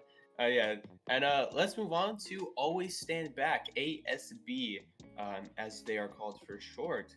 Trying to find them on the rosters. Miki, have you found them? Yes, I have. Would you like me to read them? Yes, read their names out. We have Chubby69. We have Pikabron, Kazuha Wives, Kynox 13, UKME, and for the hunter we have HX Sioran, and we also have Simp4 Saga as the duel, and Slippin' Yummy as the substitute hunter. So it never heard of these Yummy. Slippin' Yummy. You know what else is slipping in Yummy? No, let's not talk about that. Spaghetti. Yes, spaghetti. That's exactly what I was talking about. But yeah, Italian food is delicious. This is the first time maybe I've seen these players before, but I'm excited to see what this team brings because I have not seen them before. So the last few players I have seen, I'm very familiar with those, but I'm always excited to see what new stuff we could see from another team. Always exciting to see. Definitely great to see new play styles always brought to the table, unique strategies. It's why a lot of people play this game, and I highly think that those are good reasons too, because a little variety is nice every now and then. Don't always want to see the same 4 teams. So every time a team pulls up a main strategy that features a character off meta that probably has a chance of doing something, I get kind of excited. It's like, oh, you're gonna pull out M-Bomber instead of like classic forward Merc Priestess. Like, it's pretty great to see, for example.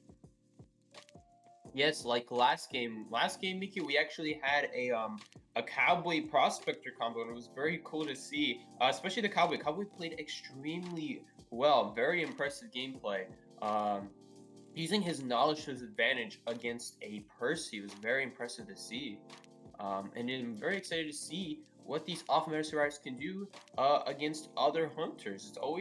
You always gotta get a little bit creative with these survivors, and something you got to think about these off-meta people is you got to kind of create your own path because no one's really using them. So the fact that you see the stuff, these last second lassos, like almost as if they're going through the wall, is very impressive to see. Very cool. So yeah. Probably labbed it out. These specialist survivors always come with their tricks packed and ready. I tell you, these are like, this is like back when Acrobat wasn't as popular and I used to lab out spots. I knew some crazy stuff, like you could like teleport through stairs. You could cancel man, your fall animation. It was crazy. I was like extending kites by 45 extra seconds for free with these things, and I can't wait to see just this type of pioneering on these type of survivors right here. You never know what you could see. Now, granted, Acrobat couldn't move while holding the ball, so yeah, that made it really hard. Yeah, that made it really that hard. made it kind of hard to pull out the tricks. But anyway, I'm really interested to see what we got going on here today. Oh, okay. We're currently waiting on some people. So, Miki, what did you eat today? Let's talk about something else. No, guys. Let's talk about stats. So far, guys, today, we actually have some hunters that we've seen today. So we've seen definitely not the typical meta stuff. Like, we've not seen infinite amounts of Breaking Wheels Dream, which is in Sculptors, and maybe the occasional Blood Queen or Bonbon. We've been seeing a lot of uniqueness throughout this tournament. We've seen a Gamekeeper. We've seen a Wheel. We've seen 2 Percys so far. We saw Percy last bracket. Yeah, we saw Percy last bracket. And of course, we also saw Geisha last round. That was the first Geisha. Geisha is always, as always, kind of like an interesting pick because, like, you know, and then one that's like super experienced, you'll be impressed. Your mind will be blown by the stuff you can do with Geisha and what you can go through and what you can't go through. Like on Church, there's so many different like windows and like stuff that like is considered as an invisible wall. She can just dash right over, and it's always very impressive to see. We also saw Hermit, one Naiad. All of these we saw actually last bracket: the Hermit, the Naiad, the Geisha. I would love, I would love to see more stuff. Maybe we'll see a Sculptor. I'm surprised we don't see even one Sculptor. We'll probably see that from Cthulhunax today, because Cthulhunax plays a lot of top tier stuff. So very interested to see what happens. Miki, you've heard of Cthulhunax, right? Yeah, absolutely. I used to play against him in rank a lot. He's what I call the Hunter Crockpot. Pulls up a lot of hunters and he kind of just throws them all in the pool. And he's quite proficient with all of them, actually. But I was surprised to see that y'all said there was a Hermit on the list today. Oh yeah, there was a Hermit on the list. Enderton's pulled out the Hermit That's today. an old name too. Enderton's is like 2 or 3 years as well, I'm pretty sure. Oh yeah, Enderton's is not new here. He's one of the more veteran hunters out here, like players out here playing the game. They've been around for quite some time. And the Hermit was definitely very cool to see. There were a lot of cool things that he was able to do. He was getting stuns behind the walls. Like, even though there's a tall wall and he can't shoot over it, he shot at the wall knowing the survivor was, taking a guess that the survivor was hugging it. So if they were hugging it, they get stunned on the wall. And that was very cool to see. There are a lot of unique strategies that, as you mentioned, like seeing what they pull out of their butts. I'm not gonna lie, I'm watching a little back on it. How did he kill him in 2 hits? Isn't Hermit's problem that he takes a really long time to down people? Oh yeah, well there were some problems where like, yeah, technically it shouldn't have been that fast. Also, one of the survivors could have switched to polarity so that prisoner survives. The reason that prisoner died in 2 hits was because no one was sharing damage. That was the reason why. So that definitely helped out Enderton's a lot. That was a huge help because later on in that game, that prisoner then was actually sharing damage, and then they were taking advantage of the shared damage. But even at that point, it was a little bit too late. They had some decent cipher products, but it was a little too late. But if had they done that, then they would have been able to take advantage of Hermit's ability. Quite ironic that Hermit's ability kind of hurts him early on, rather than helps him, because the shared damage is cool, but it's often too slow to save the game as Hermit. By then, like, let's say maybe Borrowed Time healing didn't exist, Hermit would actually still have a chance. But the fact that once the servers are popped, all that damage that you were building up on everyone just gets healed up, it's really sad. That's a huge problem with Hermit. Yeah, I In feel fact, like that Hermit's world, man. character, he's like one of the hunter characters where you depend fully on your in-game and you don't like, you're not gonna try to reach end-game with him. But the problem with that is that, you know, even though he buys you a lot of time, this game is really fast-paced. It's not like a slow game. The longest games we'll get in this game are like 10 minutes. And if you look at a game like Dead by Daylight, average games are 10 minutes. Yeah, for sure. And like that's the thing. Oh, by the way, Miki, come online so I can send you an invite. What? Yes, of course, I'm coming. Games can be very long on Dead by Daylight. When I watch a Dead by Daylight match, it's actually kind of crazy how long those matches move on. Because in Identity 5, which is like a similar game to Dead by Daylight, the matches are quite a great deal faster, and I think it has a lot to do with the tunneling, which is very difficult for something like Hermit to do, or Percy, because they can't really afford to do that. Like Hermit will tunnel, but it's just gonna keep showing damage, and even though that would be great in Dead by Daylight because you want to be prolonging the game, in Identity 5 the games just go a little bit too quickly to make that proficiently, consistently work. Though it is a great stalling tactic, it could be difficult to pull off. I definitely do think that partially, like, the game speed also has to do with the abilities of the survivors as well. Not to mention how fast Cypher Rush is, like, on the general start. Not saying it's like crazy fast or anything, since hunters like, you know, Hermit do thrive off of slowing that down, or, you know, the recent adjustments to it before. So it's like, I think it's on like a good average, I'd say. Mm-hmm. And it's rather, I say this a lot to people who complain about Cypher Rush. It's not Cypher Rush itself, it's what causes it. It's what gives you that time to, like, you know, delay time for Hunter, delay time for Survivor.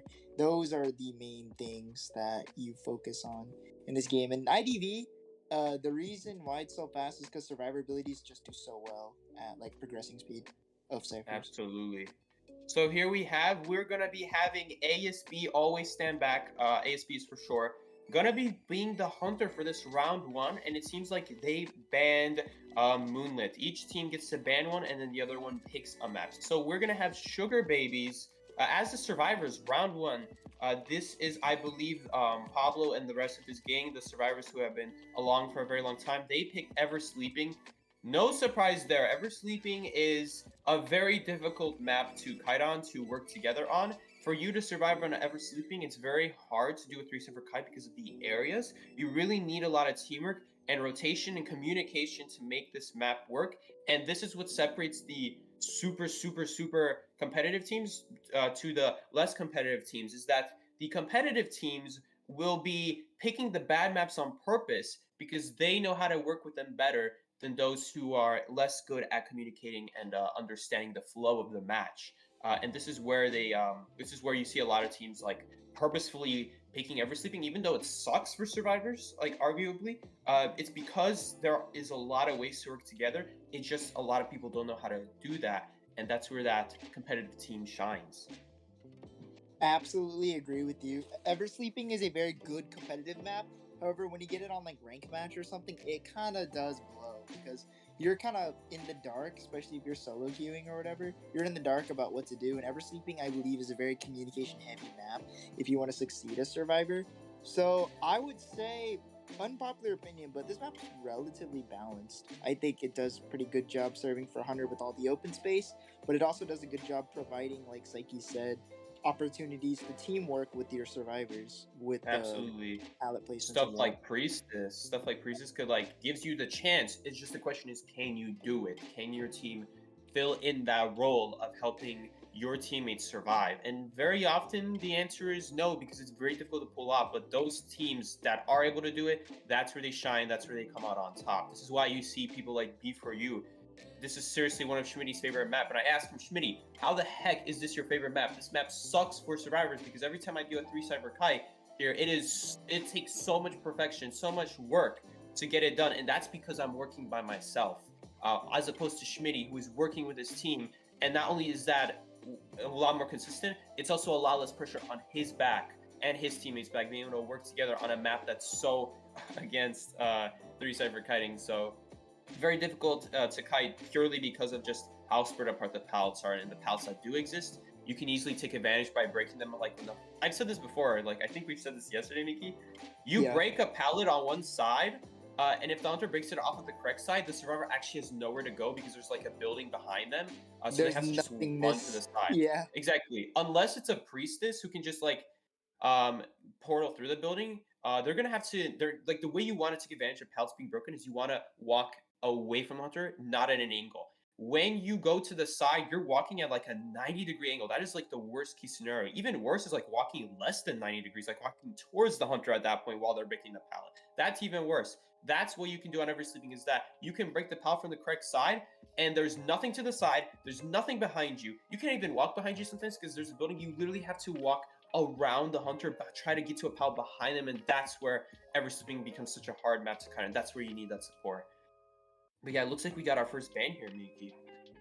It's gonna be the forward ban. Looks like the hunter knows darn well that teamwork is what makes ever sleeping so dangerous for a hunter to deal with in this case, and they're banning one of the strongest supports already.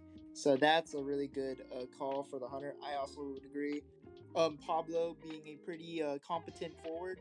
We pretty much know him to have played forward for like almost all his time in IDV, I'm pretty sure. And the hunter's just like, nah, I ain't trying to deal with that. I ain't trying to deal with that. They're saying, nah, fam, not today. Not fam, today. you got to hold that one. You got to hold boop forward block. Now, on the other hand, they will get the priestess. So even though he says, nah, fam, the survivors say, oh, nah, fam, we're getting the priestess in here now. The survivor says, you may have taken away our battering ram, but you didn't take away our subway, our underground railroad. Oh yeah, the underground railroad, maybe the above ground railroad, through building railroad. Interesting enough, first ever heard through building railroad. Man is also locked in. I'm just saying. So their reconnaissance is also going to be tip top in this match. Absolutely. So we got our first two picks here. We got the subway station. And we got the, what would you call this here, Miki? We got the binoculars. The binoculars, yes, the binocular station. And the hunter actually banned mechanic. We've been seeing a lot of mechanic bans. I've said before, I just don't feel like mechanic is that great anymore. Mostly because you have two bodies, and you have to hide both of them. In the past, you could just kind of have the bot as a bait, and even if it died, the reason it worked was because the reason it's okay if it dies is because it could still finish the cycle. Nowadays, that's not true. And because that's not true, hunter actually doesn't have to worry about mechanic. Therefore, they can actually start chasing another one. Therefore, the survivors actually have a dead brick on their teams, I like to say. The best that mechanic could do is like do a rescue, so the other teammates who decode faster can take over from mechanic while she does the stuff that doesn't require decoding. And we have the mercenary as the third pick here. Miki, do you want to know why they picked mercenary third pick instead of the first and second pick? I would say that what's it called? Mercenary, right there, you're betting on black that Seer and Priestess are pretty strong on their own. So even if they did ban Merc, I think it's a great third pick because like you won't want to pick Merc last because then the hunter has all that time to think it through. But I feel like they took a gamble right there and it did work out for them indeed. I think Priestess Seer is commonly seen with mechanics, so therefore Hunter thought that was their synergy, but I guess they slid in Merc. And Merc is a great pick because Merc is what I call the glue of the team. Every teammate looks really strong paired with a mercenary. But if they don't have him, the glue, it falls apart. Like wood chips without glue. Like they'll fall apart. So Merc that is very true. I actually like to call Mercenary the heart of the team because when Mercenary exists, he chooses the flow of the game. He chooses, do you rescue this? Do you not rescue this? He can really do anything. He can do any rescue. The question is, should you do the rescue? So he's not a survivor that depends on, oh, it has to be this exact scenario. No, he can work with any scenario. The question is, should you do the scenario? It's not like that he can't do the rescue. It's that should you. And Mercenary, unlike a lot of rescuers in this game, Mercenary has that ability to choose. I believe we have a prisoner as the third ban. Very interesting. Prisoner, not anyway a first ban pick. A first round pick. And we definitely see that these survivors are going for the typical stuff that you see in China. So I'm a little. I would kind of disagree with the prisoner ban because maybe if this was a team, because we've seen a lot of off-meta teams, you know, and there's nothing wrong with that. That they like to pick prisoner. In that case, banning the prisoner is good. In that case, but in this case, it looks like they're going for a very classic setup. Look at this, the Acrobat 4th pick, amazing survivor on this map. Just in general, amazing survivor. Miki, you mentioned before how much you love playing Acrobat. What about now, man? Now it's like now he's a little broken. I'll say now I feel like it's like the same way that my friend said they felt about Magician back when he got his buff. It's like it feels like they kind of got SugarBabied a little too much. So what I think about Acrobat is that the best thing, all they needed to do was keep his standard like buffs and nerfs or whatever, and then just let him move. All you needed to do was let him move. But dude, Nettie's I know exactly what you mean. The roll was kind of unnecessary. The roll just let him move. Like he's already broken when you can jump while you can mind game. It's like a little that's how it is about it. And look at this, Miki. Oh wait, you want to go keep going? Yeah. So I was thinking that I'm looking at Persona webs right now, and we got Merc Tide Turner, obviously, Priestess Seer Chungus, and Acro Tide Turner. We got the Chungus. I was actually told it's Chungo, I think. Guys, it's not Chungus. I would like to call it Chungus. But anyway, it's like what was the Acrobat's build? Acrobat with Tide as well. Cool. Tide, yeah. Awesome. And from the Hunter, I'm actually, I was not expecting this. But you know what? Maybe I should have with the Mechanic and Prisoner. I was just kind of used to like something maybe like a Naiad at this point, because I wasn't expecting there to be like S-tier Hunter picks. But we actually see the wheel. We see the wheel here. And wheel is an amazing Hunter on this map. Because there's so few windows, and even the windows that there are, they're usually crap against a wheel. So this is a great example of can this team work together against this wheel, because this is going to take a lot of teamwork, and they don't have a forward. But now looking at the bans, the wheel makes a lot of sense. Every time wheel chases a robot, they can't just like chase it easily. They have to first get out of wheel. All that exactly. Animation will actually buy survivors a lot of time, and Wheel is a hunter that does not like to deal with transforming a lot. Like, y'all might not think about it, but at the top level, whenever every second counts, and Wheel having those 5 seconds every time he can't transform, imagine he finds bot. Even if bot just willingly gives up, that's 5 seconds, he hits bot. It's 7 seconds nowadays. It's 7. Yeah, it's 7 seconds, exactly. And that's 14 seconds wasted just by hitting the bot, transforming, and going back. Exactly. So it saves him a lot of time. Absolutely. Saves him so much time. But and real quickly... Hard oh, yeah. Because Acrobat can just jump away. Real quickly, we actually saw a spawn selection that I've been talking about throughout this tournament, is that they're not committing to corners. They're starting in the middle of the map, not starting in corners, because now no matter if the hunter starts on the sides or in the corner, that survivor has the choice of moving. Okay, if the hunter spawns corner house, I can still go fake gate. Fake gate still has a really good palette with those 2 windows and palette combo, and that's really, really good for the survivors. The fact that they've given themselves this choice, and this is how you can see that these survivors are already, just from the start, very high caliber, just because they already know from the start that positioning matters, that order matters. Oh, Roy is not moving at all yet. Oh, there might be some lag going on here. Technical difficulties, maybe? Alright. Alright, so... do have a pause, and I'm going to adjust my mic. Because yes. I think I'm quiet right now, he said. Let me see. Let me turn up my sensitivity. So as we wait here, as we've said before, let's take a look a little bit at the spawn selection. Seer did start at Graveyard. We can see right here that RV Pablo Acrobat is going straight to Corner House. I think the idea there was that he was going to be the chase target, but because the hunter wasn't able to move right away, it actually allowed him to just immediately get to the corner house, which is already a huge disadvantage for the hunter. So I wouldn't be surprised if we see a restart here, because that's pretty much game losing already. The best target is now not such a best target. They have Seer and Graveyard, so Seer is literally not an option. Mercenary at middle, so that's not an option. And the Priestess is the other best choice, but even then. not super great because she's gonna save her portals until the wheel's out of wheel form. So we're just waiting here. Also the 2-story attempts, like if a wheel sees Priestess go to 2-story buildings, create an elevator portal, and it's not against a wall, GG's, gotta change target, go away, bye-bye, you know. That is true. She might actually be doing that as we speak. No, Priestess has that 10% decode actually, so it looks like she just immediately started on a Cypher. You know what? Maybe Mercenary's in the middle, maybe she's at the Geisha house. I didn't get to see the Cypher layout because we're paused right now. No, we might literally. see it restart.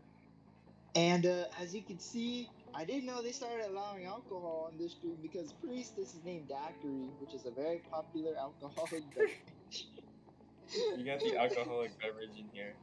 Guys, we only got 187 seconds before the pause ends. Time is ticking, 5 minutes for everything to get set up. We're almost for sure gonna see a restart here. Oh no, production restarting. Are they gonna reset? Let's see. No, they're going right into it. Mercenary accidentally wasted an elbow pad. Oh no! That's really bad. He's now one elbow pad down. But he's gonna start looping can. Ooh, he has the portal. If he needs it, the portal is there, but Wheel's gonna have to give up. And at this point, this is a complete mess because the Wheel is at a disadvantage right now. Didn't get to see, at the very least, where Acrobat went. So now they should be finding out Acrobat. This is a huge, Basement is here. Because he did see 2 survivors he could not already chase. And Acrobat's not exactly easy for a Wheel to kill either. No, not at all. Without taking too much. He's one of the harder survivors to catch just because every time you try to get out a Wheel, he's going to take advantage of that animation. He's already jumping away. In fact, right here would be a great place to mudball him. Or something like that. Does he have the blink? He does have the blink, but he missed! No, not the ball! Oh, that's tragic! Okay, so basically what happened there is he accidentally jumped to that barrel on the left there. That little box instead of over the pallet, and you cannot jump over that barrel, I don't believe so. There is some stuff on Eversv you can jump over, but that is not one of them. As the Acrobat guru myself, I definitely know that's correct. You cannot jump over that barrel, that pallet. And also, aiming for pallet corners can sometimes push you on the wrong side. Oh, by the way, Miki, do you remember this situation with the Mercenary we had yesterday? Same exact situation. Look at this. Mercenary, unlike yesterday, this Mercenary made sure not to take the first spike hit because he knows the first spike hit is key to whether he can make this rescue. Now, granted, it's a little different because yesterday it was already full presence, so that means after the first spike hit, you cannot wait. But same situation here if you don't want to get double hit. This is really unfortunate for this Acrobat. Now. Don't be full. Alright, cool. Not full presence is pretty important, but a strong start for this breaking wheel. Second share already going down, and the basement at that too. This a surprising comeback. But it's all thanks to Blink really. So if this situation ever happens, now we're not talking about disconnection. We're talking about you getting kited hard. But I suppose if a disconnection happens, Blink will also save you as Wheel. Blink we're actually gonna get reliable as insurance. We're gonna get a decent portal rescue. The problem is the Priestess got spotted already. Oh, and she got it! And she did get it. And this Wheel is not able to go down the portal because as Wheel, you cannot go down vertical portals unless you're not moving. And the only way to do that... Yeah, let's see. No Tiger, so we're gonna need a body lock. Or a Seer Owl! I did not think about that. Going down right there by the Seer. Also, that timing was frame perfect. Beautiful job. Oh my goodness. That was nice. So this is gonna be a game changer. Ooh, falling down it might seem foolish there to do that, but I think it actually makes fine sense. Now he is still gonna die, but granted, it actually was valid to do that there because that's extra time that the Hunter has to fall down. So besides, like, instead of just keep walking straight and then taking the hit, it saved him like a few seconds. Every second does count. But he will die, unfortunately. We can talk at the end later about maybe what could have been done better. But right here we got the Seer kiting now. Sapphire. Ooh, gonna take that. Using the flywheel right there. Getting hit through the pallet, that really sucks. Use the Chungus effectively there. Took a hit. At least they survived. It's not preferable though, because now it puts this Wheel so far ahead. Look at how much time that saved. by being able to enter the window immediately. I like how he found the priestess just because he used the sound cue for getting spiked. I don't think he saw her over there, but as soon as you heard For the real. he like turned around. He's like, oh, someone's here. Oh yeah, so that really sucks. I probably wouldn't have stayed so close to the corner, but Oh, that's a it great was- transform. Oh god, That's a yeah, she's dead now. fantastic Whoa, transform. whoa! Oh my goodness, that still counts? Oh my god! That's dumb. The trap She's still going counts. crazy right now. The trap just counted on the other side. That's wonderful. She dropped. They dropped. The priestess dropped it, and it just counted on the other side. Even though that's the thing about traps. There's a ridiculous hitbox from those things. Yeah, it's okay. Now- We got another cipher going on over. Let's take a look at that other cipher. Actually, that other cipher is actually almost prime Miki. And look at this. This mercenary. Look at this. Knows that the moment he takes the first spike hit, he needs to rescue because he needs to do the rescue. Awesome. Sapphire going for the pop because the teammates are probably telling her already that the hunter is switching targets. So that was a great pop. And this wheel is struggling to maintain their control. Yeah. Well, that was a really good. Switch That right yes, there. that on the other was amazing. Stick on the trap probably. I will say the full presence, the wheel coming out of the wheel is a little bit premature because they need to play around flywheel because by getting out a wheel like that, you cost your team. You cost yourself as the hunter. I guess the hunter's team. You cost yourself so much by doing that. And it actually may result in a dungeon. It might result in a dungeon. Oh my goodness! Oh my goodness. So by getting out of the wheel early instead of just going for the second hit, Yeah, that actually Hunter's allowed the second hit was priestess to pretty now good. flywheel it, allowed her to stay alive long enough for the dungeon. So if the hunter could play it a little bit differently, what they should have done is they should have, instead of relying on their full presence, instead of immediately switching like out of their wheel, because the priestess can flywheel that, they should have instead gone for the second spike, then came out. So now even a flywheel will not save her because she's already taking that second hit. In that situation, that was the difference between a tie and a win right there. Wow. So that's gonna put Team SugarBabies on the board right there. A 3-man escape and a well-earned 1-2, I would say, Sikey. But like you said, Wheel did not need to get that greedy with the transformation full presence because you already know this priestess very much has flywheel.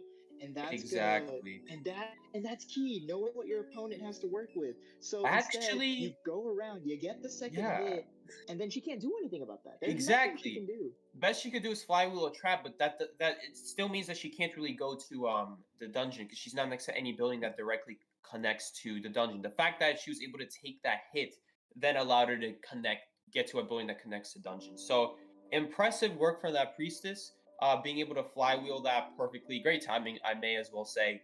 Beautiful timing from that flywheel. And who was that? I think that was the alcohol. I only get to Daiquiri, the alcohol. Valkyrie taking out the dungeon escape, securing the win. So now the hunter actually only has to tie for their team. So they could just pick a more tie-oriented character. But I have a feeling Cthulhunax is anyway just going to go Dreamage because Dreamage is anyway so good at tying. So strong at tying. Oh my god. Seriously, there's very few things a survivor can do on the first kite against Dreamage because traits in this game were designed to be unkiteable. So the fact that there's a hunter that can just spam traits therefore makes the first chase almost impossible to kite. The thing is, also with the breaking wheel, I'm pretty sure Blink would have been available even if they flywheeled the trap. Blink was probably coming up soon. Yeah, you're right. So even then, there was still Blink. Speaking of which, early game, what could have been done early game a little bit better? I would say, probably something that the acrobat could have done a little bit better, Pablo, just to prevent the blink, because by dropping that pallet, you surrender yourself to the blink. But if he used the ball, and it may seem confusing why he used the ball, but he actually had a great area to use the ball in, right there.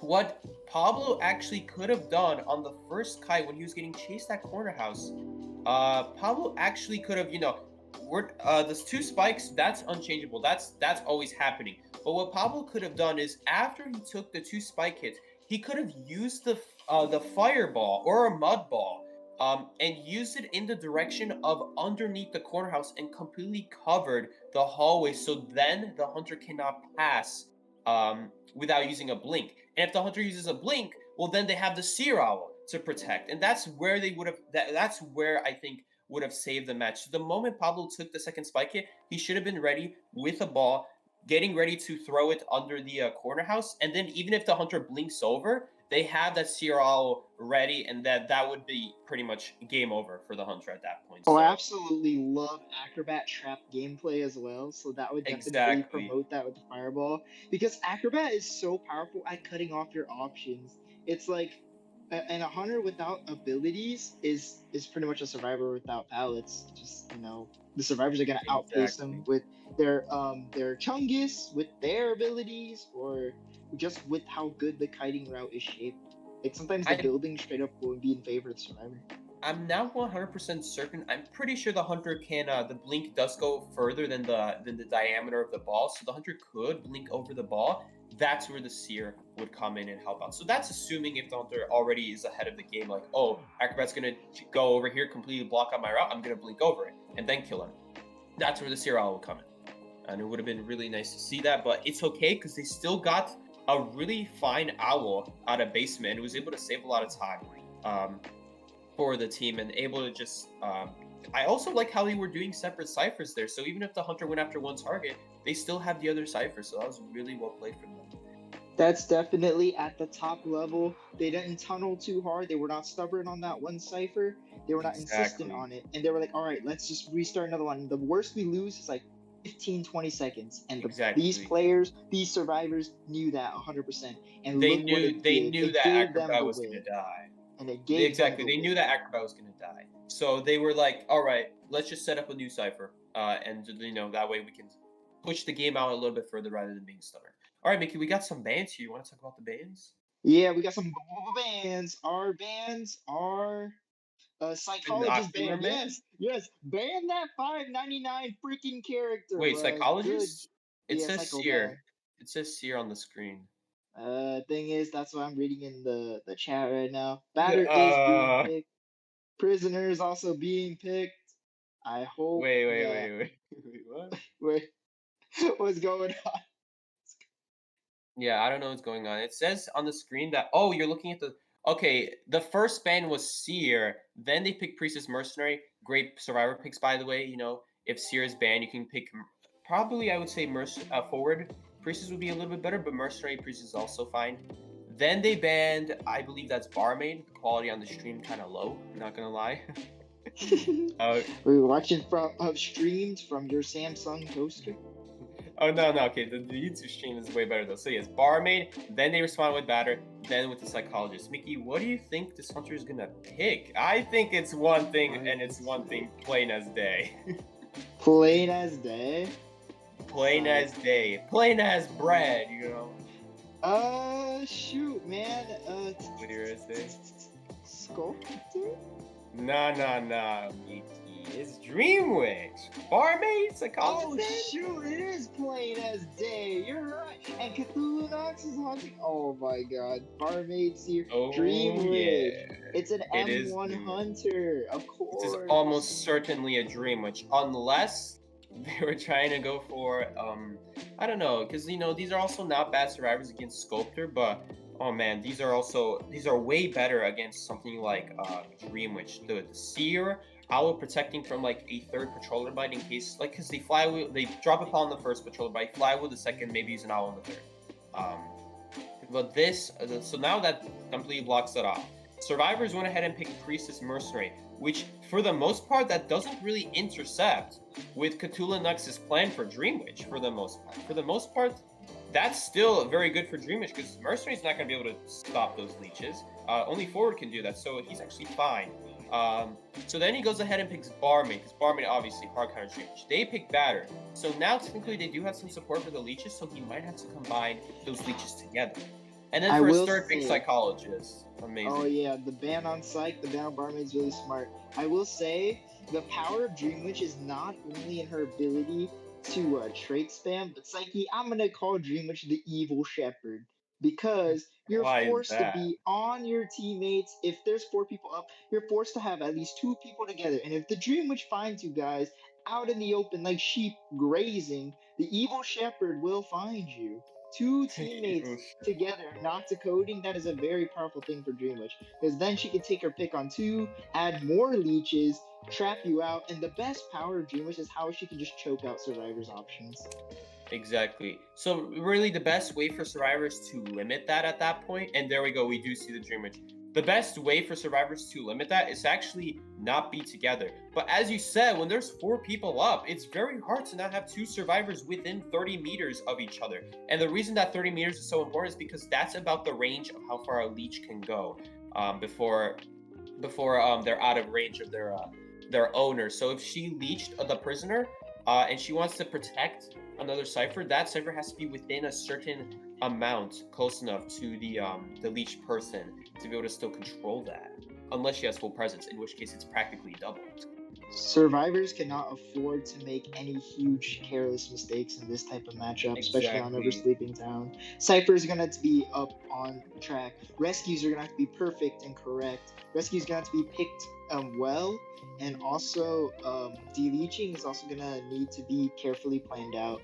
If Dream Witch catches you lacking any single way, it can be a huge advantage for her, and she can snowball quite heavily.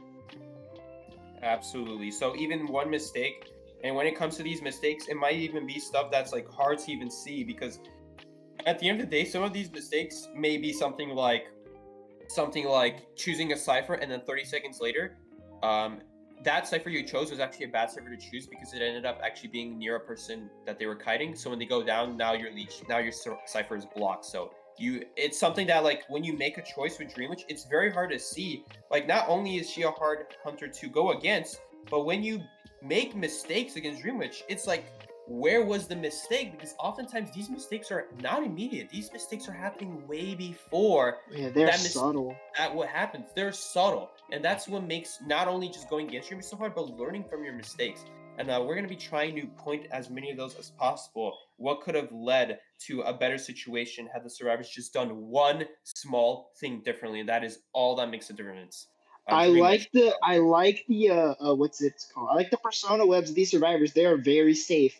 Priestess, Merc, Ty Turner, and Batter is the only one with Flywheel. Prisoner having broken windows. They are playing it safe. They are not gonna afford any risks. Unfortunately, the prisoner has broken windows, which obviously Flywheel would be a little bit better, because for those that don't know, Flywheel does cancel patroller bites. It does prevent one patroller bite as long as you time it correctly. And you can time it. For those wondering how do you time it, the patroller bites every 5 seconds, and in the top left there's a timer that says when you're going to get bit. It's every 15, 10, and 5. That's when you use the Flywheel. That's when you drop the pellet to prevent the bite. But here we go. We're going into the map selection phase, and we're seeing the corners again. You know how I feel about corners. Yeah, your traps. You can't go anywhere when there's corners. And the Dream Witch especially. Oh, Lord. She's going to cut you off from any Oh, man. So right away, the Priestess is kind of trapped in Corner House. If she tries to go away from Corner House, well, her options are literally nothing. Or go middle, which is also Batter stuck too, can't move forward. Otherwise, like Batter can't do exactly. Batter can't go to graveyard prisoners there. Batter can't really walk forward. It's just a bunch of railroads, emptiness, nothing. Not ideal spawns right away from the start. So this is probably gonna cost them in the long run here. So right away, could do a little bit better with the position. Did you know this skin is banned in China? By the way, it was too. Really? Scary. Is it too vulgar? It's too scary. Interesting. It's too scary. It's a horror game.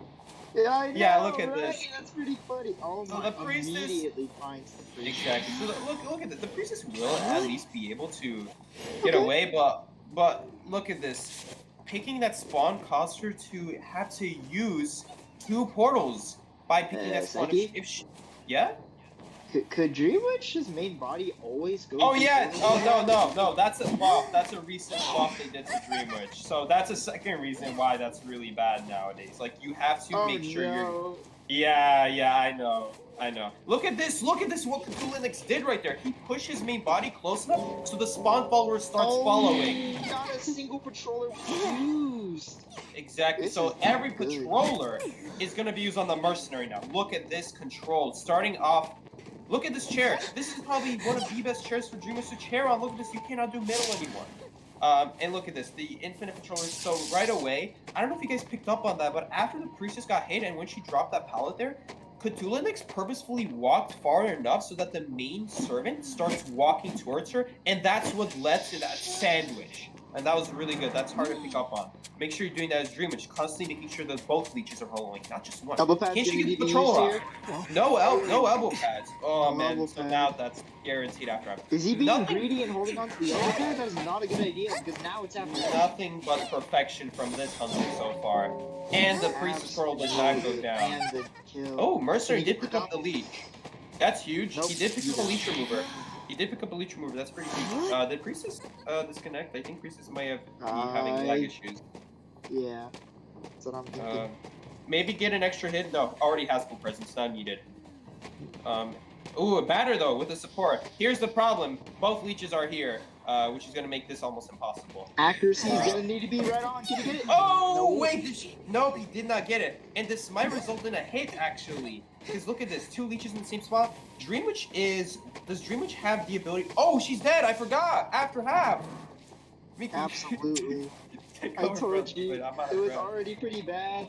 Also, not to mention, Merc not choosing to use an elbow pad there to secure before half was costly. Because had he elbow pad right there, Sikey, he'd be closer to the chair, Patroller would have to run a little further, and he would have just enough time to grab her off the chair while My she's still in goodness, control. look at this leech positioning. Push the leech The farther away. on evil purpose. shepherd, I'm telling you! look! Exactly! Trying to put 2 survivors in the same spot, that is the problem. That really sucks. And they're still trying to control middle. I would have left middle long ago at this point. Middle is At a, least- a war zone right here. He's betting on black Ooh, staying this here. is not a Can he good go away position. unscathed? Good Okay. flywheel. Good flywheel. It wasn't, and maybe not a. Oh, look at this spawn follower! This spawn follower! Oh my Following the goodness. main body! Cthulhu, even I didn't see that ahead of time. Cthulhu pushed the spawn follower on purpose outside of range so that it conveniently matches up with Batter's positioning, already pushing Now him in the right that is spot. great placement of his leech. right there, Holy and spawn moly. mode. And look, now they're going to meet each other on the other sides too. Oh if he my gets goodness, rid of so- this one, she's coming over to the other side. Look Cthulhu at is this. This covering all leech. ground. Look at this, controlling this Cyrus, so now Prisoner can't even do middle. He has to literally walk over to it now. A little bit of mistakes with the leeches here. This I will say a little bit mistakes here because now the leech is not in the spot he needs it to be. Now, oh, the I leech will almost say- got ran over. Batter is doing a great job right here. He didn't get fooled by leech position, and Yeah. another pallet stun goes off. A few However, he's mistakes here now. now. Ooh, okay. Oh my goodness, this might actually cost him now. There's too many mistakes being done in a row. Okay, he was able to use a blink trump card combo there.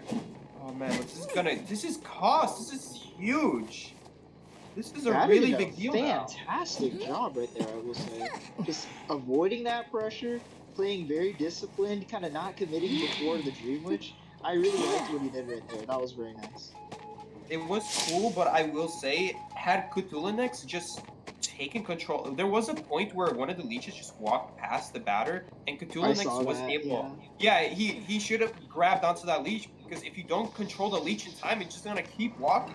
That's exactly what Mark's happened. gonna Maybe. learn from his mistakes and get this before half, I hope. Oh no, he's pressuring a terror shock. Nice, just barely didn't get terror Beautiful shock. before half rescue, just That barely. was- Okay, great blink there. I mean, obviously, I want to complimenting a blink, but oh my goodness, this sucks. This sucks. Look at this strategic blink with the main body, getting closer to the cyber so she can leech sooner. She has to Yeah. watch out though. She cannot let. Oh, these leeches are constantly in the corner. This is costing big time. No. How did I Hit. hit it? What the heck? No shot. What? She's got quite the wide hitbox. She's gonna force another hit. Why did he keep shooting there? Ooh. I don't know. But now he What got happened to scratched her? in the face. Oh my goodness. The Dream Witch with her accessory just slaps the survivor to death. I never noticed that before. You should see how far it knocks them back too. It's really funny. It's like, dang, she got a hand on her, bro. Must lift Bro, 50s or something on the do not daily. mess with her. Do not mess with her. This is not This is not one of these types. I of know she money. looks scrawny, y'all, but she hits the gym. That's a 50-pound hand right there. That Do was not good. underestimate the size of that bicep. What a sneaky rescue. Can Batter? Does Batter work with? Yes, he has does a have flywheel. chalice, though. No balls though. Zero. Go That's zero. balls. Can the prisoner Castrated. pop this? Let's take Cypher. Oh my goodness, don't say that. Let's take a look at Cypher progress. 60 on faking, 50 at Island. Yep, that's not enough. That's not enough. Dungeon is here. Two. So Oh, yeah, so- Cthulhu is the one who needed to secure, you said at least a tie to tie up? Hold up. Let me remember. Okay, the last team. Okay, no, yeah, he just needs a tie here and they win the round, so it's already a win for our. Great job for Sugar Team Babies. taking round one. Sugar Babies. If only the other team was called Sugar Daddy, we would have had a great combo. Anyway, the sugar teams. the sugar combo. Hey, but we got this team. You got to remember their name. Their name is Never Stay Down, so they are not going to be deterred by this whatsoever. Yes, and they're going to absolutely. come back round two, and I'm excited to see Cthulhu what they're next. ready to Oh pull. no, Cthulhu next. It's so weird. Cthulhu next is positioning here, moving the main body there. Of all places. It's a little confusing. Maybe he just came to check. Maybe he didn't see the Mercer's already at that sector. Yeah, there's a blink, so it's only a There's a matter blink. of time. Yep, this is the game of attrition. Now he needs to find Pikabron and kind of just put him down. And there it is. Mm-hmm. So Sikey, like you said, early positioning choice. That's exactly what caused the priestess right there. Exactly. Even There- picking her spot. Yeah. There's not a whole lot that could be said, like in terms of the kite, because the kite, well, she didn't really have a choice. That's Yeah, the she did card she not. dealt. That was the card she was dealt to herself, and So the she Merchant doesn't ran have every much of an card. option. Mercenary, I do believe, still has self-revive. No, he does not. It's you guys can actually see on the right of the screen, the traits that the survivor has are like grayed out if they do not have them, and light up if they do have them. So, oh, look at I'm this so body glad block. they did that. And Yes, so we do get to show it off. The BM blinking at the end just to show they had an extra blink. Neither side has a self-recovery at this point. That is the game a is over. successful dominant 4K by Cthulhu Nox. A very nice job by him. Showing why Dream Witch is still on top of the board. Exactly. Let's take a look at these stats here. Absolutely dominant show from Cthulhu Next. Just absolutely putting the hammer on this survivor early game. That early game down led to the mid game being completely busted. Because of that early game down, not only was that down fast, that down was in the middle of the map. Why is that such a big deal? Well, as every hunter, it's a big deal, but Dreamwitch especially, because Dreamwitch has way more reach with those leeches. She reached with the leech. Yep, she reached with the leech.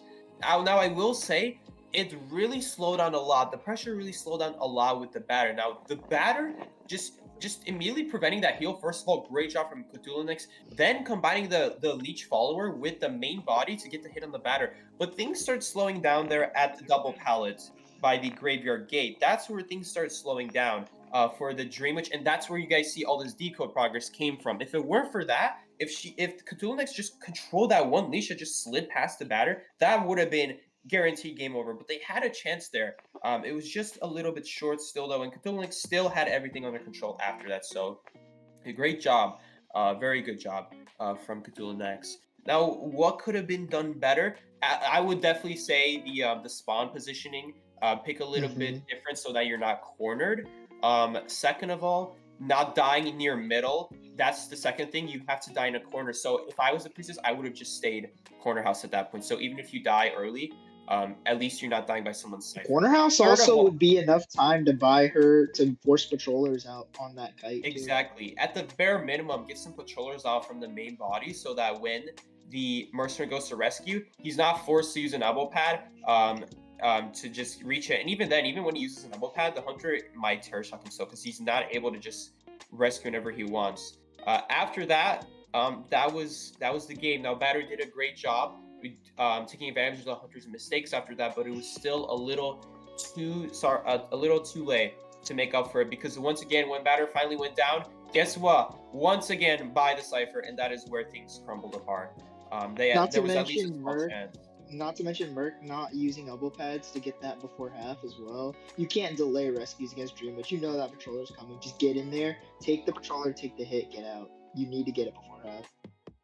What I love about that Cthulhu is doing a few times, you guys could actually see this. Now, this actually makes sense. Now that I think about it, you remember how one time I mentioned why is Cthulhu going to Courthouse instead of directly to the Mercenary? I'm realizing why. It's because he doesn't want to notify the survivor that he's within 20 meters of the main body. And that's what that's pretty going smart. back. Going back to the black sheep thing that you said where the survivors were trying to heal at middle, why was Cthulhu not just directly sitting on top of them when the leech follower was finally coming back? It's like he wants the leech to be far enough away where it starts following. Why didn't he just start walking back to the survivors once it started following? Very important reason why. Because he doesn't want to alert them until the leech is right next to them. Then he gives them the alert. The survivors see there's an alert. Too late. The leech is already next to them because he perfectly timed it so they get the alert right as the leech comes. So that was another small thing from Cthulhu. That's just mastery of your character, man. Like knowing what their disadvantage is and using it to your advantage. Like that's simply mastery of your character. So without a doubt, SugarBabies will take this one home. This round one home at least. They still gotta win another round. And ASB though, they can still win round 2 or tie round 2. And this will at least give them a chance to win round 3. Now, but they will have to win at least one of these rounds if they don't want to lose out at this point. Now, the points is massive, 8-1, but that's not important. What matters is who won the round. That counts as 1 point. It really only matters if people keep tying, in which case it starts going to round 3 and then overtime, and then it's based off of time if they tie again. So really, this is about who wins round. Oh yeah, it gets real confusing whenever it gets to the point where you tied so many times that it's like it's whoever finishes the game faster. Exactly. So it's not about the points. The points are round specific. They do not move on to the next round. So after round 1, whoever had more points gets the point, 1 point, and then round 2, everyone starts on a clean slate. Besides that team that got 1 point for winning the round. Yeah, so that's guys, why... there's no rolling over. There's no rolling over points. This is not your mobile data plan. So it's not like ASB needs to get a 3-man escape here, followed by their hunter also getting a 4-man to tie things up. No. They just need to get enough points for that specific round. After that, they start from 0 again. Just so no team feels like they're ever because look at this. If this was point continuous, then this would be basically almost impossible to come back from. But now they still have a chance.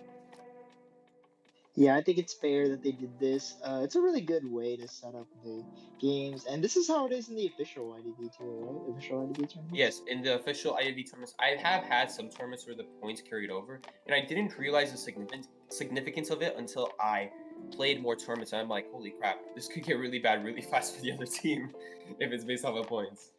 It basically would psych them out, give them no chance at coming back, but with this, everyone has an equal chance of winning the match.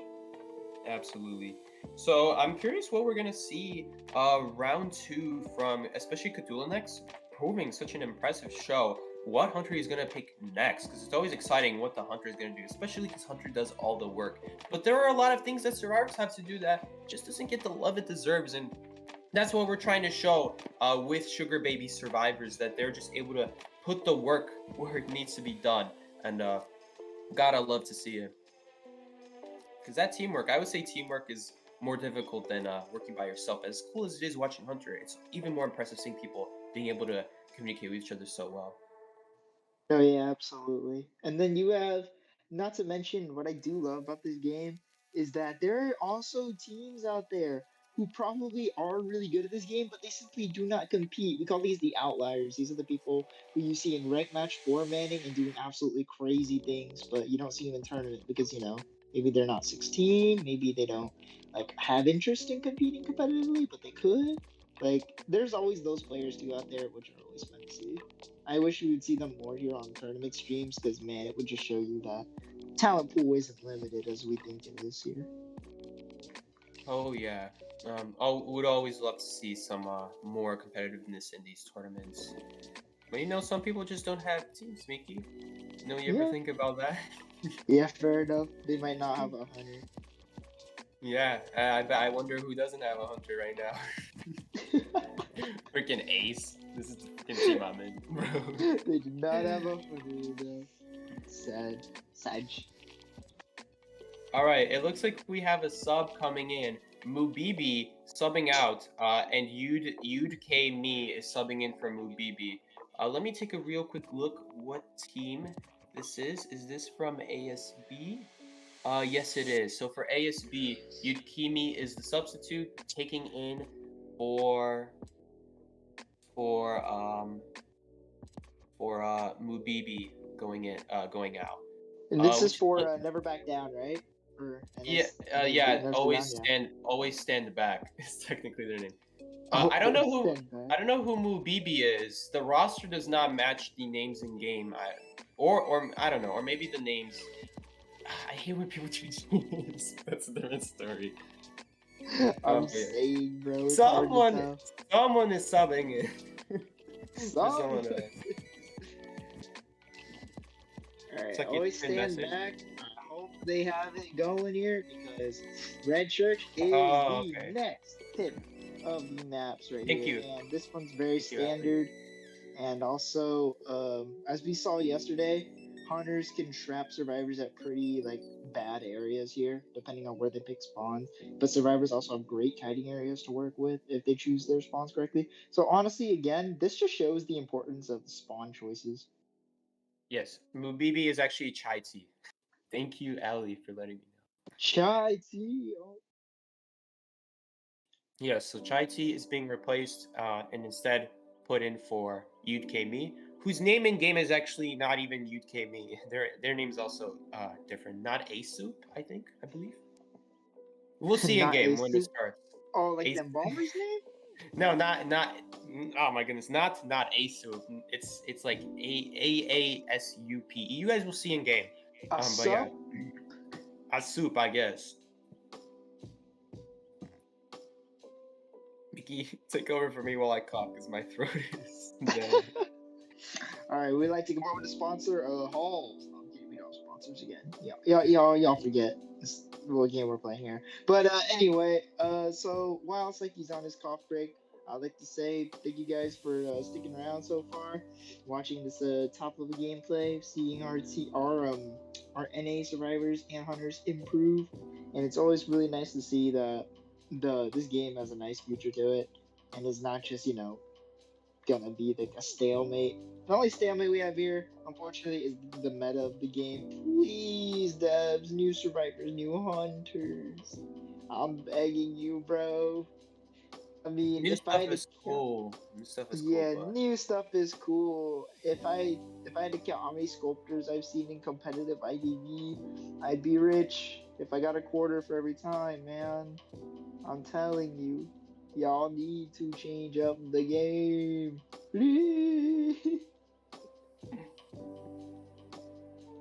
Alright, so we're gonna be going into bans shortly here, I'll say.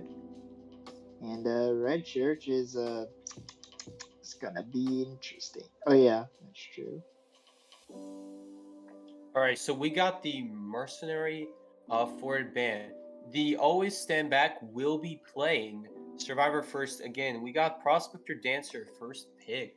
Very interesting. I don't think Cthulhu Next was gonna ban that, so they should have saved that for later. But maybe I'm wrong. Maybe they would. Maybe they would. I don't know. I don't know, man. Dancer could provide a good threat, but this is a pretty good band coming out from them, Sculptor band. Although I will say, Sculptor band, do they want to face problem. Dream Witch again, though? Again, you're right, Miki. This is once again, who picked the map? Because if SugarBabies pick the map, they're definitely going for like the Dream Witch setup again.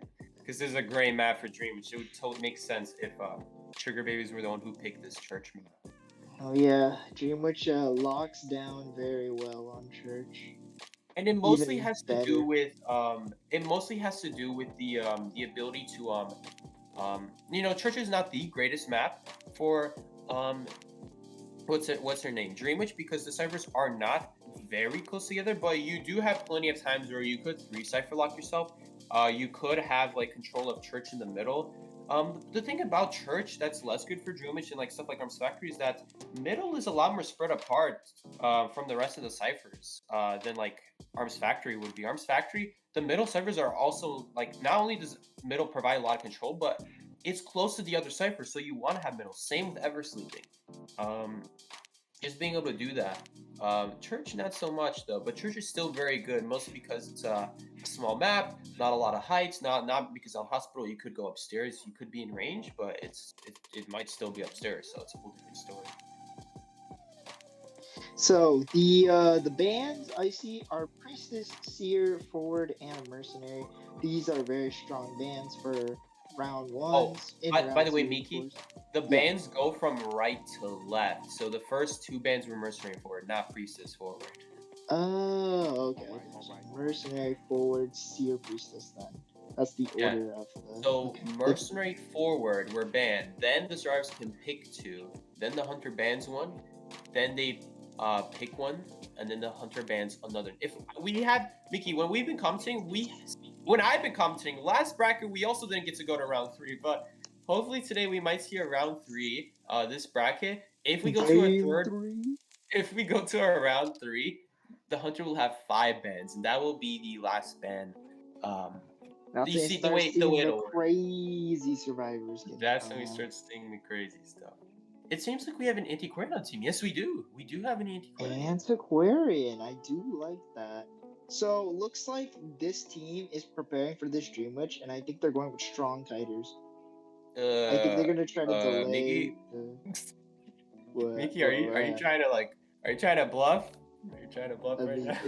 Yeah, maybe a little, but like, I mean, look, these guys, they excel at what they do. They don't do nothing for each other. I will say, this is not. I gotta be honest with you guys, because like I'm not trying to be mean or anything, but the problem with it is like it's very weak to Dream Witch right now, especially First Officer. Like you could use a watch. No Perfumer, no. That would have been Perfumer, Gravekeeper. Maybe? We'll see though. Wait a minute. Oh, okay, my bad. I see Pablo joining. Wait a minute. I see Pablo. Wait, did you read the pick? SugarBabies is playing Survivors. Are they trolling? Why would they? SugarBabies, what are you doing? Wait. So SugarBabies are the survivors, not the Hunters. SugarBabies are the survivors. Okay, my so bad. it's not Dream Witch then.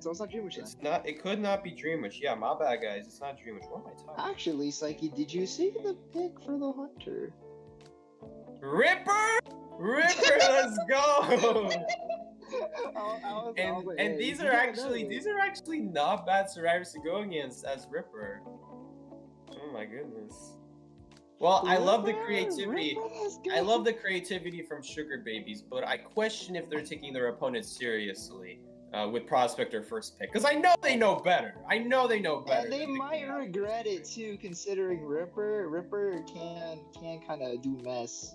You want to talk about Ripper's strengths, Mikis? Because I know you and me both really like Ripper. And we love Ripper. Ripper has one of the best abilities in the game, which is hitting a survivor without any type of animation. And the only problem is his swing is a little too slow, but his strengths are his speed, his also the fact that you can waste any ability against him. A good Ripper will just wait them all out and then hit you when it's guaranteed to hit. A good Ripper will never guess. He will only hit when he knows that you're getting hit. Now, I do have some bad news for this Ripper. Everyone has Flywheel except the First Officer. So this is another... Look, Ripper was already... I feel like Ripper was underrated before Flywheel, but after Flywheel's existence, this is the way Ripper works. Ripper trades his ability for the survivor's ability. And as Miki mentioned, some survivors, they cannot wait last second. Some survivors like Patient, like Mercenary, like Forward, they have to use their ability before the Ripper uses their ability. In which case, the Ripper's just going to keep pulling the Foggy Blade. And the way Ripper works is he is almost exactly like Blood Queen. The difference between Blood Queen and Ripper is Blood Queen can do it from a range. Ripper can do it close up. But the difference is with Ripper, he gets no recovery. That's his advantage. Now, as long as Ripper is within range, it's guaranteed. If you stun Ripper, and if he started an attack, the Foggy comes out. Yes. For those that don't know, if you stun Ripper, and if he started the attack, the Foggy will still come out. So if you stun him, you'll have times where the Foggy might still come out like half a second later because he started the attack technically. If you don't drop the pallet, he's gonna walk through it because a good Ripper knows that if you stun him, he's still safe. So he's always gonna walk through it. And when he walks through it, he'll also hit you. So pallets are not the key with him. The key with him is boosting away, using your abilities. And that's how you beat Ripper. Just like with Blood Queen, except Ripper can only do it up close. So he just gets countered by boost as well. So yeah, besides First Officer, everyone has Flywheel. First Officer with the Tide. But besides that, these are fine Survivors Ripper to go against. It's just their builds are not good. This is the second problem with Ripper. Oh yes, great picks again. Miki, you want to talk about the picks? The selection picks? Oh, the spot picks? Look, Yeah. look guys, the difference between the experienced survivors and the wee-nilly survivors. You see this? They are picking areas where they can go anywhere they want. And Aquarian can choose between, has a very strong start shack, but can go back corner. Prospector starts in the middle, can go anywhere.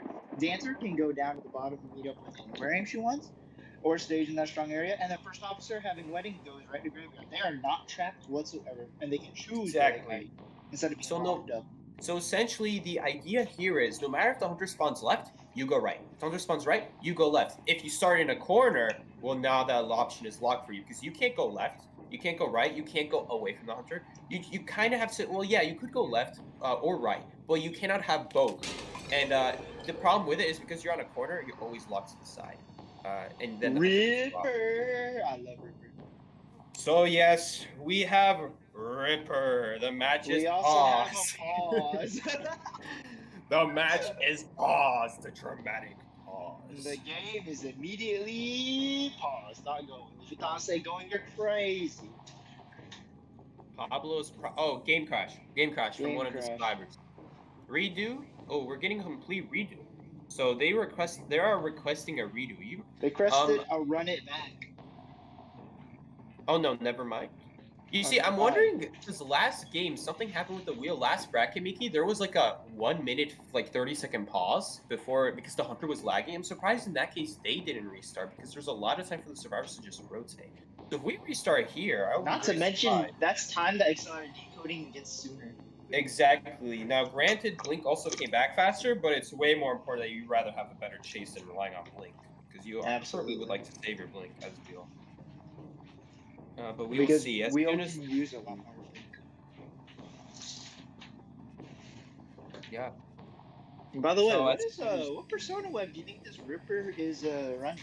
Either So Reaper or Ripper doesn't have a lot of options. He's not a super versatile character like Sculptor or Wheel. The problem with Ripper is that Ripper's key is getting up close. If your key is getting up close, you kind of need faster pile breaking. Now, it depends on the map. Moonlight, you can walk around them easily. Church, not so much, depending on the area. Now, if it's top, bottom, or middle broken, that's no problem. Ripper, easy time deal with it. This is one of Ripper's best maps, actually, Church right here. Now, if we're talking Graveyard, God Palette, Backgate, these are palettes you cannot avoid, and that's where not having faster pile breaking really hurts. looks So like I'm the very game is just curious gonna to go see. underway. I don't think they're doing any sort of resets. Ripper is on the hunt. So this dancer is obviously not concerned. She knows exactly where the Ripper spawns, but she's not. Please super tell me you concerned. saw her in the corner of your eye. You did. I believe he did, but he's just gonna prioritize the box first. The problem with it is that I don't know. I don't know. I don't think he did. I don't. Think he did. The problem with breaking that box is now she got infinite distance. Is the problem. So Yeah, she's kind of in Afghanistan. I'm thinking now the pause may have made this hunter forget where the survivors spawn, which would really suck. That does. Hold up, let me check. The game crash. Okay, no confined space. I had to turn off camera follows, but there is no confined space in this hunter. Always make sure you look back against the hunter to see if they have confined space. Obviously, since I'm spectating the hunter, I have to turn off the camera since the hunter obviously already knows if they're running confined space or not. Going after the first There's officer. the first chase going down. It looks like this hunter's lagging a little bit. They got a huge slowdown there. They were walking as slow as the survivor. Yeah, that's probably a lag issue. This might be a lag going on here. Well, he's checking for shaking snipers now. He's checking shaking ciphers now. Pablo already knows. Yeah, he actually got an 8% decode buff. Miki, first officer got a buff where if you use his watch and it ends, he gets an 8% decode buff. Bro, that's BS. What the heck? Wait, is it 8 or 7? It's 7. But anyway, it's 7. Still broken. That's what it. You know what it is? It is broken. That's what it No, is. it's not broken. He's a sad character. He's a sad kid. He is sad because when you use the watch, it has to be close enough to the hunter. Oh, great music box! Man. Oh no. A little bit sad. Foggy Blade. The music box partially made up for that. Faster pallet breaking. There we go. No confined space, but does have faster pallet breaking. That is definitely 100% faster pallet breaking. It's left. I'm thinking it's down right, and then. Oh, I'm seeing the tray. You see this tray, Miki? Yeah. Right. Yeah. So the music box doesn't do anything. Beautiful. For Ripper. Beautiful, exactly. Now I will say why this is where people who play Ripper may start to struggle. They do Foggy Blades far from the survivor, so the survivor easily dodges it. The key with Ripper is to Hey, do look at that! close. Look at that! He closed all that distance just Look at because that. Sapphire Trip. That was literally hunter expertise right there. Like, Very actually, true. I must say very true, but I will also say Dancer. I don't know why Dancer ran that route in the first place. True. It kind of made it very easy for the hunter. Dodge the magnet. Dodge the magnet, but he's got another one. Will he make it to a chair? If there's a chair right here, he will. No, there isn't. So this is a strategic. Okay, never mind. He had a second man. I was gonna say he purposely didn't drop. If he dropped and tried to pick up later, she would have struggled out. Switching targets. He is in a pretty bad spot. Yeah, this prospector will die here as long as he doesn't get a lucky Palazol, which the Ripper did not Good fall weight. for. Great weight. Beautiful. You might see Now, hunters all willy-nilly swing like right when they vault, but he knew about that speed. This is out it. And then he just kind of followed him using his Let's speed. check for cipher progress. 85 and Oh no. 75. I A believe. really rough start for this Ripper. Yep, it I is think you're 75. right when he said that he forgot like where the survivor spawned, which was kind of So, tough with the pause. This is tough because this Ripper, they really didn't do anything wrong. I guess the first Foggy Blade was really rash. You hold on to that. Yeah, true. Yeah, look at this. This is kind of what I mean by going for Foggy Blades like this. This is where people will confuse Ripper and Blood Queen. Ripper is not used like that, but Blood Queen you could. It's just Accurate. Ripper, it has to be. Yeah, It's true. the- You can't throw them all willy-nilly like that. You have to be really accurate. You got it. And the best way to be accurate is to get up close. That's why the Get up Foggy close. Blade on the first officer. Sorry, the Foggy Blade on the Dancer, the second one, was really good because he got up He was close, made it he was point impossible blank. to dodge. Mhm. Exactly. People No way need to could- stop thinking Ripper. Okay, here's how you if you wanna like if y'all like wanna play Ripper, you can't think of it as a sniper rifle. Think of it more as a shotgun. He just got dungeon as well. Oh, my God. That is tragic. Okay, so yeah, so now the hunter needs the 4-man is basically what's going on here, just to tie this, and then we'll go into round 3. If the hunter does not 4-man for ASB, always stand back, then yeah, that's the Whoa, bracket this for was SugarBabies. ASB's understand back. They need the survivors. No. Oh shoot, you're right, Miki, you're right. I'm still thinking like Cthulhu Next is on team. No, that was not Cthulhu Next. My bad. bro. So yes, the ASB survivors need to get a 4-man? No way! No way, they need to get a 4-man just to even things. Oh That's my goodness. hard, bro. It's hard. Yep. So a dominant start from Team SugarBabies right here. Mm-hmm. So usually you do not see 4-mans from the survivor side. But what that means now is because the survivor's just 4-man, it means the opposing survivors need to 4-man. If you ever I'm see telling you hunters guys. 4-manning, yeah, Miki. I'm telling you, y'all, if you miss your Foggy Blade, this is kind of what happens to Ripper. By the way, I think he missed that final Foggy Blade, which actually caused the dungeon. Oh man, that would really hurt. Yeah, that was really rough. Even getting that one survivor out would have been a little better for him. Very, very, very good for SugarBabies though. And maybe it was a lot of rotation. I don't know, because the hunter was it seemed like the hunter forgot where everything spawned, or maybe they just moved out the way. I don't know. I'm not sure because he didn't Maybe find lag anyone at effects with the shed. hunter? Someone did spawn shed, but he didn't find anyone shed. But granted, a lot of time has passed already, so that's more than enough time for the survivor to get out if they want to. That's assuming if there was even a cipher there. at Shed, which I'm actually gonna have to look back to see if there even was a cipher there at Shed. If there wasn't, then there's no reason anyone would be there.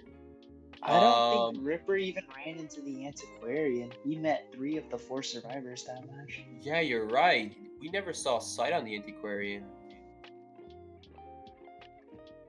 Oh well. Yeah. Sometimes, guys, that's just, you know, That's just the game for you. That's just the game, yeah.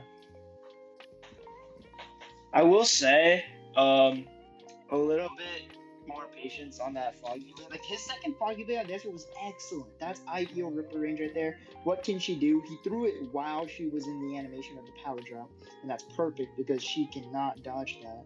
There's no chance of her bobbing and weaving that Foggy Blade. Exactly. No amount of slowdown will prevent that Foggy Blade from coming. Absolutely. So it's more of those that he needs to focus on. I wouldn't say you did a bad job. Also, switching to Prospector was a really good discipline on him instead of just fully chasing Dancer. Because you realize he had no chairs, and then he waited Prospector's speed out, and he got the hit right there. So I was like saying, this hunter has a lot going for him. I feel like he was just really hit with the misfortune of forgetting not finding anyone. Yeah, not finding anyone. I will say the Prospector there did a great job after rescuing the female dancer, followed it up with a second stun so she doesn't die immediately. Now, granted, he kind of died immediately after that, but it's fine because I guess it wasted time and the server's almost prime anyway, so it really doesn't matter. Either way works out. Yeah, absolutely. So now survivors in question need to get a 4-man if they want to take this to round 3. Exactly. So this is just a tie round 2. They would still. This is not even. Still they would still need to win a round. Yeah, they would. Still... Yeah, there's no way they can win this round anymore. They can only tie or lose it, and if they tie it, well then we're going to round 3, and they still have to win another round. 2 games. They still have to win 2 games, and it would be guaranteed overtime. Basically, exactly. If they tie this one. So if they tie this one and then win the next round, then we'll go into overtime, and they would have to win once again. So that's what we're looking at here.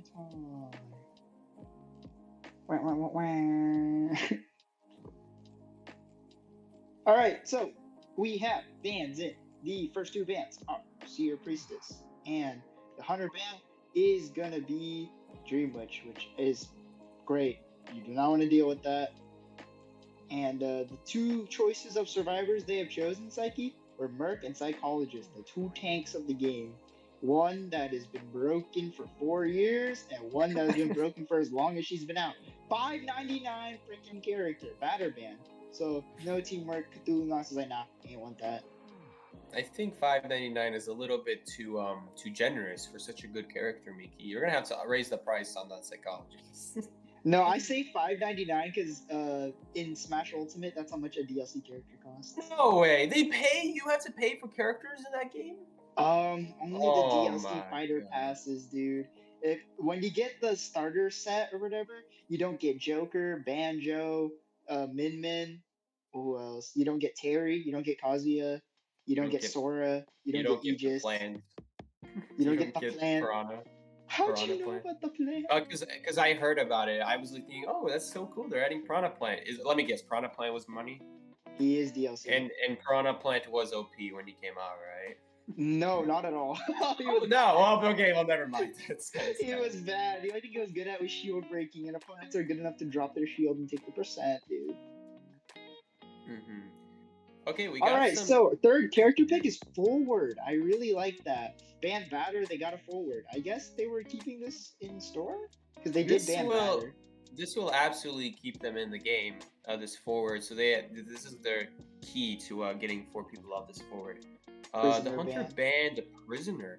I'm very curious, as well as Batter, but not Forward. So I question the validity of a wheel here. Probably no wheel here. Probably no Mario Karting around here. No drifting. No mini turbos here. Only no drifting. Only sifting. Walking. No drifting, sifting, no lifting. Nope, none of that. We just got Priestess here. Mechanic pick. Yeah, it's very interesting. Now, the problem with the mechanic is that you have to rely on both of your bodies not getting found. Otherwise, this could be GG for ASB. She's the brick. The brick. Yeah, there are two problems with mechanic. If your robot dies, you don't have any decode to offer your team anymore. In fact, you're worse than a regular survivor. If you get found, well, you're kind of dead, and your robot cannot even finish a cipher before you die on chair. That's part of the problem with mechanic. I'm just assuming the best case scenario is like robot gets found. Worst case scenario is you get found. That's even worse. In that case, If you get found and you still have a robot, you're still kind of screwed, aren't you? Yeah, because in the past you'd be able to finish a cipher while on chair. Now you cannot, unless you have a significant amount of progress, like 20% about. Because ever since that nerf, because when robot gets found, the issue now is both the durability of the robot and the decode, because the decode directly affects the durability, because now that's more energy you have to use per cipher. On top of that, they nerfed the durability in general, so now you're losing even more. Plus the amount of time you have to spend, it just gets even worse. Now, if you get on chair, the durability doesn't really matter, because usually if you got found, your robot usually didn't get found. So in that case, because if your robot gets found, they won't chase you. If you get found, they probably didn't find your robot. So you'll get down and you'll be able to decode still. Now the problem is not the durability, now the problem is the decode, because now you won't be able to finish a cipher in time. Wow. Persona webs are in. We have 3 tide turners. Merc forward and back. Which makes a lot of sense. They need to keep everyone in this game until the ciphers are done. Now, granted, I do not recommend more than 3 tide turners because you only get to rescue someone 2 times. Those 2 tide turners should be on people who are, no matter what, not going to get chased. So, mercenary forward, they don't need any other. They don't need any other build, so they should have the tide turner. But everyone else needs kind of a good kite because we need everyone else to stay alive. So I'm a little bit confused about the 3rd tide. I feel like it would be a little bit better. I suppose the tide turn on mechanic is in case the robot gets found, so that in that case, since mercenary or forward decode faster than mechanic if 2 people are injured, then mechanic can go ahead and do the rescue. So I suppose that's the idea there. But if that's the idea, why pick mechanic at all if you're gonna be held back like that? Yeah, and we you're right. do see the hunter pick. It's Miki, are you surprised? It makes a lot of sense. Not at all. yeah. So, There Cthulhu it next plays Wheel, plays Dreamage, plays Sculptor. He plays all of the S tiers in addition to like other random stuff like Wuching, and I think he used to play Percy, or am I thinking of Endertons? No, I he know plays Endertons Percy. also- No, he does. You're right. I Yeah, remember he that. does. So he plays both the serious stuff and the silly stuff. And it's very cool to see that we have someone who can, take a joke every once in a while, take a little breather, Take a little bit of a jest. take a little bit jest. They don't get all like if they were to play Survivor, they don't get all tense. They don't get all shriveled up when someone starts picking lawyer. They can take a joke. They don't Lawyer's not start a joke, thinking by of- the way. Lawyer's not a they don't joke. start picking words out of the dictionary that they never heard of when someone picks like Wildling, these are the people who are laid back. Eli O. Lawyer is not a joke. Stop putting him in D tier. Alright, but we're waiting for the match to start. Do you We still got think he's everyone better set than up. Prisoner, by the way, Sikey? I still think he's better than Prisoner. It's more decode. It's less risky because you can see the hunter directly as opposed to Lawyer. As Lawyer, you can see the hunter directly. Prisoner cannot. He's taking a lot of guesses. Lawyer can constantly keep eyes on the hunter. Even if you rotate him once, after the first rotation, you don't really know where the hunter is. So that's where Lawyer comes in helpful. Even something that Seer can't do. So there's that. He also has very consistent decoding where unlike Explorer, he doesn't need to go on top of like a page, and if someone's cutting over it, well, you're screwed. You're just a regular decoder now. Lawyer can keep decoding and get advantage of that, and it's 20%. So 20%, may I remind you, is greater than 10%, which is what the Prisoner receives. Also, no Terror Shock. Lawyer can just kite however he wants. So it may seem silly to say, oh, Lawyer doesn't get Terror Shock, because like, when is that ever going to help you? There are actually a few situations that helps you. First of all, Blink Also, Terror Shocks. unfair camping. Not Unfair camping too. Yes. He's immune to And when unfair we camping. So when we say unfair camping, we mean hunters who like have an instant swing, where there's no delay to their attack. You can't visibly see it. You're just kind of predicting that the hunter won't swing at this time. And at the end of the day, a prediction is not reliable at the end of the day. It is a prediction after all. Predictions are predictions. You want to have the ability to have with 100% certainty, you will not die. But with stuff like Lizard, Axeboy, Clown, hunters who swing instantly, there is a very solid chance that, very small, I should say, but still a constant looming threat that you could just get Terror Shock around the spot because you touched the chair for like 0.1 seconds, 0.01 seconds, it feels like most of the time. obviously, if you touch the chair and you don't get off, well, that's possible to react to. It takes 0.6 seconds to rescue, and human reflexes do go faster than 0.6 seconds. But whenever I will get off a chair, like I'll touch a chair, get off immediately, then I'll put a pause, then I'll rescue again, then I'll change the pause, so it's not like they can predict me touching a chair again within 2 seconds. Even when I do that, that's the best case of success, but even with that, I will have times where I'll touch the chair for 0.0001 seconds, I'll get turret shock, and at least Lawyer cannot solve that. And if Explorer can have Tide Turner, because the idea with Explorer is to not get found, well then Lawyer can have Tide Turner, because the idea with Lawyer is to not get found. Even though he doesn't shrink down, same principle. You're trying not to get found. So, Mikey, they put Mech in the corner. Which is fine. It's a very good area. The problem with Graveyard is it's not like most good areas in this game. Just like Middle on Arms Factory, you don't really want to start at Middle Arms Factory. You want to fight to it, because the Church pallets are designed in a way where they're sideways. Like, they're very good only if the hunter is perpendicular to them. If the hunter is walking parallel to the walls, those pallets don't do anything for you. Now, granted, the walls are really long, so it's fine still, because if they try going around, they'll still have to break it. But you want to be entering the church in a way where the hunter is perpendicular. And here we go, Miki! Second half of round 2. Let's get started. Probably going to go after the mechanic, right? Absolutely. There is no reason for Sculptor not to go for the mechanic. And I'm pretty sure he's pretty aware of the rotation. Oh, would you look at that? They did a quick switcheroo. They did a switcheroo. Oh my goodness, I did not think of this. That's a good Okay, that strategy. really stinks. That's What? what? That counted? What? No, I She disagree got with there that. every time. Yeah, I thought she would have been safe. I'm confused there. I will say, Guys, great if switcheroo. experienced players say that hit should not have counted, let's be it should not have counted. Now, Okay, whenever they don't count, whenever they do count, I do have to be honest with myself. It's because the power wasn't fully dropped. Now, we as humans think it's fully dropped. It must have been like 0.1% away from Oh fully no, being it's a bad dropped. route. It's over. And look at this. Cthulhu purposely waited for the stress to run out, so even if they rescue her, she will not be able to get healed up. Holy moly, can we just take a look at the Hunter's presence? What is going on? Oh my, he didn't drop. That was a little bit Okay, greedy no not hit, to no hit, drop. that's fine, no hit. Oh, better watch out. She's gonna struggle free. He is gonna. Wait! Got the stun off. She struggled free and the 4 canceled it. No That way. sucks. Wait, is she gonna die? Oh, yeah, she did die. is. She I was about to struggled say, free and the 4 Come on, canceled come on, it. kill this robot. Well, maybe not kill this robot. We're trying to help the other team. Holy Oh, mother- that's oh, gonna hurt. That sucks. And now Well, Fuller is kind of. Hit the pallets then, I suppose, but man. Rough. Actually, that pallet's really good. You shouldn't have done that either. Yeah, look at this. We can't actually even decode anymore because this is And there's the bot. asking. Well, bot's there. Oh And my there's goodness! Oh, The push away from the palace, that was really cool. I wonder if he'll go after the bot. No, he doesn't. What a snowball. He needs to pick up the psychologist. Yes, absolutely. That's the correct play there. So, yeah. And that really sucks because That the sucks, you guys dude. might be wondering, how do we know that that was a struggle free? It's because in the top left, we saw Desperate Fight activate.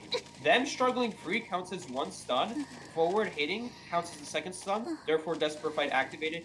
That's how we know the struggle free happened. Now, if the forward did nothing, Desperate Fight would have activated again after the struggle free. I don't know why.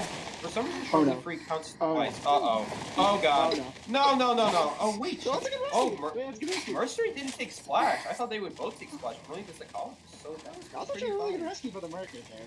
Forward picked himself up. How much football does he have? That first Wait, football I think- took a lot. Wait, did he pick himself up or did the bot pick him up?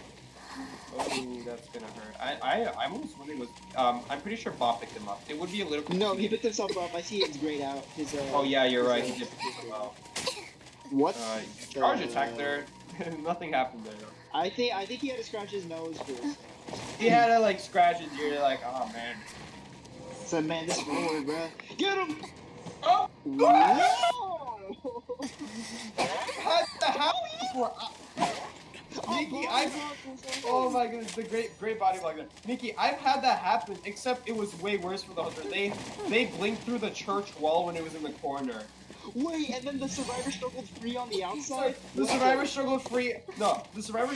We were in the inside, I stunned. The hunter blinked out the exact same time, and so they. That's funny. And That's the what. board.